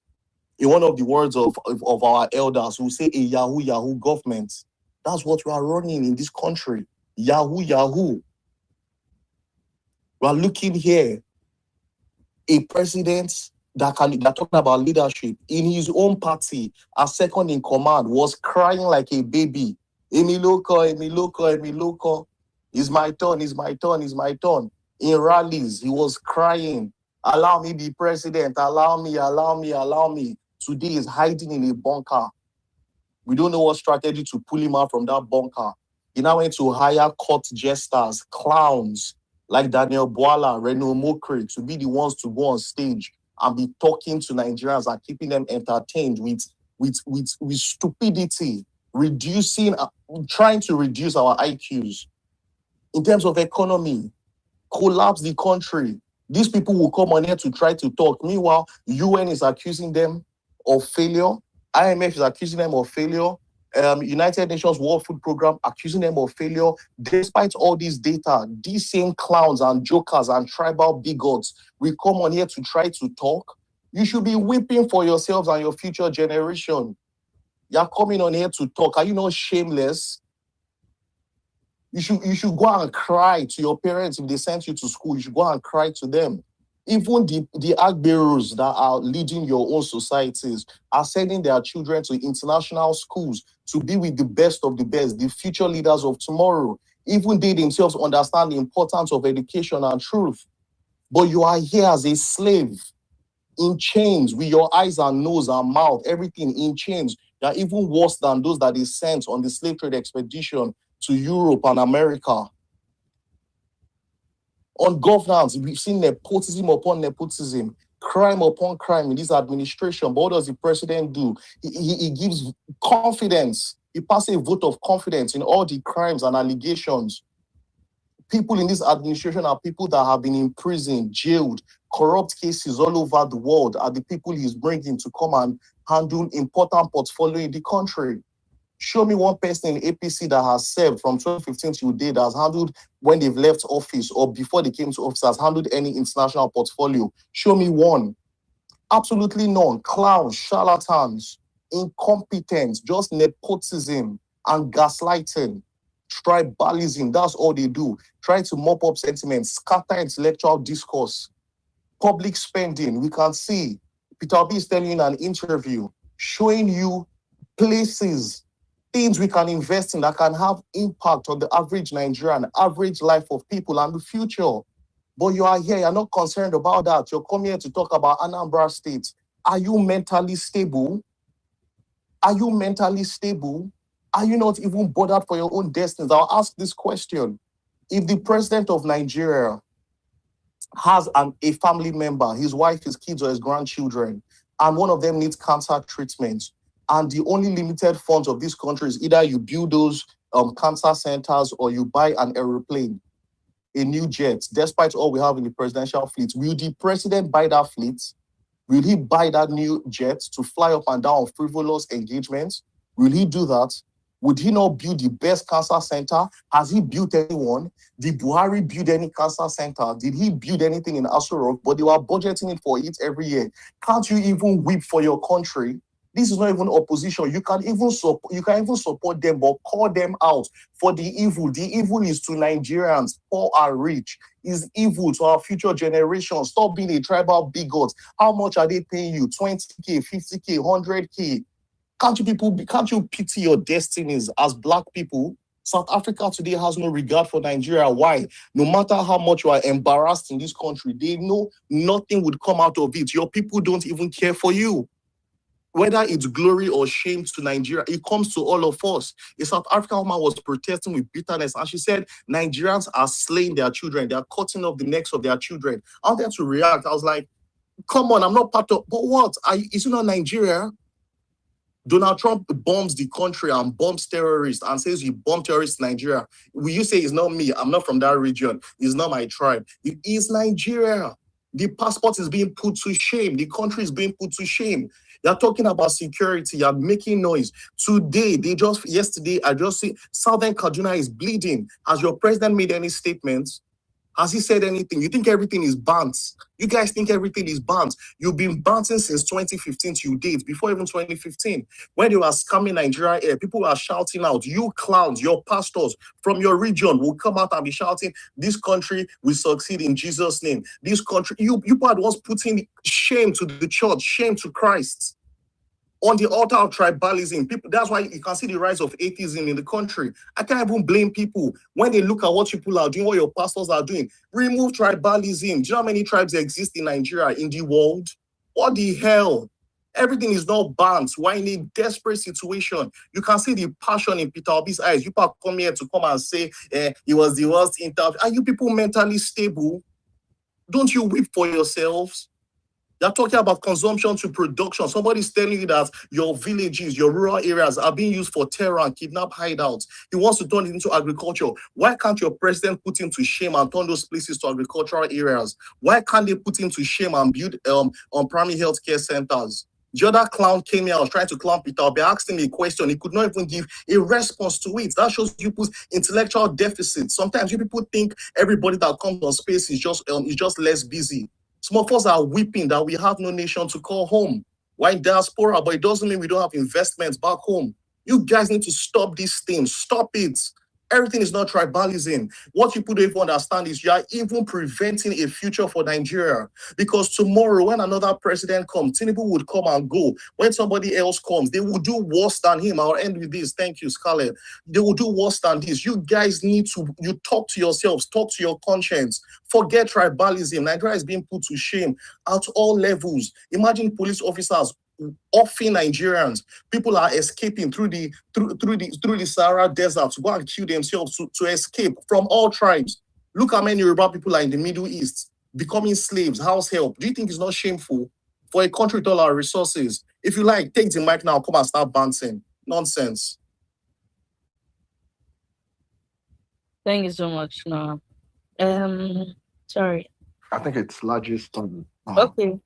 Yes, go ahead. All right. Nice space that you're holding again. I think your mic is going back and forth. Scarlett, can you mute your mic, please? Thank you. I've had a lot of misinformation from the space. The first person came, told us that SEC was dissolved and Obi was not relieved of his position. SEC was not dissolved. Olufemi Lajad was the person that took over from Obi as the coordinator of SEC. So it was never dissolved. So Obi was relieved of his position. He was appointed by Jonathan in 2015 or 2014 ending. And the moment Buhari came in, Obi should have left honorably, but he stayed until Buhari asked him to leave. So if your boss asks you to leave a position, is that not being fired? I mean, but that's on one side. On another side, I've heard a lot of other misinformation that has come out of this place. Someone came here, told us that Obi poverty rate was 11%. Okay. If you want to measure something, if a child was getting 20 position in class before, and then he moved to 21 position or 22, for you that don't know that his position was 20 before, and he comes and tell you, my position is 25. That's what that guy just came to do here. What was the poverty rate of Anambra before? Can they provide that data for us? Can they also tell us what the poverty rate was when it was there? Then we can begin to say, okay, this data is correct, this data is not correct. So if you cannot provide answers to that, you coming to tell us that Anambra State's poverty rate was 11%, and you feel you've scored a brilliant goal. I mean, well, we can leave that at that. So let's move to the interview, which was the reason why you raised. We've seen consistently Obi evading to answer questions. And I think at this point, this is me who love Nigeria, who want a strong opposition and a good conversation, because I enjoy it. I like to have light bulb in my head when I listen to people talk, whether it's from opposition, whether it's from the APC, whoever.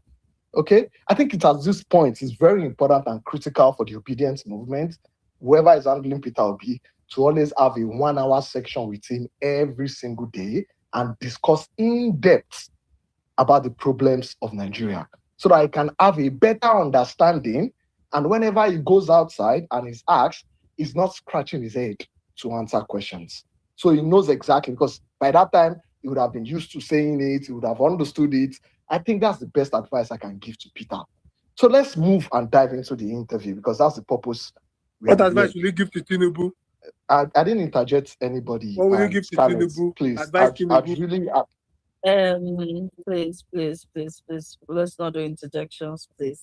So that's Please, one thank advice you. I would give to the obedience and whoever is handling Obi, because we don't want him to engage us intellectually. I mean, they all claim that we are not intelligent enough. But you see, when you go for an interview, all right, the best method that has proven to direct your answers to the questions being asked is the STAR method. That means situation, task, action, and results. That's the STAR method. So when someone asks you a question, you tailor your conversation. At least if you cannot meet all those all the metrics or all the indices in the STAR metrics, you could actually give us a situation, give us an action, or what the results could be. So I would start by saying this. So Obi was asked and it was pressed further. Obi, give us 5 items of products that you would want Nigeria to export. Sean then further brought it down to say, give us 3. Obi said, I'll give you just one. Rice. Okay, fantastic. Obi gave us rice. Then I asked Obi further, okay, how would you attract private investment into agriculture in the north? What is the timeline? What are the metrics? Sean kept going, and it looks as if Obi just shuts down like he always does. Whenever the conversation is elevated and is pressed on how accidents start happening, Obi start giving us Bangladesh. Obi went on to tell us, Bangladesh! Look at Bangladesh! It's not hard. Look at China. He went on to give us, it's simple. How would you attract investors? Before that question, Sean asked him, are you saying the government will be the one investing in this agricultural sector? The government will be the one putting money in agri? He said, no, we will bring business inside. We will attract business. Then the conversation went further to the point where he was asked and pressed further. How? Obi started having accidents. Started telling us Bangladesh. Started telling us if Bangladesh can do it, we can do it. Basically, let me give another example. If I'm asking you, Scarlett, take me to America, you're my agent, and I'm saying to you, Scarlett, you respond to me by saying, look at Extraordinary, she's in America. Look at Sneo, she's in America. Look at Ade, don't worry about it, I will do it. They don't have 2 heads, you can do it. That's basically what Obi has been saying to us. But that's question number 1. Question number 2. All right.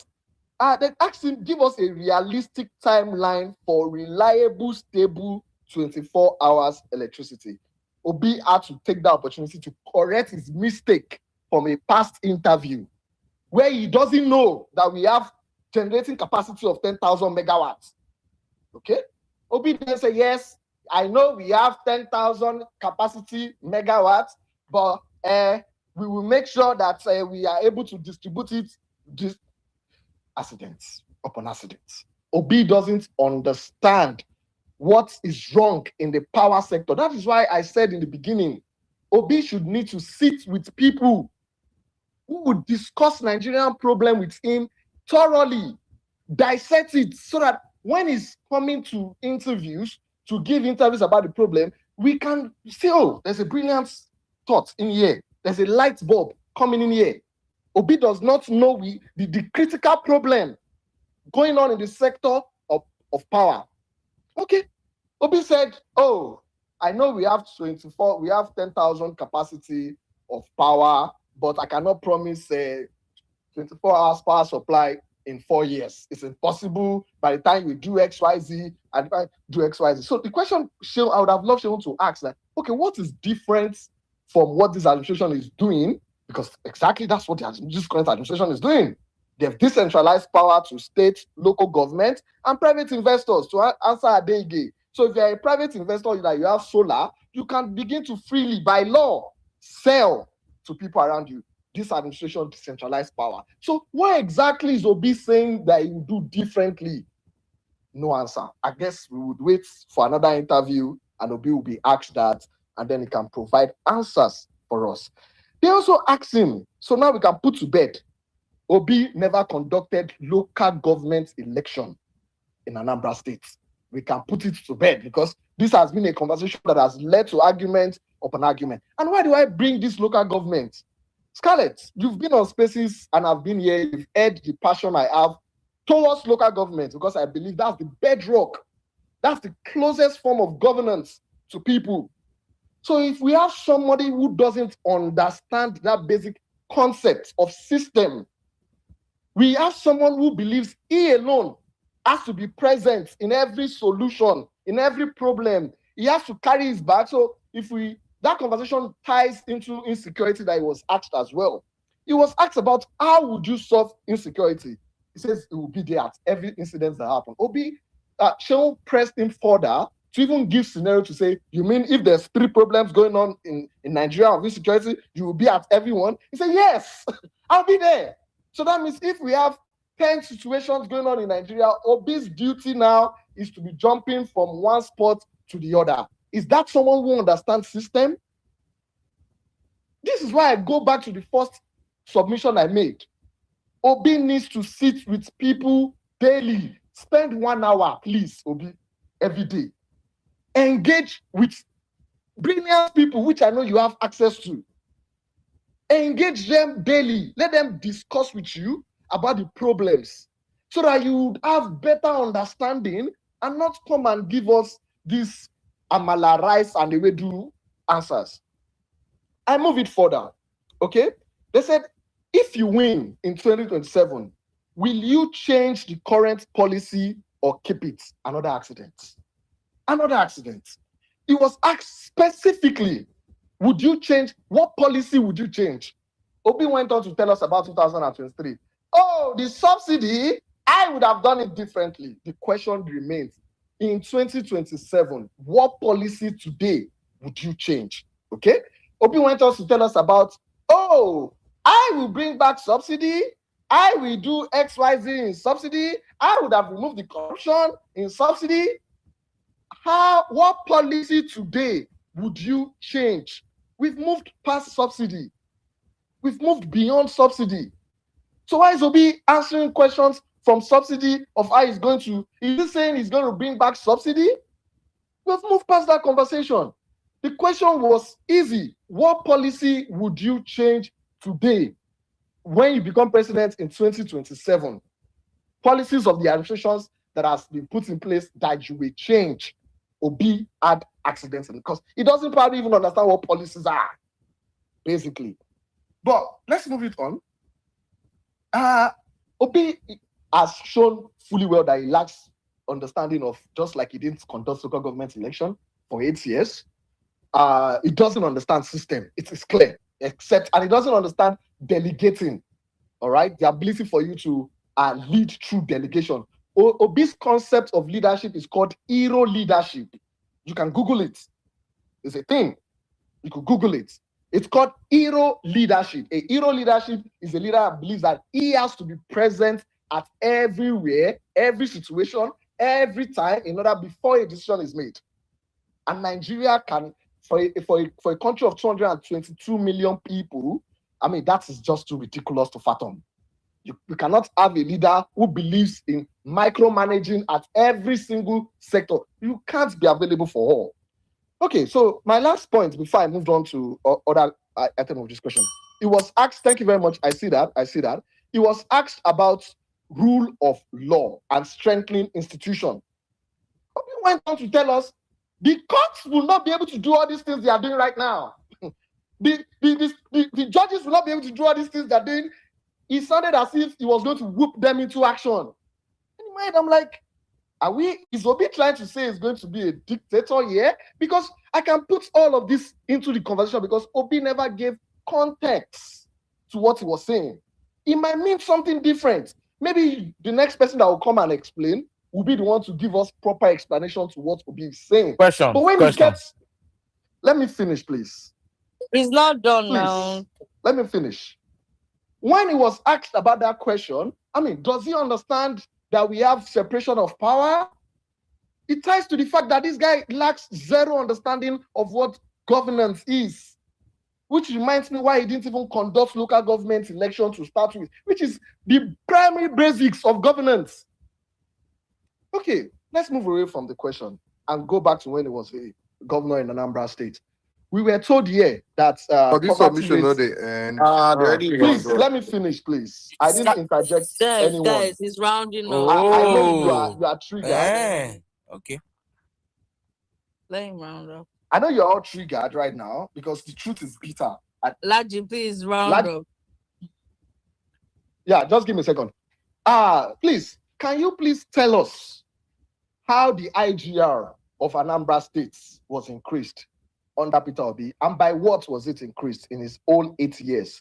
And can you then compare it with the next governor, Obiano? All right? By how much did Obiano increase the IGR of the state, also within his own 8 years?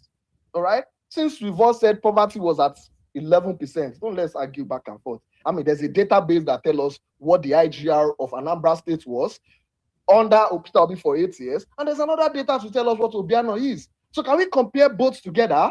Thank you. I have a question.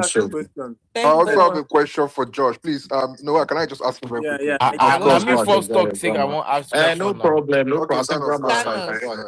Let Thanos ask. My question to you is that I like how you brought in facts, and at least you can read out 18 or 2. Can your candidate, my question is very simple, go on an interview and answer questions, cognitive questions that you can jot from? Can your candidate go on to an interview and answer questions? And if no, which other candidate in Nigeria can go on to an interview and answer questions? You have the floor. First of all, I didn't even tell you my candidate. My candidate is Asiwaju Bola Ahmed Tinubu. All right, that's the person I believe strongly in. Okay, because I believe he has the understanding of system. Okay, and the reason why I'm telling you this is because if you were looking for interviews and Dr. Scarlett, maybe this question has been coming up. Maybe we should hold another section where can your candidate answer questions? Is the question now? Please. Wait, now hold on, Thanos. Just maybe we, because if I say yes or no, it doesn't do justification. Session, not section. Session. So can you guys? He's not answering now, and that is bad. He's getting there now. Just wait now. Like if you ask, it's better if nobody asks. If he's not going to answer, he should move on then. He's giving blow. But he's doing that, and you're interrupting him, Thanos. Balaji, go ahead. So basically, let us place side by side Asiwaju's interviews that he has had. There was a brilliant one he still had when he went to the African Union Committee for Economy. That is very brilliant. There are more interviews around. So my answer to you is yes. And to take it even further, that's what I'm saying. Sir Scarlett, open another space. Give us another day where we would play Tinubu's interviews and you will listen. And also we can play Obi's interviews side by side. And maybe we can all answer the question. Thank you. Okay. So let me ask the question. I'm supposed to ask. Calm down. His grandmaster. Let me just ask one quick question. Okay. Calm down. Please. He said. Ofia, can you please calm down? Let me ask my question, please. I beg now. Just calm down. So I actually came up here, Josh. You know, I came up here because of you, because you're a master of fake data peddling. So, and I will speak. So let me ask my question. You said that the Security and Exchange Commission was dissolved and the Olufemi Jadu took over. How long? I didn't say it was dissolved. Hold on, I heard you properly. Let me ask my question, please. Do not derail me. I heard you properly. I know my ear know they pay me. You said he was sacked, and then Olufemi took over. Lijadu took over from him. Now, you are trying to counter the person that said that he was actually just simply dissolved, and that was it. My question to you is this. How long will it take? Is it a year, 2 years, 30 days, 2 weeks for something to be called dissolved? And how long did it take before Olufemi Lijadu took over from P2B as chairman of SEC? Just a simple answer. Since you went for a jab for my personal character, I would have to give you one before answering your question. All right, jab me, no worry. Grandmaster is popularly known for calling out Nigerians to not invest in their country. His videotape is everywhere where he I'm was still saying it 100% to you today. Do you want me to repeat it for you? These are the people that Thank you claim very to much. love Nigeria. All right, and please in answer his my popular question audio, now. he went as far to challenge that they should make Nigerians suffer. So these are the people we listen to. Answer the question I'll now. answer the question. Thank All you. right, the simple question. You can go on Google and check. Olufalaye was appointed, I think, if I'm not mistaken, maybe in 2016 or 2017.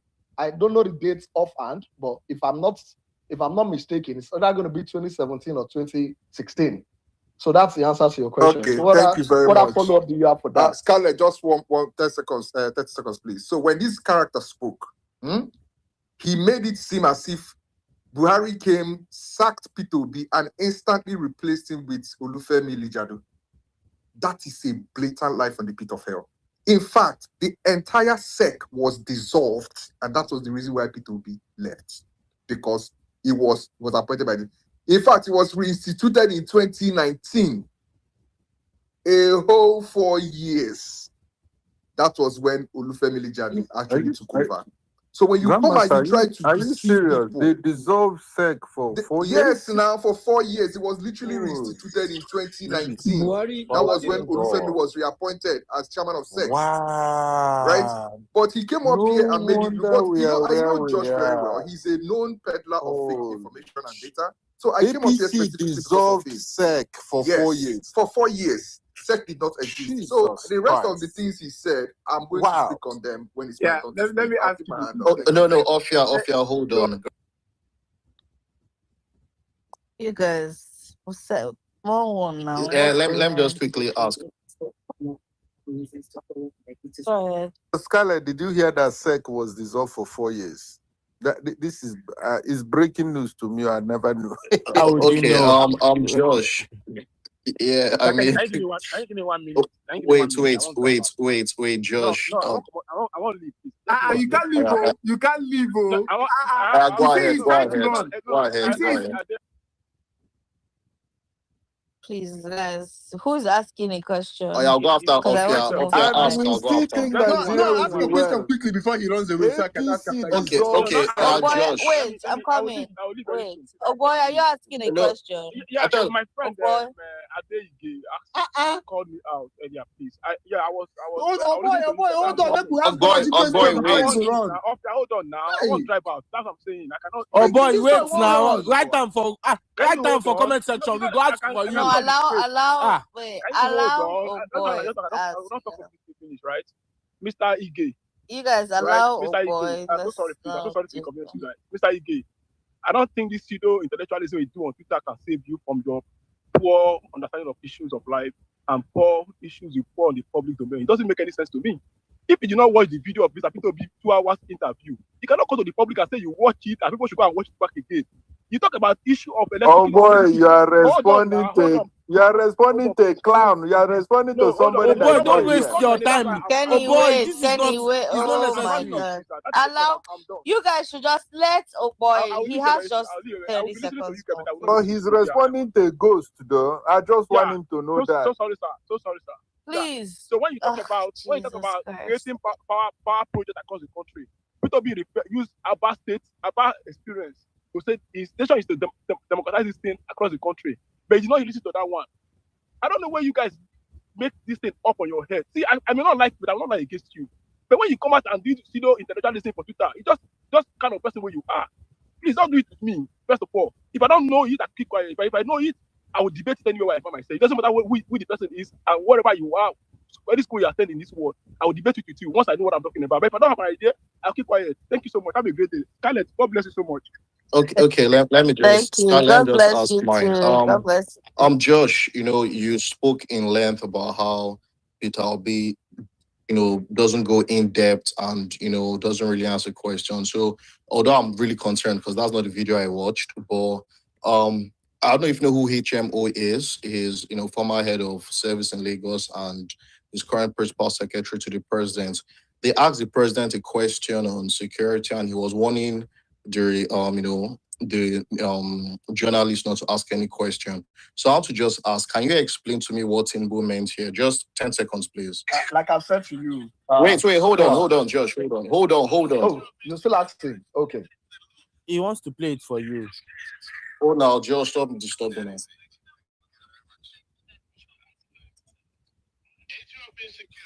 That is the law. That's obedience of law. Law where the only teaching is to engage in banditry. Nowhere there is to kill another human being. The sacrifice we are talking about, even in the beginning of life, where we take this from. Okay, that's all right. So Josh, can you just explain to me? What was this interview? What were they doing on that interview, please? I think he came out from the mosque, and I think they were talking. No, what I don't know, or something. There was a day. Oh, come on now, Josh. It was an event that was publicly publicly known now. You asked a question. Okay, let me just quickly grab the date. What were they doing on that day? Josh, now I'm still explaining to me. What they're doing affects how No, he he's answers. asking. No, I think he's asking you the No, date there was of some the interview. I don't know now. You tell me now. I don't know. I'm saying, Josh. The date got to do with what he said. You spoke about interview and Peter Obi not being eloquent and not going in depth into the how. So into the how. Hold on, Josh. Asking you to No, Josh. You said Peter Obi doesn't go into the how. He only talks. He doesn't go into the how. And you spoke about STAR method. So the STAR method in situation, task, action, results. Did Tinubu apply that in this question he answered? And what did he even mean? Because I don't understand. Please help us. All right. So your question is very simple. And the answer I'm providing to you, you are not responding to it. I asked you a simple question. What was the event? At what place was this being? It's just as if you meet me outside as the president on Christmas Day. Fucking told you a mosque. And I told you. Now. Are you? What did you say? What do you say? I told you Well, he goes to the mosque every day, and I'm saying, what was the specific event happening? Why you around? Oh, it was Salah. Oh, wow. So you find it, you couldn't fathom the use of words he was putting together by explaining to you why the Sabbath day. He's putting it together. He's putting words together. Would you let me finish my take, please? Guys, if you're not going to let me speak, then please. If you guys see, okay, no, help us to the word. Wait, see, this is why I'm saying, if you're going to ask questions, give him room to answer, please. And it goes for like everybody. I beg, please, guys. Thank you. Please, in 1 minute is too much. In 30 seconds, please. It's simple, straightforward. Answer the question that asked. Tinubu answered the question directly by referencing everybody to understand the day we are. All right, it was a Salah day. All right. And he was saying that insecurity, whoever is going into banditry, because they're going into banditry for religious purpose, extreme Islamism is part of the issues we're dealing with. And he's sending a reminder to say, on this holy day, that even when Jesus or the Bible, whatever religion you believe in, so insecurity in Nigeria is caused by Islam. It's caused by Islam. Is that I'm not done, please. Let me finish. Whatever you're trying to do. Insecurity of Nigeria is caused by It's Islam. not done. Oh my. Oh no! I just wanted to clarify. Yeah, now I go collect my microphone. I no go. No, I'm sorry, Scarlett. I just wanted to understand. Kenny, I beg now. Kenny, I can do this as well. Where you are talking, Josh, I'm sorry. I just want to understand. If you let me finish my point, let me finish. I'm a Christian. I don't know much about the Islamic religion, and I know the story is referring to in the Bible. And I know for a fact the Muslim brothers celebrate that day significantly. So he was asked about insecurity on that specific day, and he answered the question specifically to try and send a message No, sure. I That mean, even just if there was a love. There was oh a love. Jesus What does it Christ. mean? There was a love. What does that mean? Okay, All right, I it's think we okay. can move forward. These guys, they Yeah, lack the let me ability move to my off mic. their Scarlett, it's mic my and time to listen. ask questions. So Scarlett, who let me else ask want you to a ask No, a quick it's question? not. question. Oh my God, Jesus Christ! You guys now, what's this now? Seriously now. Scarlett, are you in love? Are you in love? You people. Oh, yeah. No. To be Editing, I honest, beg. to If be I say honest, you can't to continue, no, I don't. to be honest, he add to whole space. People, if you are a speaker, you will know how hard it is. I bet more take it easy. So to wrap up, Yeah. Who's this? Scarlett, I have question. For I you. for who? For For you. you For people you. will not allow him No, answer. Kenny, let's push I the have asked question many now. Kenny, let questions me in my just move my submission, but mic. nobody has come up to answer my I have question. question for Scarlett though, No, not sorry, no. for I asked a Josh. question in giving my submission. Nobody picked it up. I asked a simple question. What was the What's your IGR of question, Josh? Anambra Let me State? answer. What was the Okay. IGR How of can we Anambra answer State when you Can did I for not the ask next answer you a the last 20 question? years? question? And You what can't be was asking. this? Okay, now thank Balaji, write your questions, send it to me, and I'll ask somebody. My question now, Saga Scarlett. more. Saga, no, Kenny, I'm not taking any questions. Thank you. Saga more Okay. of the 9 Scarlett, Go ahead. Are you in love? Hey, you guys should chill now. Okay. I'm still so thank waiting you for so anyone much. to answer my question, please. Okay. So thank you so much, Mr. Host or Mrs. Host. And many of us, are what they call. Saga more, my voice is not a Mr. Oh, I know. I said, sorry. I'm sorry, Miss Host, Mrs. Host. So You're accusing the host to be a transgender. Somebody that just gave you mic. Sorry, that Mr. just come to my mouth. I'm so sorry. So here's the thing. Many people are independent, many Nigerians or people that listen. So I want to encourage supporter of Mr. President Bola Ahmed Tinubu to at least do something like Mr. Obi did, because channels posted that they're going to have interview with Mr. Peter Obi, and I have to bookmark my schedule to listen. So I will be glad if Mr. President Tinubu can do something like that. So that way I can listen to him, and he needs to let us know why the policy that he has implemented and where we are going. Because you cannot be telling us that, yeah, those decisions you made, they are difficult decisions, they are like labor pain. How long is that labor pain gonna last? What are the things you put in place to help with the labor pain? Because we know the labor pain is inevitable, but what did you do? Did you provide anesthesia, or you just, you don't send, you just do your thing? So we need him to do something like that so that we can make our decision on who to vote. To give us insight into his brain. Yes, exactly. That's what you're. So please, the supporter, because I've gone to other space and someone will say, no, there's nothing that Mr. President is not going to even do debate. I was like, look, maybe you guys see the president as your king. The way I see him is working for me, because I happen to be born in Nigeria. So that means I have assets. I should have access to good, the natural resources of that land. The gold, the oil, the everything, the good soil that can cultivate food.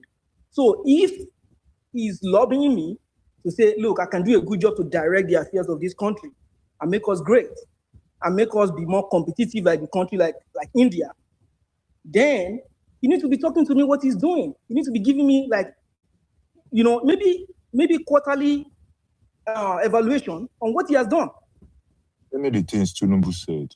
So don't excuse him and think like he's your president and you guys are praising him like the way we do with Buhari, say Baba, and keep his nonsense like Air Nigeria. When some of us are talking then, like, yes, we want Nigeria to have a flag, what's it called, national flyer. But what is this process? Can we discuss it? You guys said no.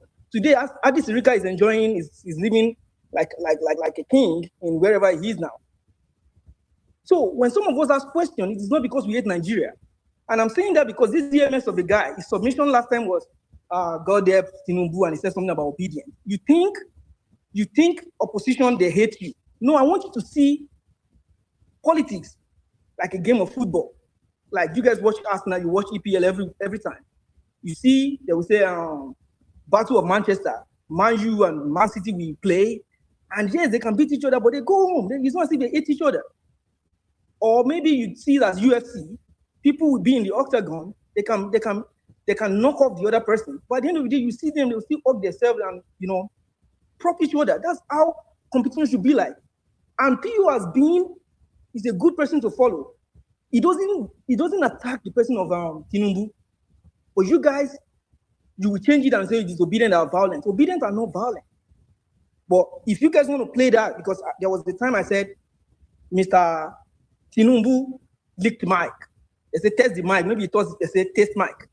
And it was leaking it. And one of my brother called me and it was like, please don't say that again, because most people are APC by default. And since then, I don't abuse Tinubu again.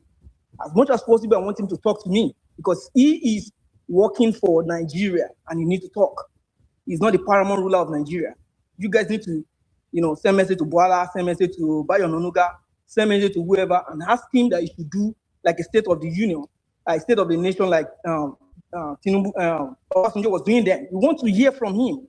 Please, that's one. Then two, there's something that we in Nigeria, we always move on with a lot of pain. And before we know it, that thing will start small. And before we know it, it becomes like an institution. One that we've looked past, especially people that grew up in Lagos, is this agbero of a thing.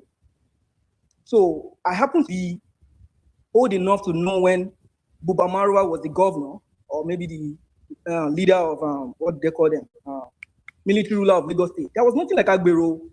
But today now, this Tinubu, because he wants to settle some people, he allowed the like of MC Oluomo to become an institution. And what are they doing? Maybe you guys, I just want to awaken our senses to that. The person that wants to start this transportation business, for example, that yellow tax, he has already done his math. If I can load like 18-seater bus, I bought my fuel for this amount. It's going to cost me to load from Yanopaja under garage to Ikeja. This is how much I'm going to spend. They do their math. You can see, those guys did not go to school, but they know how to calculate their thing. But then one idiot will just come, put on this green something and be writing one mark on their door and say they must give them 1,500. That is taxation. And the person will do what? He will transfer the cost of that to the passenger. Nobody's talking about that. Nobody's tracing that money. Today now, MP Oluomo has become an institution on his own, and nobody's talking about it. Tinubu enabled that nonsense. And it pains my heart that the Lagos that I know didn't have those omota like that. Because I know some of them. But today, they now have so much money because nobody's accounting for that money. And I'll give you an example. If you see somebody that is doing like mechanic in America, we prefer that you give him cash money than to use your credit card, because if you use your credit card, that money is traceable. But if you pay him cash, it is money you can't see. And they don't have recourse to file to tell the government that they make that much money. Same way. So all those omota that you guys see, many of them has money. And that is why they will intimidate people at the polling booth not to come and vote. Those people are protesting their own interest. We know that it is these APC people that will intimidate people to come out. Not to, Yashukudi is an example. That nonsense needs to stop. And that is why APC, we lose the election in Bodilon because the elites know that nonsense. They know Lagos before Tinubu happens to Lagos. But then somebody will come here and you think you want to be praising Tinubu. That's why Tinubu does not even rate some of you. It is some of you that there's a national issue you still want to sing on your money, and you have to shut up. Don't sing here. We need to be serious. So there's serious matter to attend to. And for me, I want Nigeria to be competitive. If only you know the potential Nigeria has, Nigeria should be like a superpower in sub-Saharan Africa. That is where Nigeria is supposed to be. But today, what do we have? There's so many Nigerians in Cote d'Ivoire. There's so many Nigerians in Ghana. And even Benin Republic. They see those road network, they see stable power. They're like, what? And I grew up thinking 24-hour supply is a mirage that is never, it can never happen. It is things like allowing the likes of Addis Rika to hoodwink us with Air Nigeria and cut away with those money. Same way, so many things like that. Even in Tinubu government, it's happening now.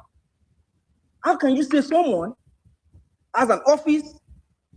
You know, the MP, whatever. Because sometimes many of us, I know some people that they are not even following the happenings in Nigeria anymore. They are laser focused on what they are doing, their career here. But for me, I enjoy some benefits of Nigeria. And I feel like those benefits, they're taken away from the people behind me. And I see that some people have already, like some immigrants, like, they are in their 60s. They didn't look back. They allowed many things. They allowed government to have a free-for-all. That is why there's not a problem for everybody. So let me take it on. When some of us want to do our, housemanship, it is easy. Because you finish, you already graduated from medical school, you just feel you can go anywhere. Yes, there might be no space in Southwest because nobody want to go to North Central or this thing. But you don't pay nobody. You fill a form, you go there, you can go to maybe Sokoto, go to Borno and do your housemanship. But to my surprise, I was just talking to a younger colleague and it was like, Baba, you need to pay money just to get those slots. I was like, what? You guys are going to be busting your ass. You'll be working 80 hours as an house officer and you still have to pay to do that. Bros, we have to pay because if we don't pay, our career is not going to move forward. That means we're not going to go for NYSC and then we cannot get out. And I was like, wait a minute. So if I enjoy that privilege, then I need to speak up. So that's why many of us are taking time from when we have small breaks or we are off work, we come here on Twitter and talk.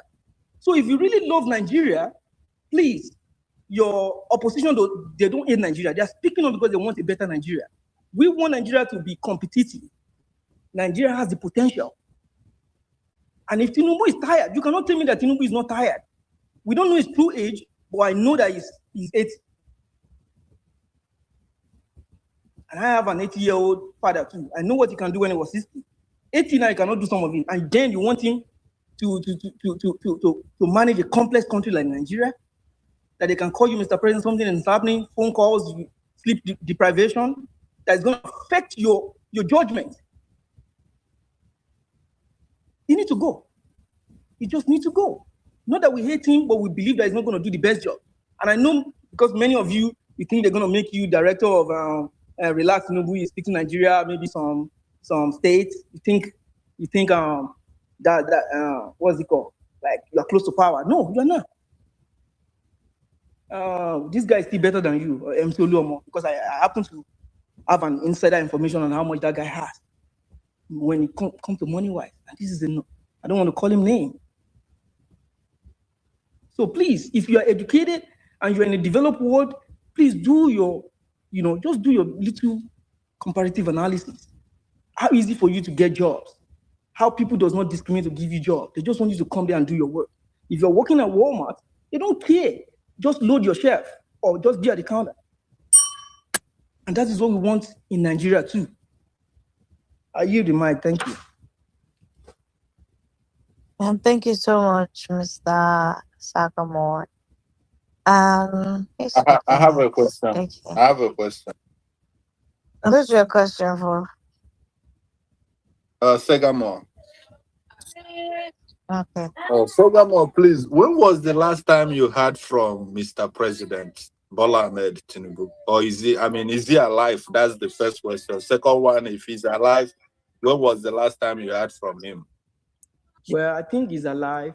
And the last time that I know, even from his follower that I follow on Twitter, the last time was when he was joking about calling his wife Yalakara. That's the last thing I hear from him. No? No, sorry. The last statement you have had, the last statement you have from President was Iyakala. That is. Yalakara was joking. That was the last trending video that I see of Mr. President. So I don't know. So as of today, you don't have a proof that is alive. Scarlett, I think I'm supposed to go next, right? I don't have it.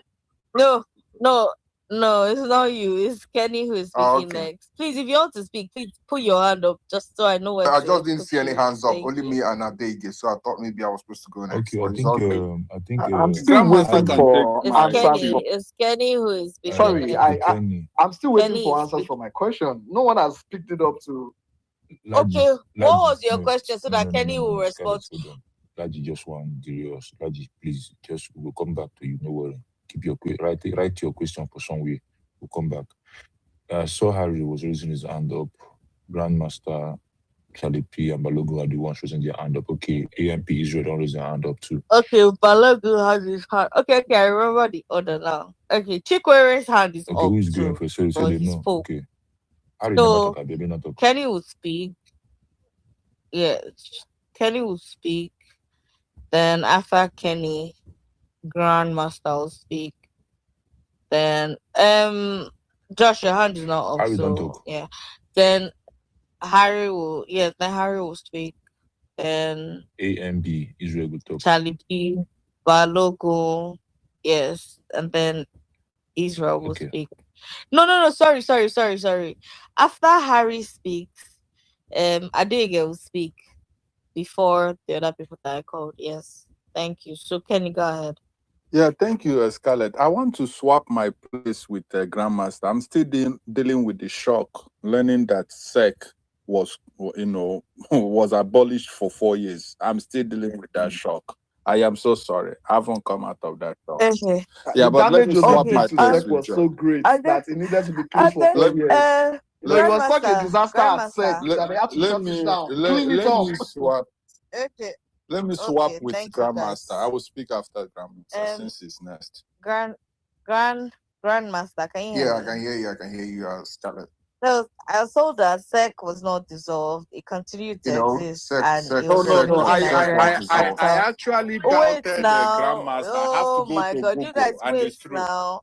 Wait, Kenny, 1 second. And they said what was dissolved was the board of the SEC, not the commission as a regulator, and that during this period, the SEC continued to operate under its executive management whilst awaiting the appointment of a new board. So I just wanted to put that out there. But So the if you're board, speaking the next, so board you can member, address it. the executive All right, body Kenny, body sorry, are let me take actually it from the here. SEC themselves. Kenny, let me take it my from God. here. Grant, I said that because you're going next, so All you right, can let speak me on take from here, it. Kenny. Yeah. Please accept whatever APC people are telling you in the back channel at your own peril. SEC was dissolved. It restituted in 2019. Anything any APC person is telling you in the back channel is a lie from the pit of hell. They are known to do this. I can post the article, multiple articles here, showing you that SEC was not in existence between 2015 and 2019. Anyway, that aside. Josh, I want to give you something for the record. And please, I want you to record this. Josh, let me repeat it again in case you did not hear me the first time. Anybody, any sensible diasporan who is coming into this Nigeria to come and invest is a fool. And I'm not mincing my words. Keep your money. Keep your money. Invest your money in the country you are living in. If you can invest your money in real estate in the country you are living in, please go for it. If you can invest it in stocks, please go for it. Anything valuable you can invest it in your country, or even choose other African countries and invest this money in, please go for it. But you see this Nigeria, as a diaspora, if you're coming to invest money in this country, your name will be sorry. Sorry, that is what your name will be. I said it before, and I'm repeating it again. In hindsight, was I right? Was I correct? I think the whole world can now bear me witness that I was always correct. You still have to invest in stocks. Stop, Nigerian please, stock is the best interrupting me. performing stock You in the are world. trying to derail me. No interruptions. Josh, When you please, were no rambling, interruptions. I did not, for once, unmute my mic to speak. I have learned to hold my ventricles in place because there's nothing that you guys will ever say that can move me. What you are doing is regurgitating the same old nonsense you have been saying since 2022. There is nothing new you can say. All these things, you have entertained them multiple times. In fact, it is even boring. They have become so boring that sometimes that you guys are so predictable. The moment you begin to speak, you always resort to the same old nonsense you've been spinning since way back. So you cook up these lies, tell yourself the truth that these lies are true, and then you come to debate me based on these lies. Unfortunately, normally I will not even engage in this kind of discussions, but I have to do it for the purpose of posterity and for those who are listening. It is always important to put these things to a rest. Otherwise, you guys will run with these lies. Just like you guys came and told us that wasn't it true that came on his space and told us that Nigeria universities were ranking lower in 2022, and in 2026 they are ranking much, much higher. Only for No, me that to, we have 21 schools though. and that we have 21 schools. Only for me to come up here and give you the raw data that is not true. And after all, the truth is that in 2022, Nigeria universities were ranking way, way higher, which is the University of Ibadan. Compared to today, University of Ibadan was ranking between 400 and 500. Today, University of Ibadan is ranking only between 800 and 1,000. What that means is that today, only 2 Nigerian universities. But anyway, I don't want to dwell on this, right? So let me give you something again for the record.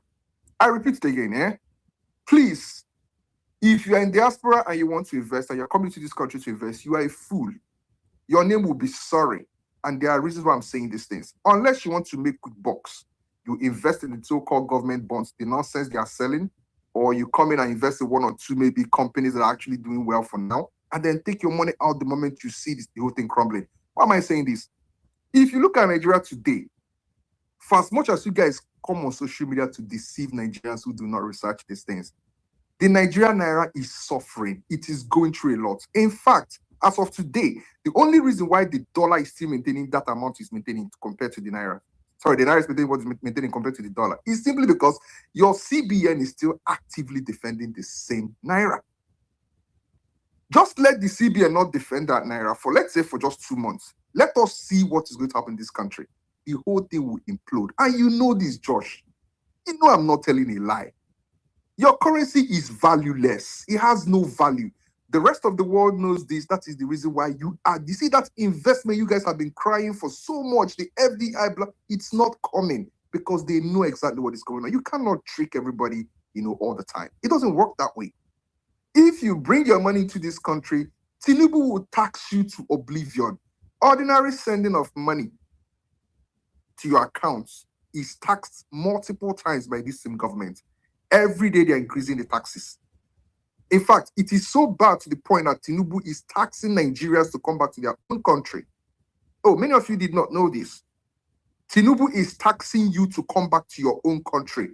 If you go today to buy a flight ticket to Nigeria and even live in Nigeria, there is a certain tax rate that has been applied now, increased, I think it was in 2024, by this government, that you have to pay extra, that is separate from your or the whatever you are paying, whatever tax you are paying for the ticket itself.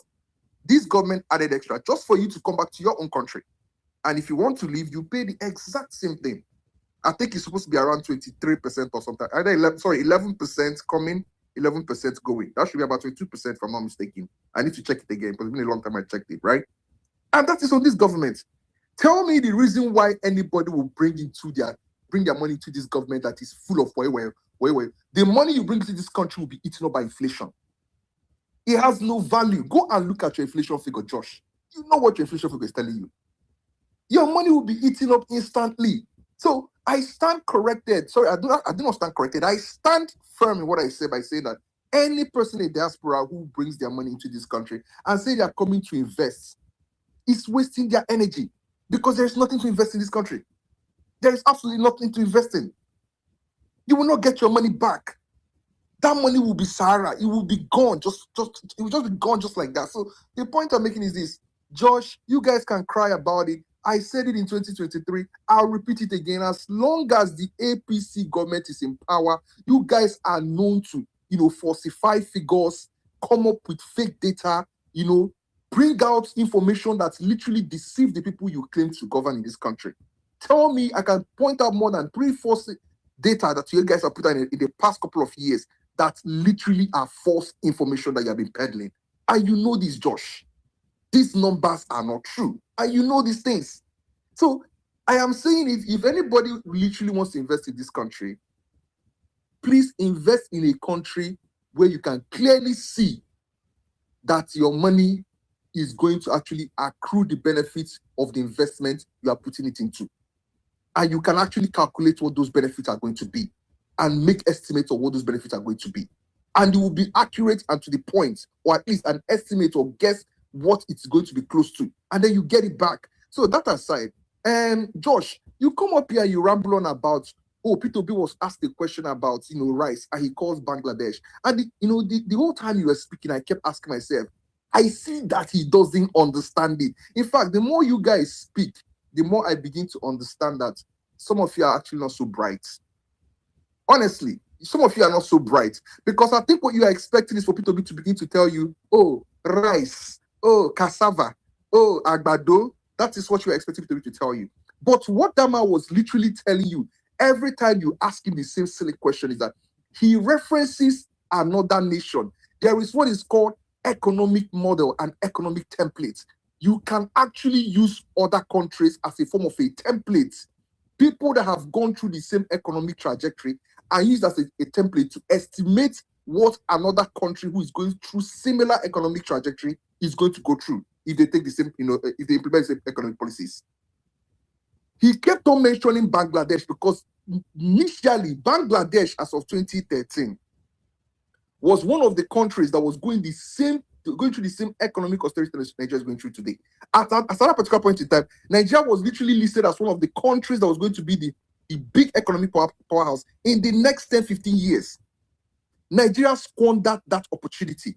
Today, Bangladesh went through that entire trajectory and has come out as one of the best countries when it comes to economy. And when this man speaks, he references you to this country. The reason why he's referencing you to this country is that it is possible. The reason why he's mentioning this country is that you can look at what these people did. You can actually copy what they did. See, there is nothing new on this planet. All you need to do is look at things that work elsewhere. Find a way to copy these things, modify it, customize it to your own, to your own maybe taste, or to maybe make it fit your own economic, let me say, model, and then you go out there and try it out. It is better than this trial error nonsense that this Tinubu government has been doing ever since they came into power in 2023. Nothing is working. They have been throwing everything at the wall, hoping that something will stick. It's not sticking. It's not sticking. So P2B is literally telling you that look at what other people have done, copy those things, and simply replicate these things.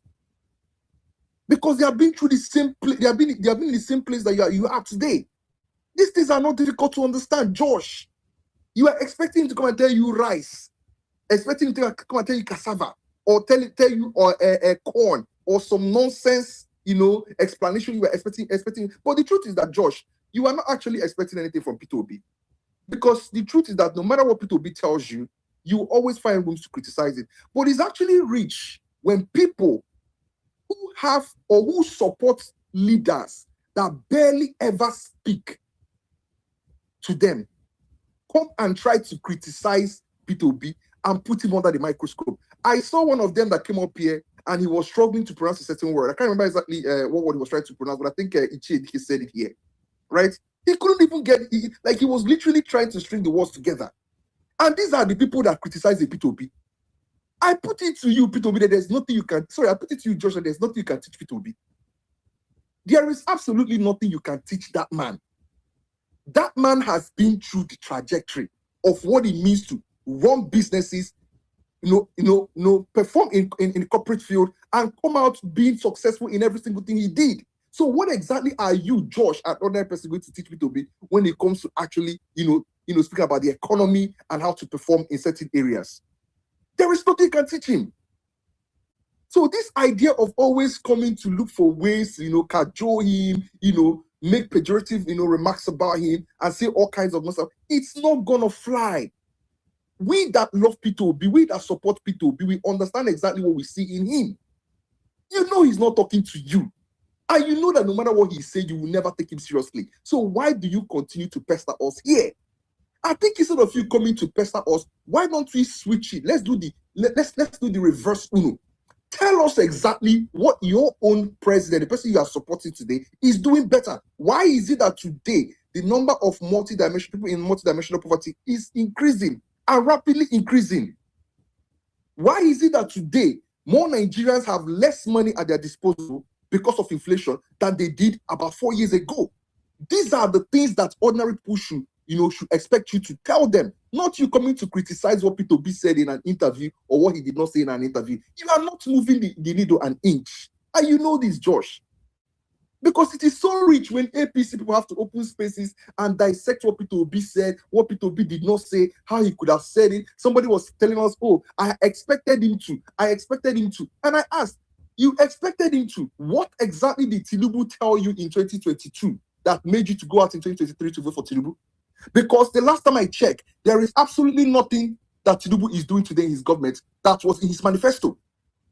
The manifesto he brought out in 2022, there is nothing he's implemented today that is in that manifesto. So what exactly did Tinubu tell you that convinced you? A man who goes on stage to tell the people, all I want to do is dance. A man who picks up the mic and licks it. A man who goes there and says, lie, that can even barely articulate his words. What exactly did that man tell you to make you support him? But no, it is rich for you to come and tell people, oh, you should do it this way. Why don't you do it that way? No.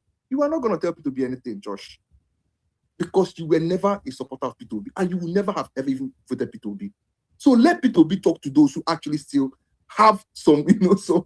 Dr. O, they laugh. Let Peter Obi talk to those, you understand, who still see some semblance of, let me say, I don't even know how to put it, but you understand where I'm going. The point I'm making here is this, Josh. Let me run up with this.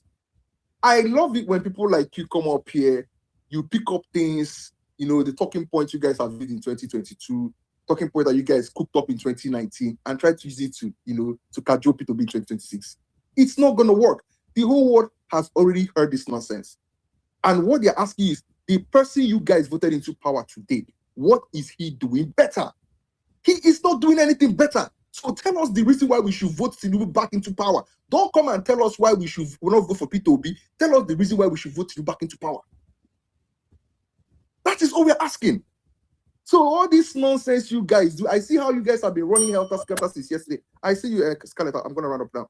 You guys have been running helter-skelter since yesterday. I even saw that you guys, I think it was Mark who said a space today, crying bitterly. You guys have been battling AI, Grok, saying all kinds of things, trying to get something that you're going to use to nail Peter Obi after this interview. But it's not sticking because the man was not talking to you. And those he wanted to speak to, those he spoke to, already got the message. And when the time comes, they are going to tell you exactly how they feel about the man. And that is all that matters.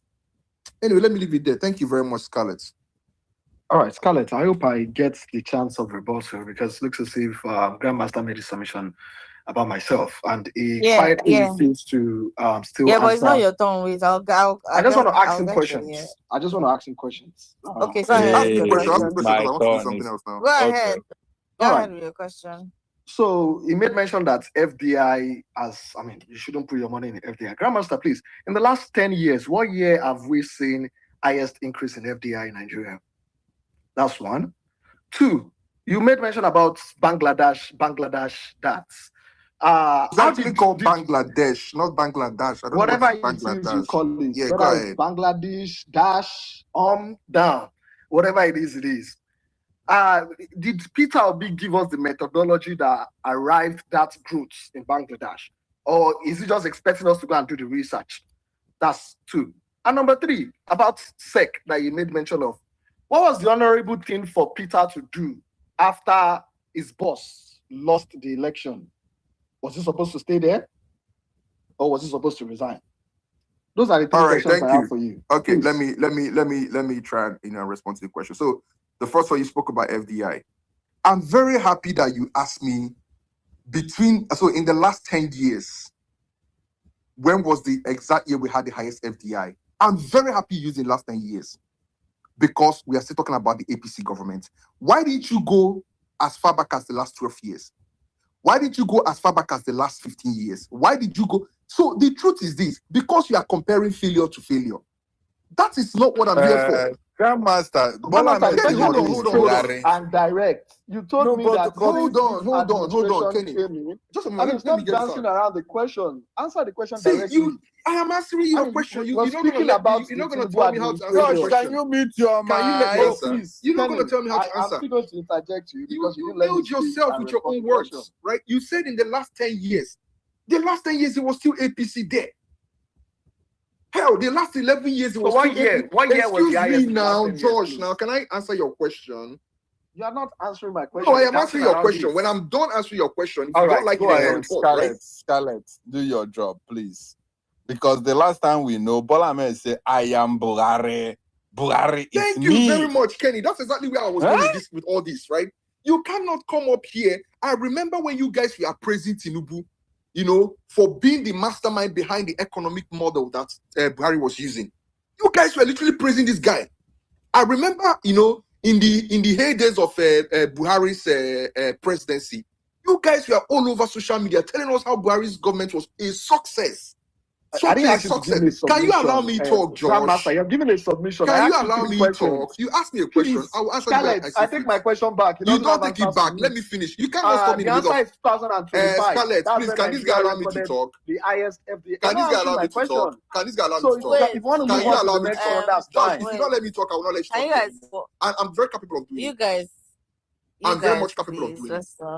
Let's not do that. I just want you to answer the question. You are very much capable of doing it. If you don't let me talk, I'm not going to let you talk.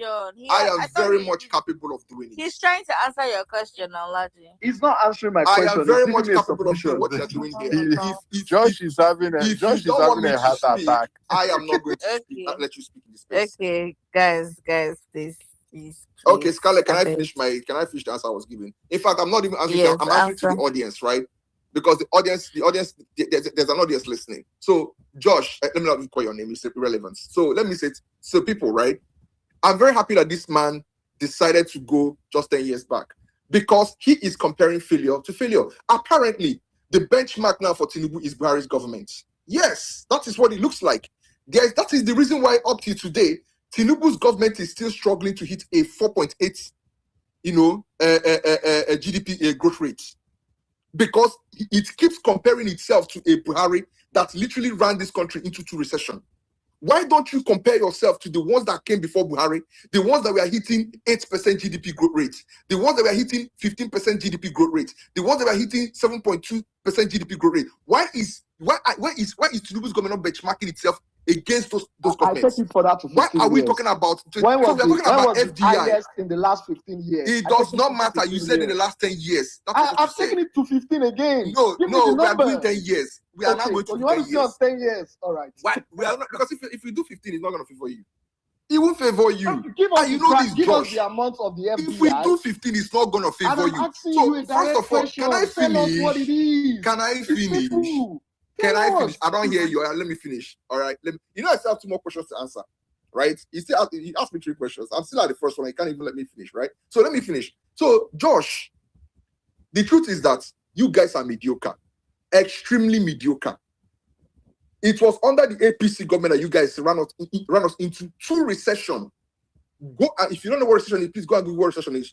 This guy literally took us into 0, minus. Buhari took us into minus, and that was when they were using the great Tinubu's economic model, his strategy of economic governance. That was when Nigeria ran into 2 economic model.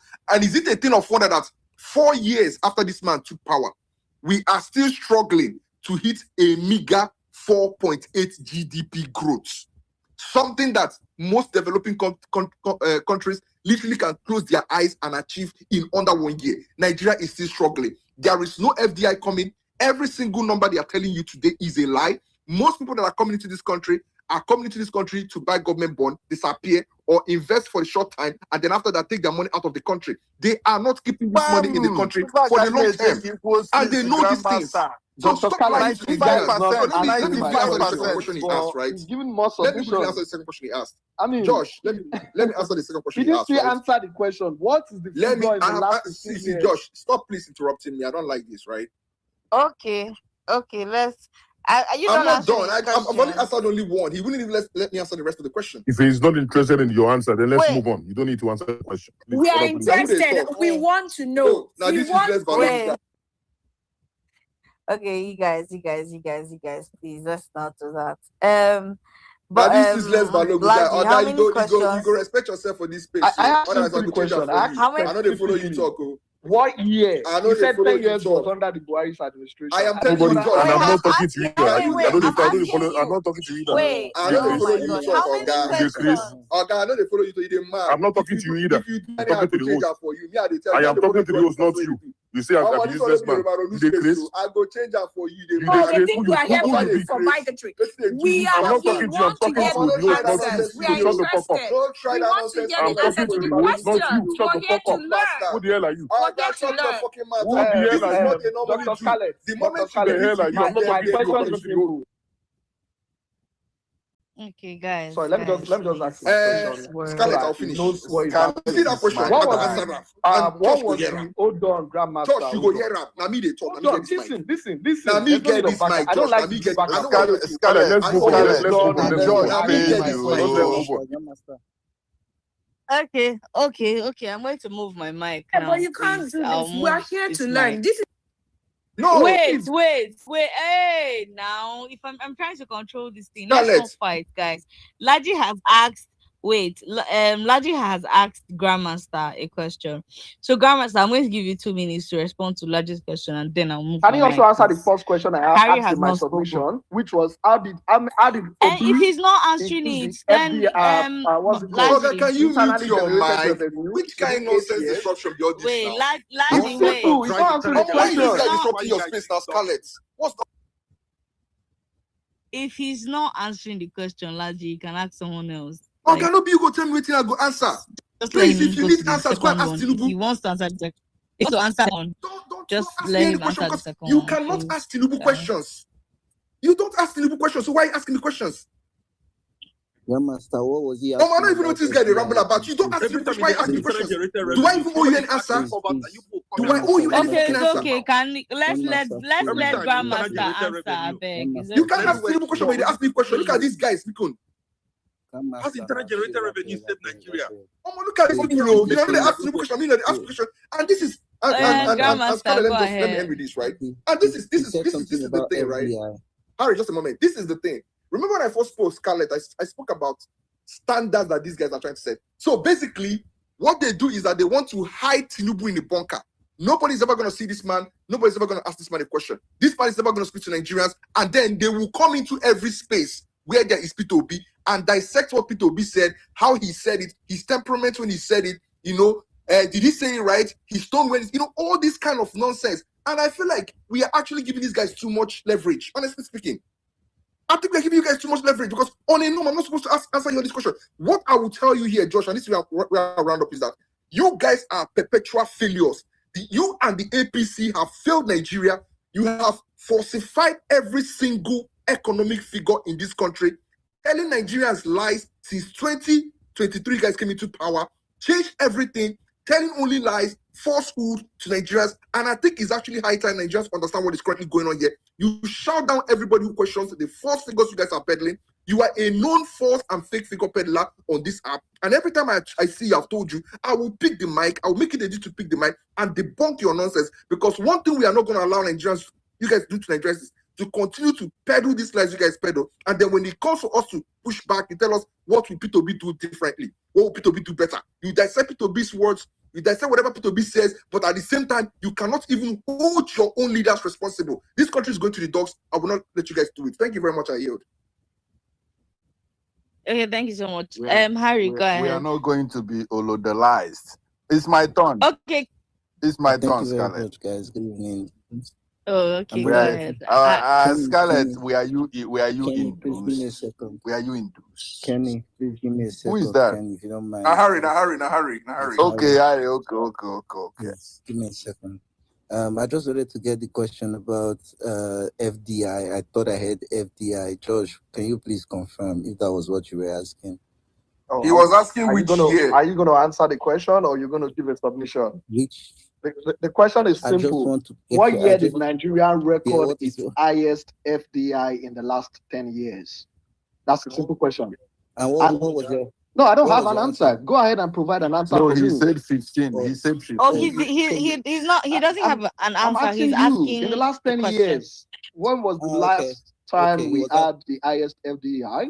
And the next question. He said 15, Josh. I thought he said 15. himself against Buhari's government. These guys, it's a waste of time, please. He's just benchmarking himself against a failure like Buhari. Just move on, please. It was in 2016, and that was the APC government. And now, the highest FDI that Nigeria has ever picked was not under the APC government. It was in 2011, and it was under. So you're telling me right now that in the last 10 years, the highest time we've recorded our FDI was when? 20 what?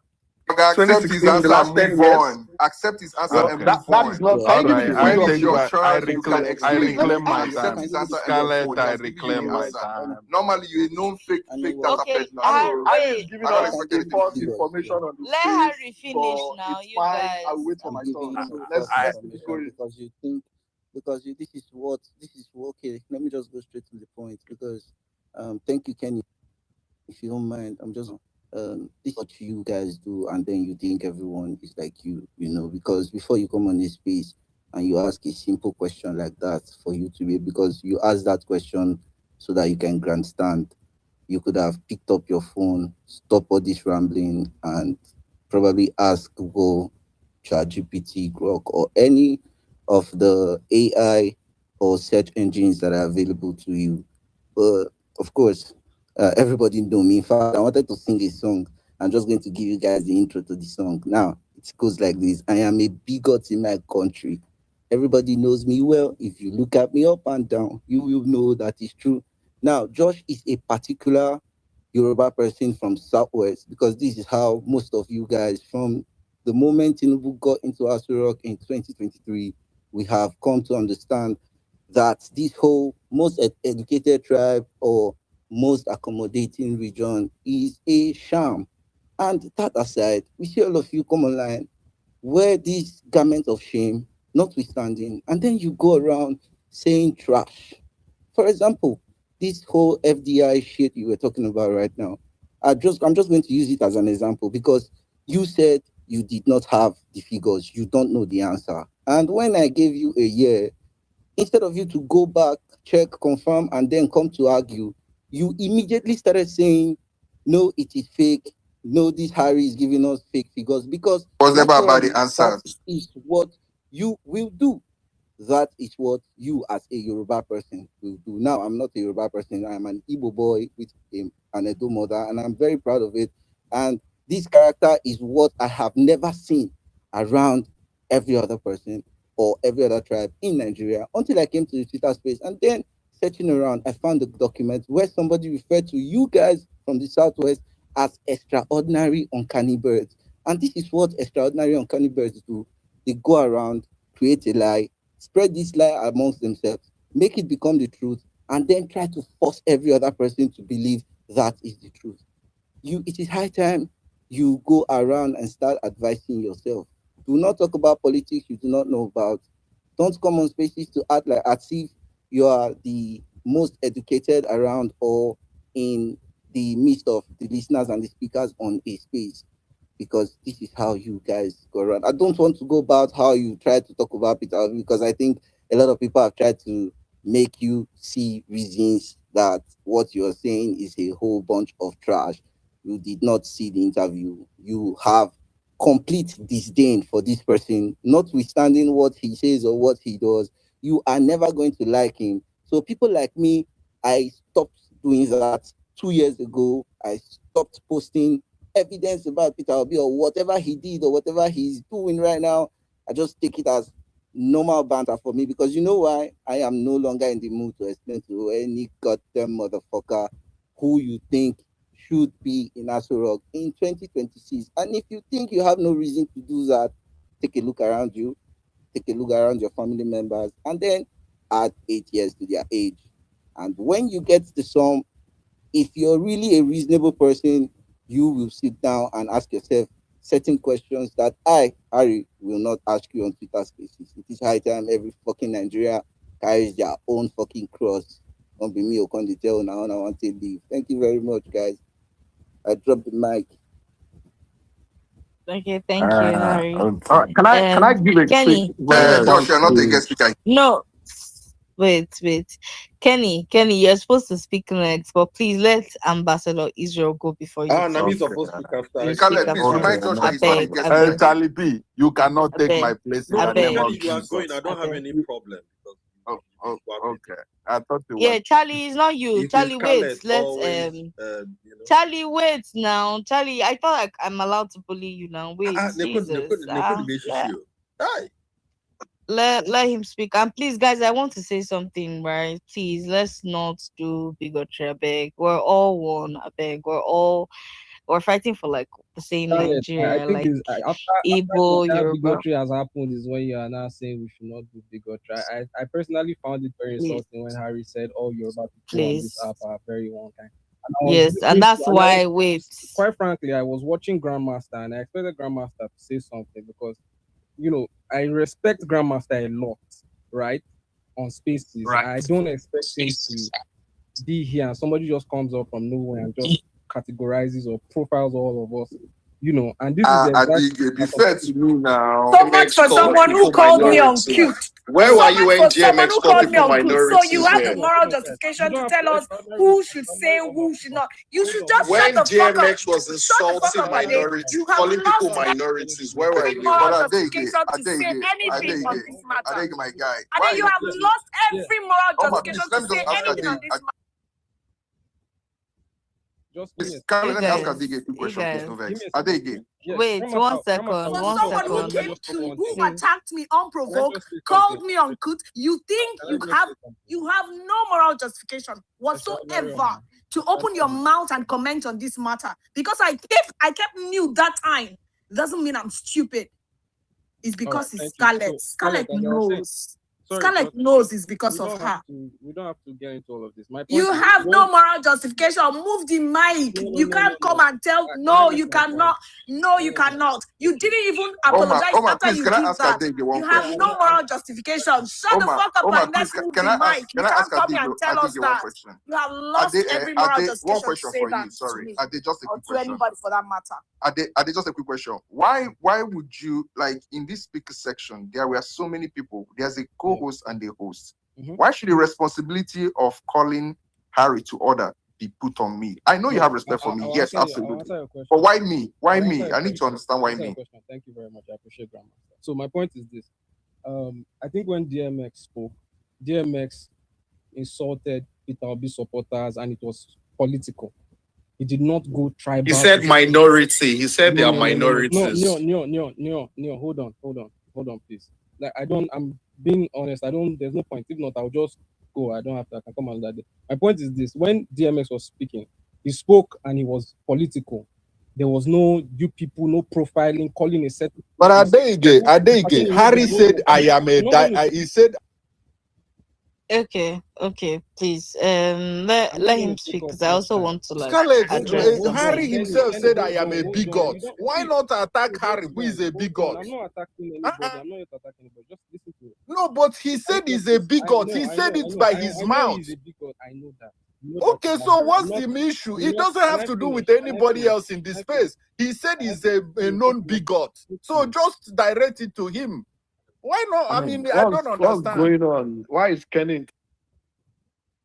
Okay, let me just speak. Adega, I know what you're trying to say, but they're not letting you speak, and there's a reason why I like pause the space. Please, I don't want bigotry on my space. Please, like we're all fighting for one Nigeria, and if Nigeria becomes as good as we want it, it will be the Igbos, the Yorubas, the Hausas, the Edo, the Orobo, and everybody living in it. It's not just one particular If you don't want region. bigotry, you should have shut him down the moment. Scarlett, can we I still need to know why please. Adege expects me out of everyone in the speaker section to be the one to call And Harry. then DMX said, if "God he will not said, bless." but Grandmaster, you literally just heard him say that he holds Why you in didn't high you shut regard. him So down maybe he was if you know you don't expecting. want bigotry on your space? When he was calling out Josh and saying Bolaji, all what would he you was like to saying. do you want to DMX said, "God will not bless you." bigotry? Bolaji, some of us have something we are doing. Don't expect us to run space for this amount of hours and stay close, so it's on our phone. We do move out, we do go around and come back. So if it has happened, we apologize. And let's move on from that. Let's not hold that. I don't want this to. Yes, and that's why I was referencing it. The hosts have said it. If you're not be comfortable, you can please just drop. But we're not here to. Like I literally heard it, and then I'm immediately like calling. Like everyone's But DMX said, "God will not bless move on. obedience." Nobody called him out here. Can you stop? He said, "Did you not say God will not bless obedience?" No, that's not bigotry. That's not bigotry. Oh, God will punish obedience. It's not bad. Okay, Let's so just it's move my the mic, turn I now. beg. Ambassador, Kenny, wait, Oh, Kenny, okay, you for speak. Just ambassador. hold Okay, on. okay, Let okay. Ambassador Israel speak. Thank you so much, Scarlett. I'm really, glad to join the conversation. I'm just going to stick to the topic. A lot have been said, and the back and forth. I'm not going to continue from that. Dissecting Peter B's channel interview. I watched the interview. It was really an in-depth interview, and I didn't just watch it, for watching sake, but of course to analyze every of the discussion. So I have like two takeaways, from the interview, and the one that resonated most, with me was the emphasis, on Peter B's mantra, which has to do, from consumption to production through agricultural development and economic reforms. I think Peter B, made a lot of points in the past as regards this policy. What Nigeria, of course, needs today, if you agree with me, we need to put more effort, on our consumption, on our production rather, because if you check what we currently have in the country as regards the production output, of course, it's nothing to write home about. And it's high time that leaders begin to stick to issues. I think our politics now should be issue based, and it saddened me when we begin to try to deviate from what affects us as citizenry. We have a lot of issues that we are facing in the country, so that should be the basis, for the politics. But today it's really difficult for some set of interest to stick to that issues that affect the whole of the citizenry. So back to that takeaway. I think if Peter B, as he said, rightly said, on the interview, based on his statistics as regards, that policy, if we can tackle that area of agriculture, I think we'll be able to really put a whole lot of things together as far as our economic is concerned. We really need to tackle, insecurity first, which of course he also emphasized, because you cannot get the economy working if the insecurity is not being tackled. So that's why it's important as a leader that you have that as your focal point going into the election. Then the other aspect that I'm going to talk about, it has to do with the cost of governance.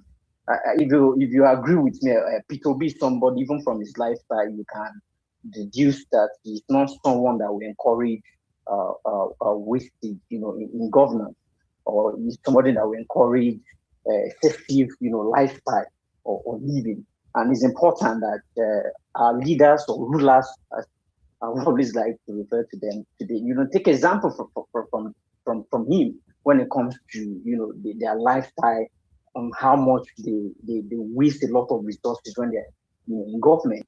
Today, you can of course attest to the fact that a lot of times you see some of these guys, with their convoy, maybe going for a state visit, or in fact, they are even going for just a tour, to their home country. You see a lot of fleet of cars, going about, and this for some person might not find it really a big deal, but I think it's a big deal because if you cannot tackle that right now, where you tell people to sacrifice because you think that the people, of course, need to play their own part by sacrificing, but the leaders are also living, in opulence. So I think it's important that we address that, and that's what P2B's leadership is going to bring to fore.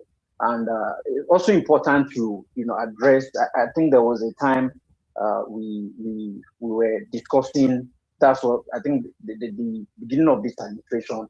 They talk about this cost of governance, and then you check the numbers of ministers that they have, in the cabinet, of course, that's not where you're going to address, cost of governance. Because if you should check and estimate the, expenses that you're going to incur from this number of ministers, because I think per ministry, I think you have what we call domestic staff. Yes, even the domestic staff alone, if you check their cost of expenses, is really a whole lot.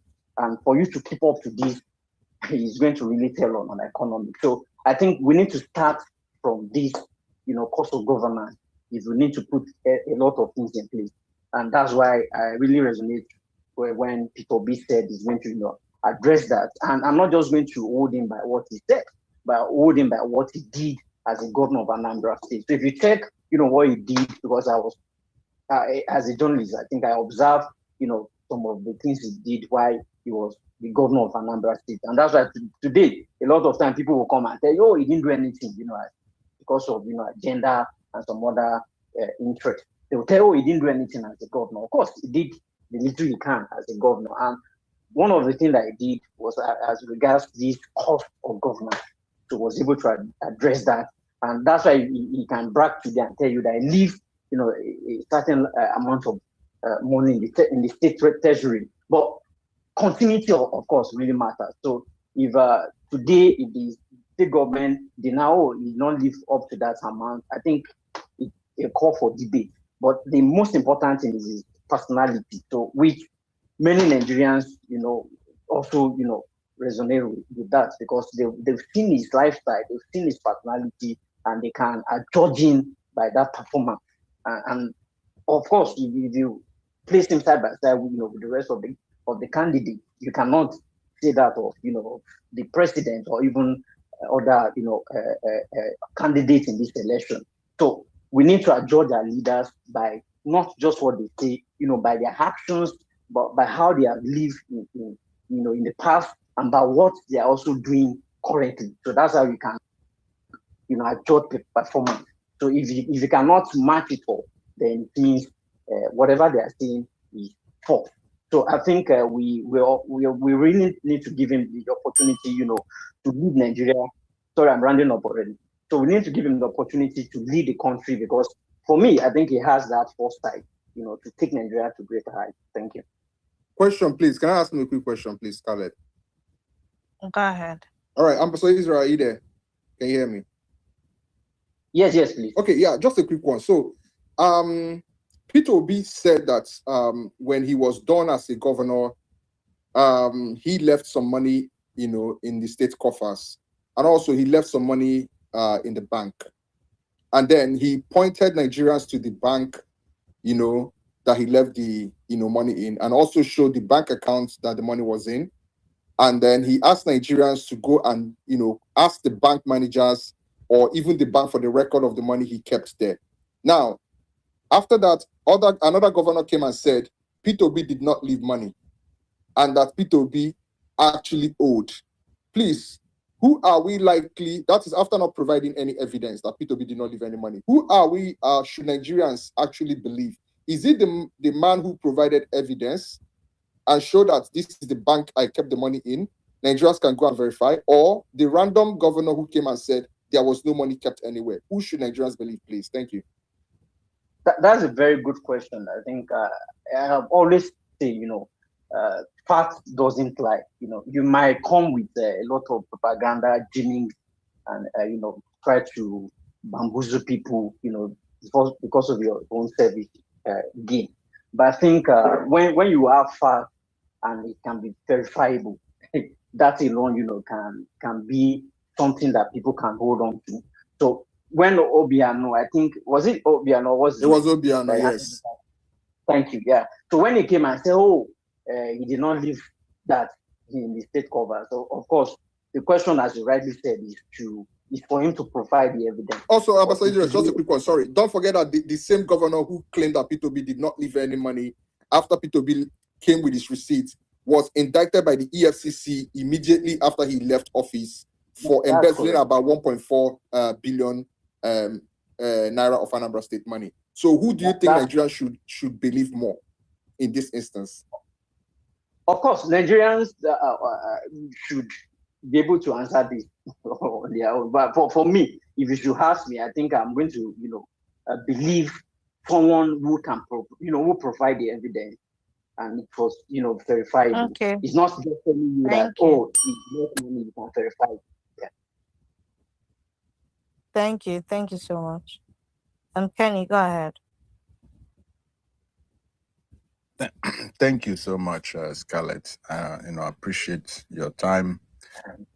Thank you for giving me the time to talk. At least now I have processed the news that Nigeria did not operate SEC for 4 years. I felt stupid, Scarlett. That was where my shock came from. I felt so stupid. Scarlett, they sent to you, they said, oh no, it was not dissolved, just the board was dissolved. Scarlett, please go and check SEC in United States. What make up the SEC is actually the same board. The same board. You search the name Jerome Power in America. This man is almost as powerful as the president as we speak. He's so powerful that Trump has tried everything to push that man out, but he did that. Bam. Very powerful. People that understood economy. People that understand how to, follow, demand and supply, consumption and demand. When to lower interest rate, when to high interest rate. That follows it on the market, directly on the market, not on the paper. They will come and write number. No. You can see, things are adding up money, the inflation is going up, and they will go and tweak the interest rate. You can see it on a real life. That's how it works in the United States. Now, so it became shocking when I heard that the same body that is in charge of tweaking and retweaking and assessing and retweaking was dissolved for 4 years. My head went off. So APC, oh Jesus, have mercy. The day Nigeria will understand the level of scam that is happening in Nigeria, I don't think anybody that is APC will survive on the street. I don't think so. They took this, they dissolved this. No wonder.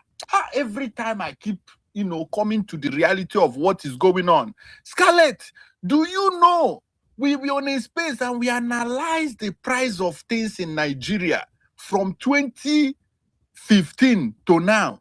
Do you know it has increased by 1,200? Not only fuel, both food and commodities. Put percent.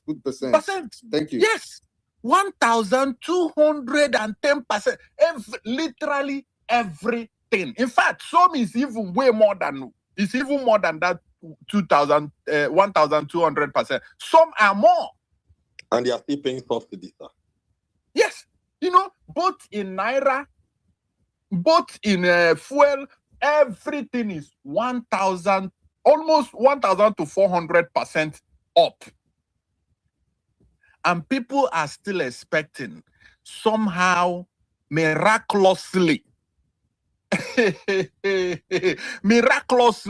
Nigeria will come out of this Yahoo. No, you are not coming out. You are not coming out, because Buhari took the fuel from where it was 80-something naira all the way. He took the fuel to 270-something naira.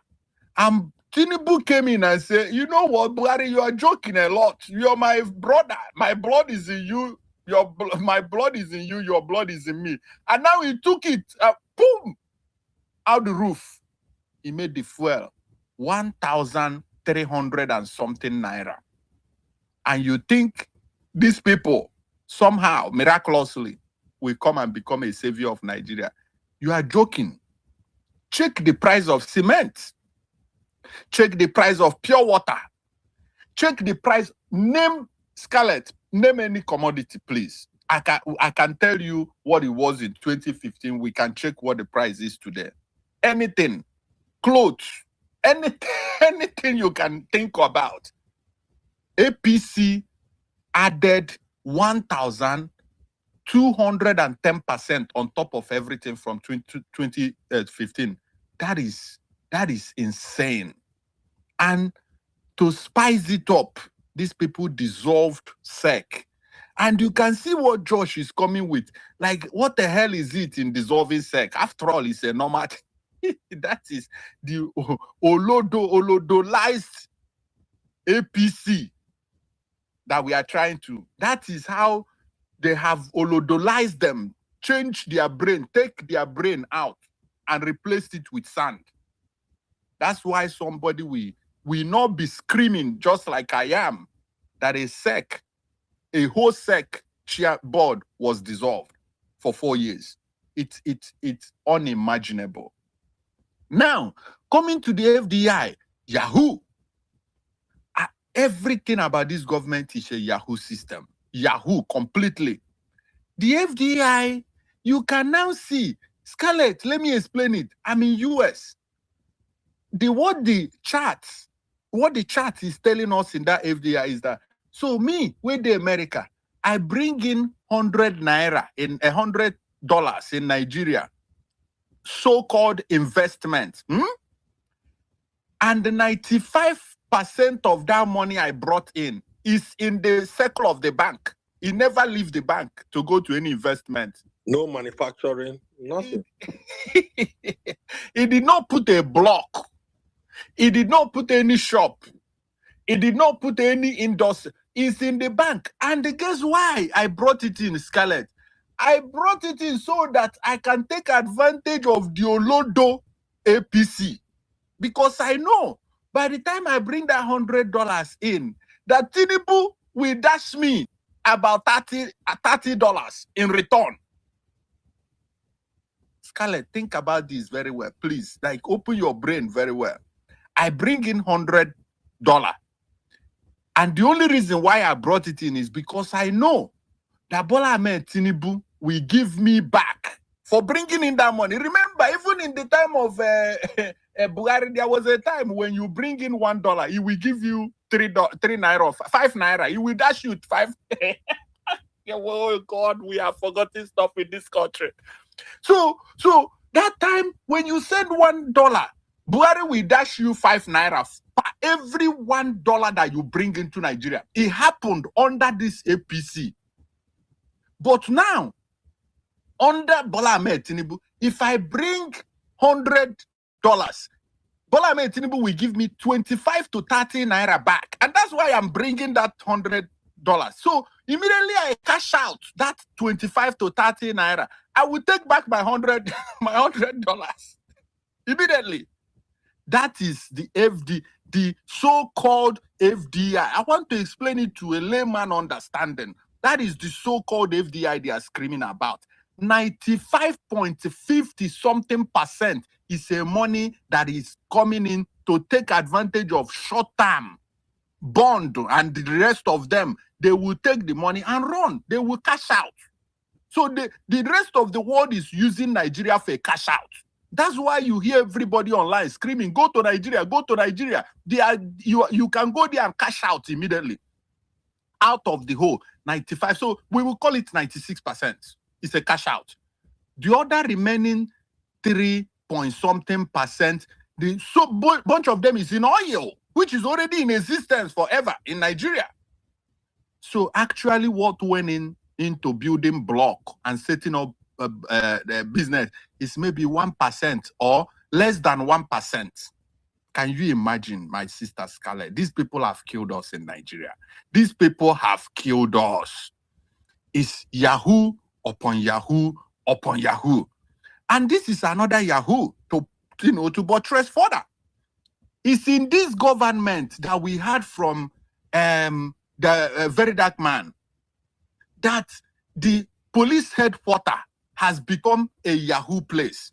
So people are now bringing people from abroad, take them to federal government, like police headquarters, and dupe them. And those people are coming in believing who they are investing in because they brought them into the police headquarters. Unfortunately, they never knew that the ASROC themselves is Yahoo. Because if you say, okay, oh no, it's on the police, it's only on the parastatals. Now, Bola Ahmed Tinubu himself set up a Yahoo organization. Himself. Dubiously, he will submit budget. Dubiously, he will get the money and pocket it. And by the time he comes into limelight, because the person they are using for the scam could no longer pay for the money that he borrowed to get into that office, he came into limelight. Guess what? Somebody disappeared in the middle of the whole thing. Yahoo government. Yahoo. That's why when you hear people screaming on TV all the time, foreign investment, hey, Nigeria, people like Akintoge. It's actually called Oluwole government. Oluwole government. You hear people like Akintoge, the miracle of Bola Ahmed Tinubu because of the money coming from abroad. Scarlett, did I even start? Okay. So, I haven't even started. Just see what the problem here. You know, when you hear people like Akintoge and the rest of them say, when it comes to economy, Bola Ahmed Tinubu XYZ, that is what they are talking about. That the Bola Ahmed Tinubu gave a green light for the whole foreign, all the people living in abroad and on the foreigners to come into Nigeria and cash out. That is what is going on in Nigeria. Now let me move straight before you ring the bell again on the insecurity part, which Bola Ahmed Tinubu at this point it will not be wrong to say that Bola Ahmed Tinubu is a drinker of blood of Nigerians. This man likes drinking the blood of Nigerians. He feeds off. In fact, I think that is what is actually keeping him alive till now. Because he doesn't come out, he doesn't speak to Nigerians, so there must be a blood that is feeding him. So I think it's blood of Nigerians. He enjoys it. Why did I tell you that he enjoys that blood of Nigerians being wasted? Because when there was a killing in Kwara, the church killing and kidnap, Bola Ahmed Tinubu traveled to UK for one bet.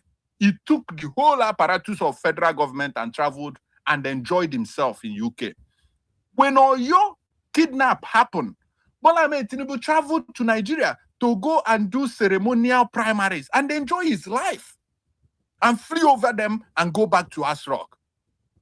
Have you ever seen Bola Ahmed Tinubu in any place of insecurity? The answer is no.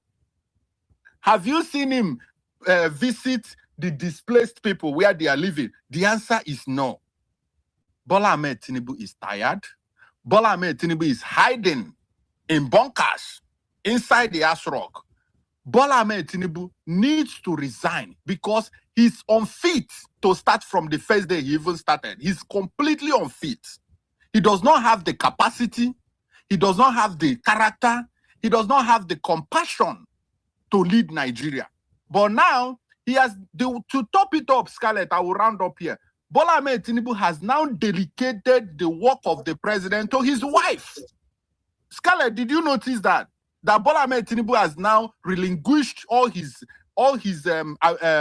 duties to his wife. Did you notice that? I can give you an example to round up. This is where I will round up. Who visited US? I have a question for you when you're done. Thank you. Please, I have a question for you as well, please. My brother, let me finish. Who visited US? The wife of the president, not president. Who visited Edo? Remi Tinubu. Who went to Bayelsa? Remi Tinubu. Who went to Delta? Remi Tinubu. Who went to Abia? Remi Tinubu. Jigawa? Remi Tinubu. Everywhere, Remi Tinubu. Enugu. Where Enugu? Remi Tinubu. Where is the president? Ebeka president in Nigeria now. So, Scarlett, please, you have to. Okay, to round up, this is the last statement in 5 seconds. Everybody, please help me. We need to go and chase Bola Ahmed Tinubu out like a rat. We want to bring him out. Let him come and speak. I'm not demanding 2 hours of P2B from him. No, I'm only demanding 10 minutes. 10 minutes. 10 minutes. I don't have any business with witchcraft. Remi Tinubu, I don't have any business with her.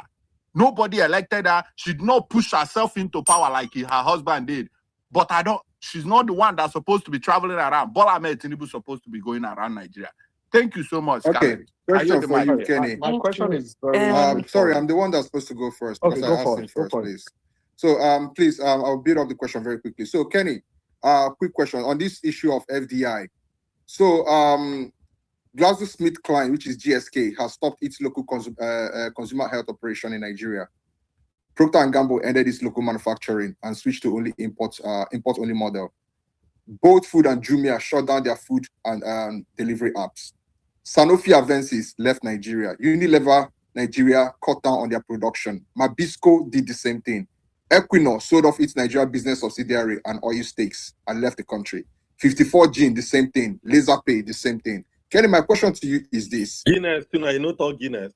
There are too many of them to list. I don't want to list all of them, right? So my question to you, Kenny, is this.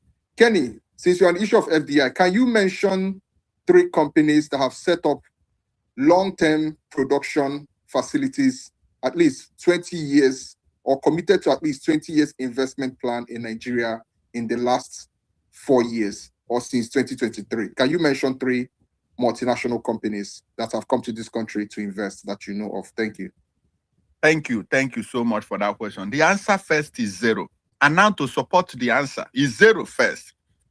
To support the answer, when you compare FDI I'm answering questions, Scarlett. You cannot marginalize me. Scarlett, you cannot marginalize me. So, can I finish, Josh? Just hold on. Thank you. I don't want to be marginalized. So, when you compare 2011 FDI to now FDI, go and do the comparison. Scarlett, go to Google, say, or Grok or any, ChatGPT, compare 2011 FDI to 2025 or 2026 FDI. You will understand what everything coming in to Nigeria now is short-term investment, cash out investments. That's what we are dealing with. Cash out.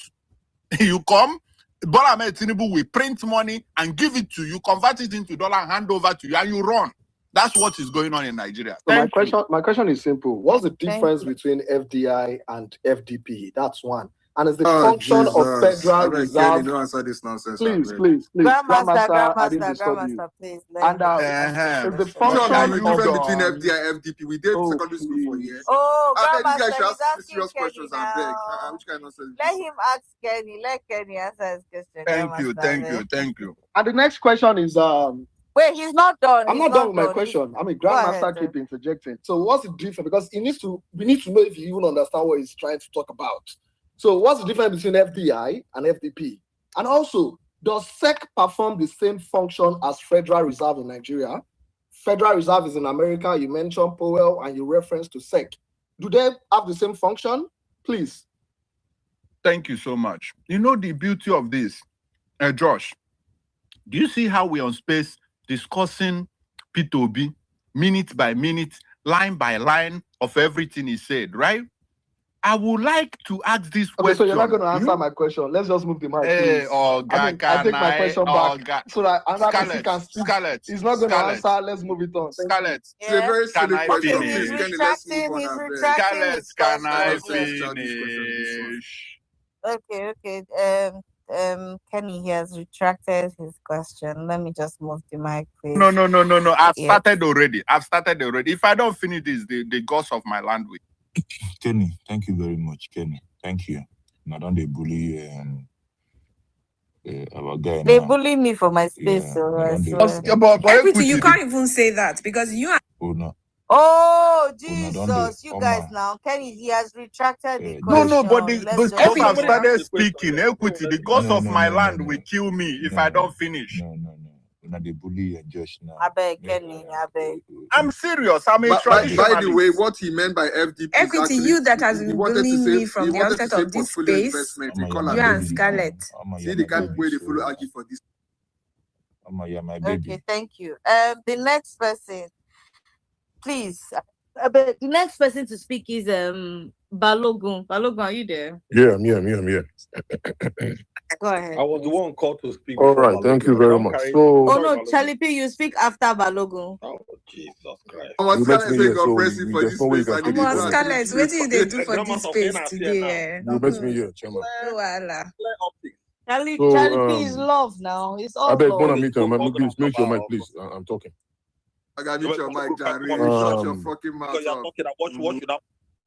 Okay. You guys not do When that. you guys were talking, I never interjected one person. So shut the fuck up. You I interjected, did not interject please. one person. My mic has Grandmaster, been stop muted lying. for long. So will you shut the Wait, fuck up? My mic has been muted for long. No. Balogun has actually been mute. I did not interject one person. So mind your business and Scarlett, mute that's your not fucking true. mic. Scarlett, that's not true. He Then interjected. mute your fucking mic. You guys, If I Because decide not to mind my if you business, interrupt, I will also now you interrupt want to you. speak, Abi. You will not speak if you interrupt me So again. now you love to speak, Abi. Will you shut the fuck You up? don't see how they take Abi. You the Chris? Oh, there. Grandmaster, let him God go punish you. Grandmaster, leave a maid talk, I beg.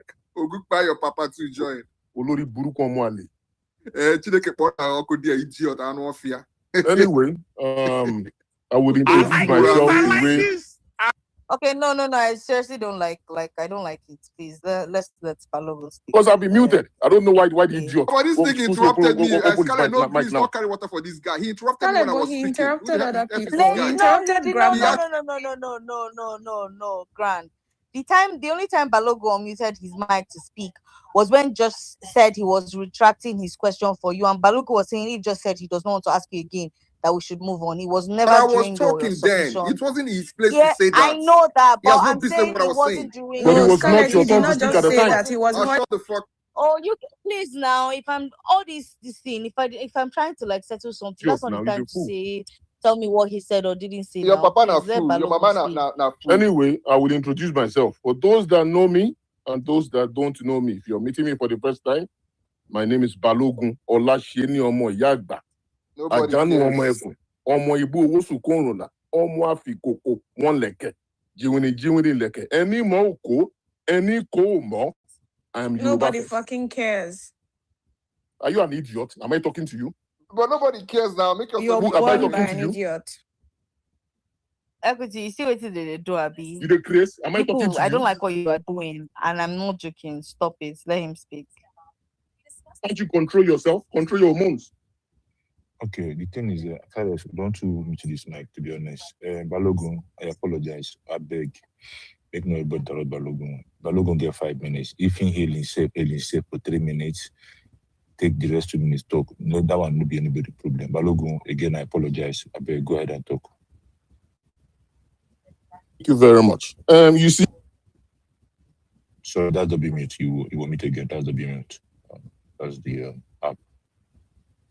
All right. So any man or anybody following the likes of Peter Obi, for you to listen to Peter Obi and think that man is the man that's going to save you, you need to first and foremost take your brain and put it in your anus. Because without that, you cannot be able to think and follow that kind of person. A man, when asked the question, I'm going to play a clip real quick.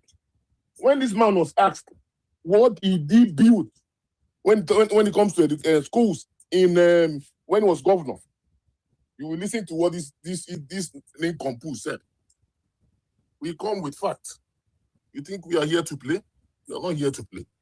Shehu asked him a question, and you'll be shocked at this man's answer when he was answering this question about what he did. Let me play this real quick. All right, this is it. Just listen. Real quick. Like what I said Peter Obi take Anambra State 20 years back. No, not this Why one. Not this one. Come on. We keep record. We will play them. All right, I think I found it. Yeah, this is it. in Anambra State. Can you clarify it once and for all? Mr. Peter Obi, did you build any school? If not, why so? Schools. What are the schools that they built? Let me even start from tertiary institution. Built.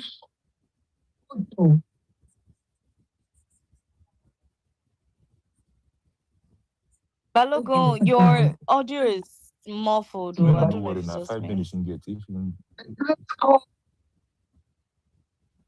No, Balogun, can you hear me? Can you yes, leave us, Scarlett? Let him finish. I We can are hear you. hearing Oh, you. you I guys can hear stop you. now. Balogun, if you can hear me, the audio is not coming out Balogun well, audio is so you not might coming out. need to maybe check your settings.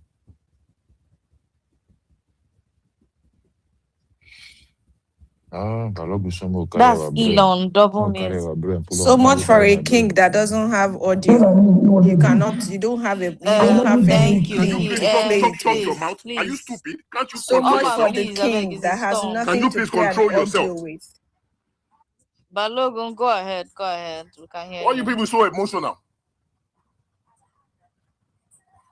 During your time as governor in Anambra State, can you clarify it once and for all? Mr. Peter, did you build any school? If not, why so? I built more than schools. If he is indeed elected as president, then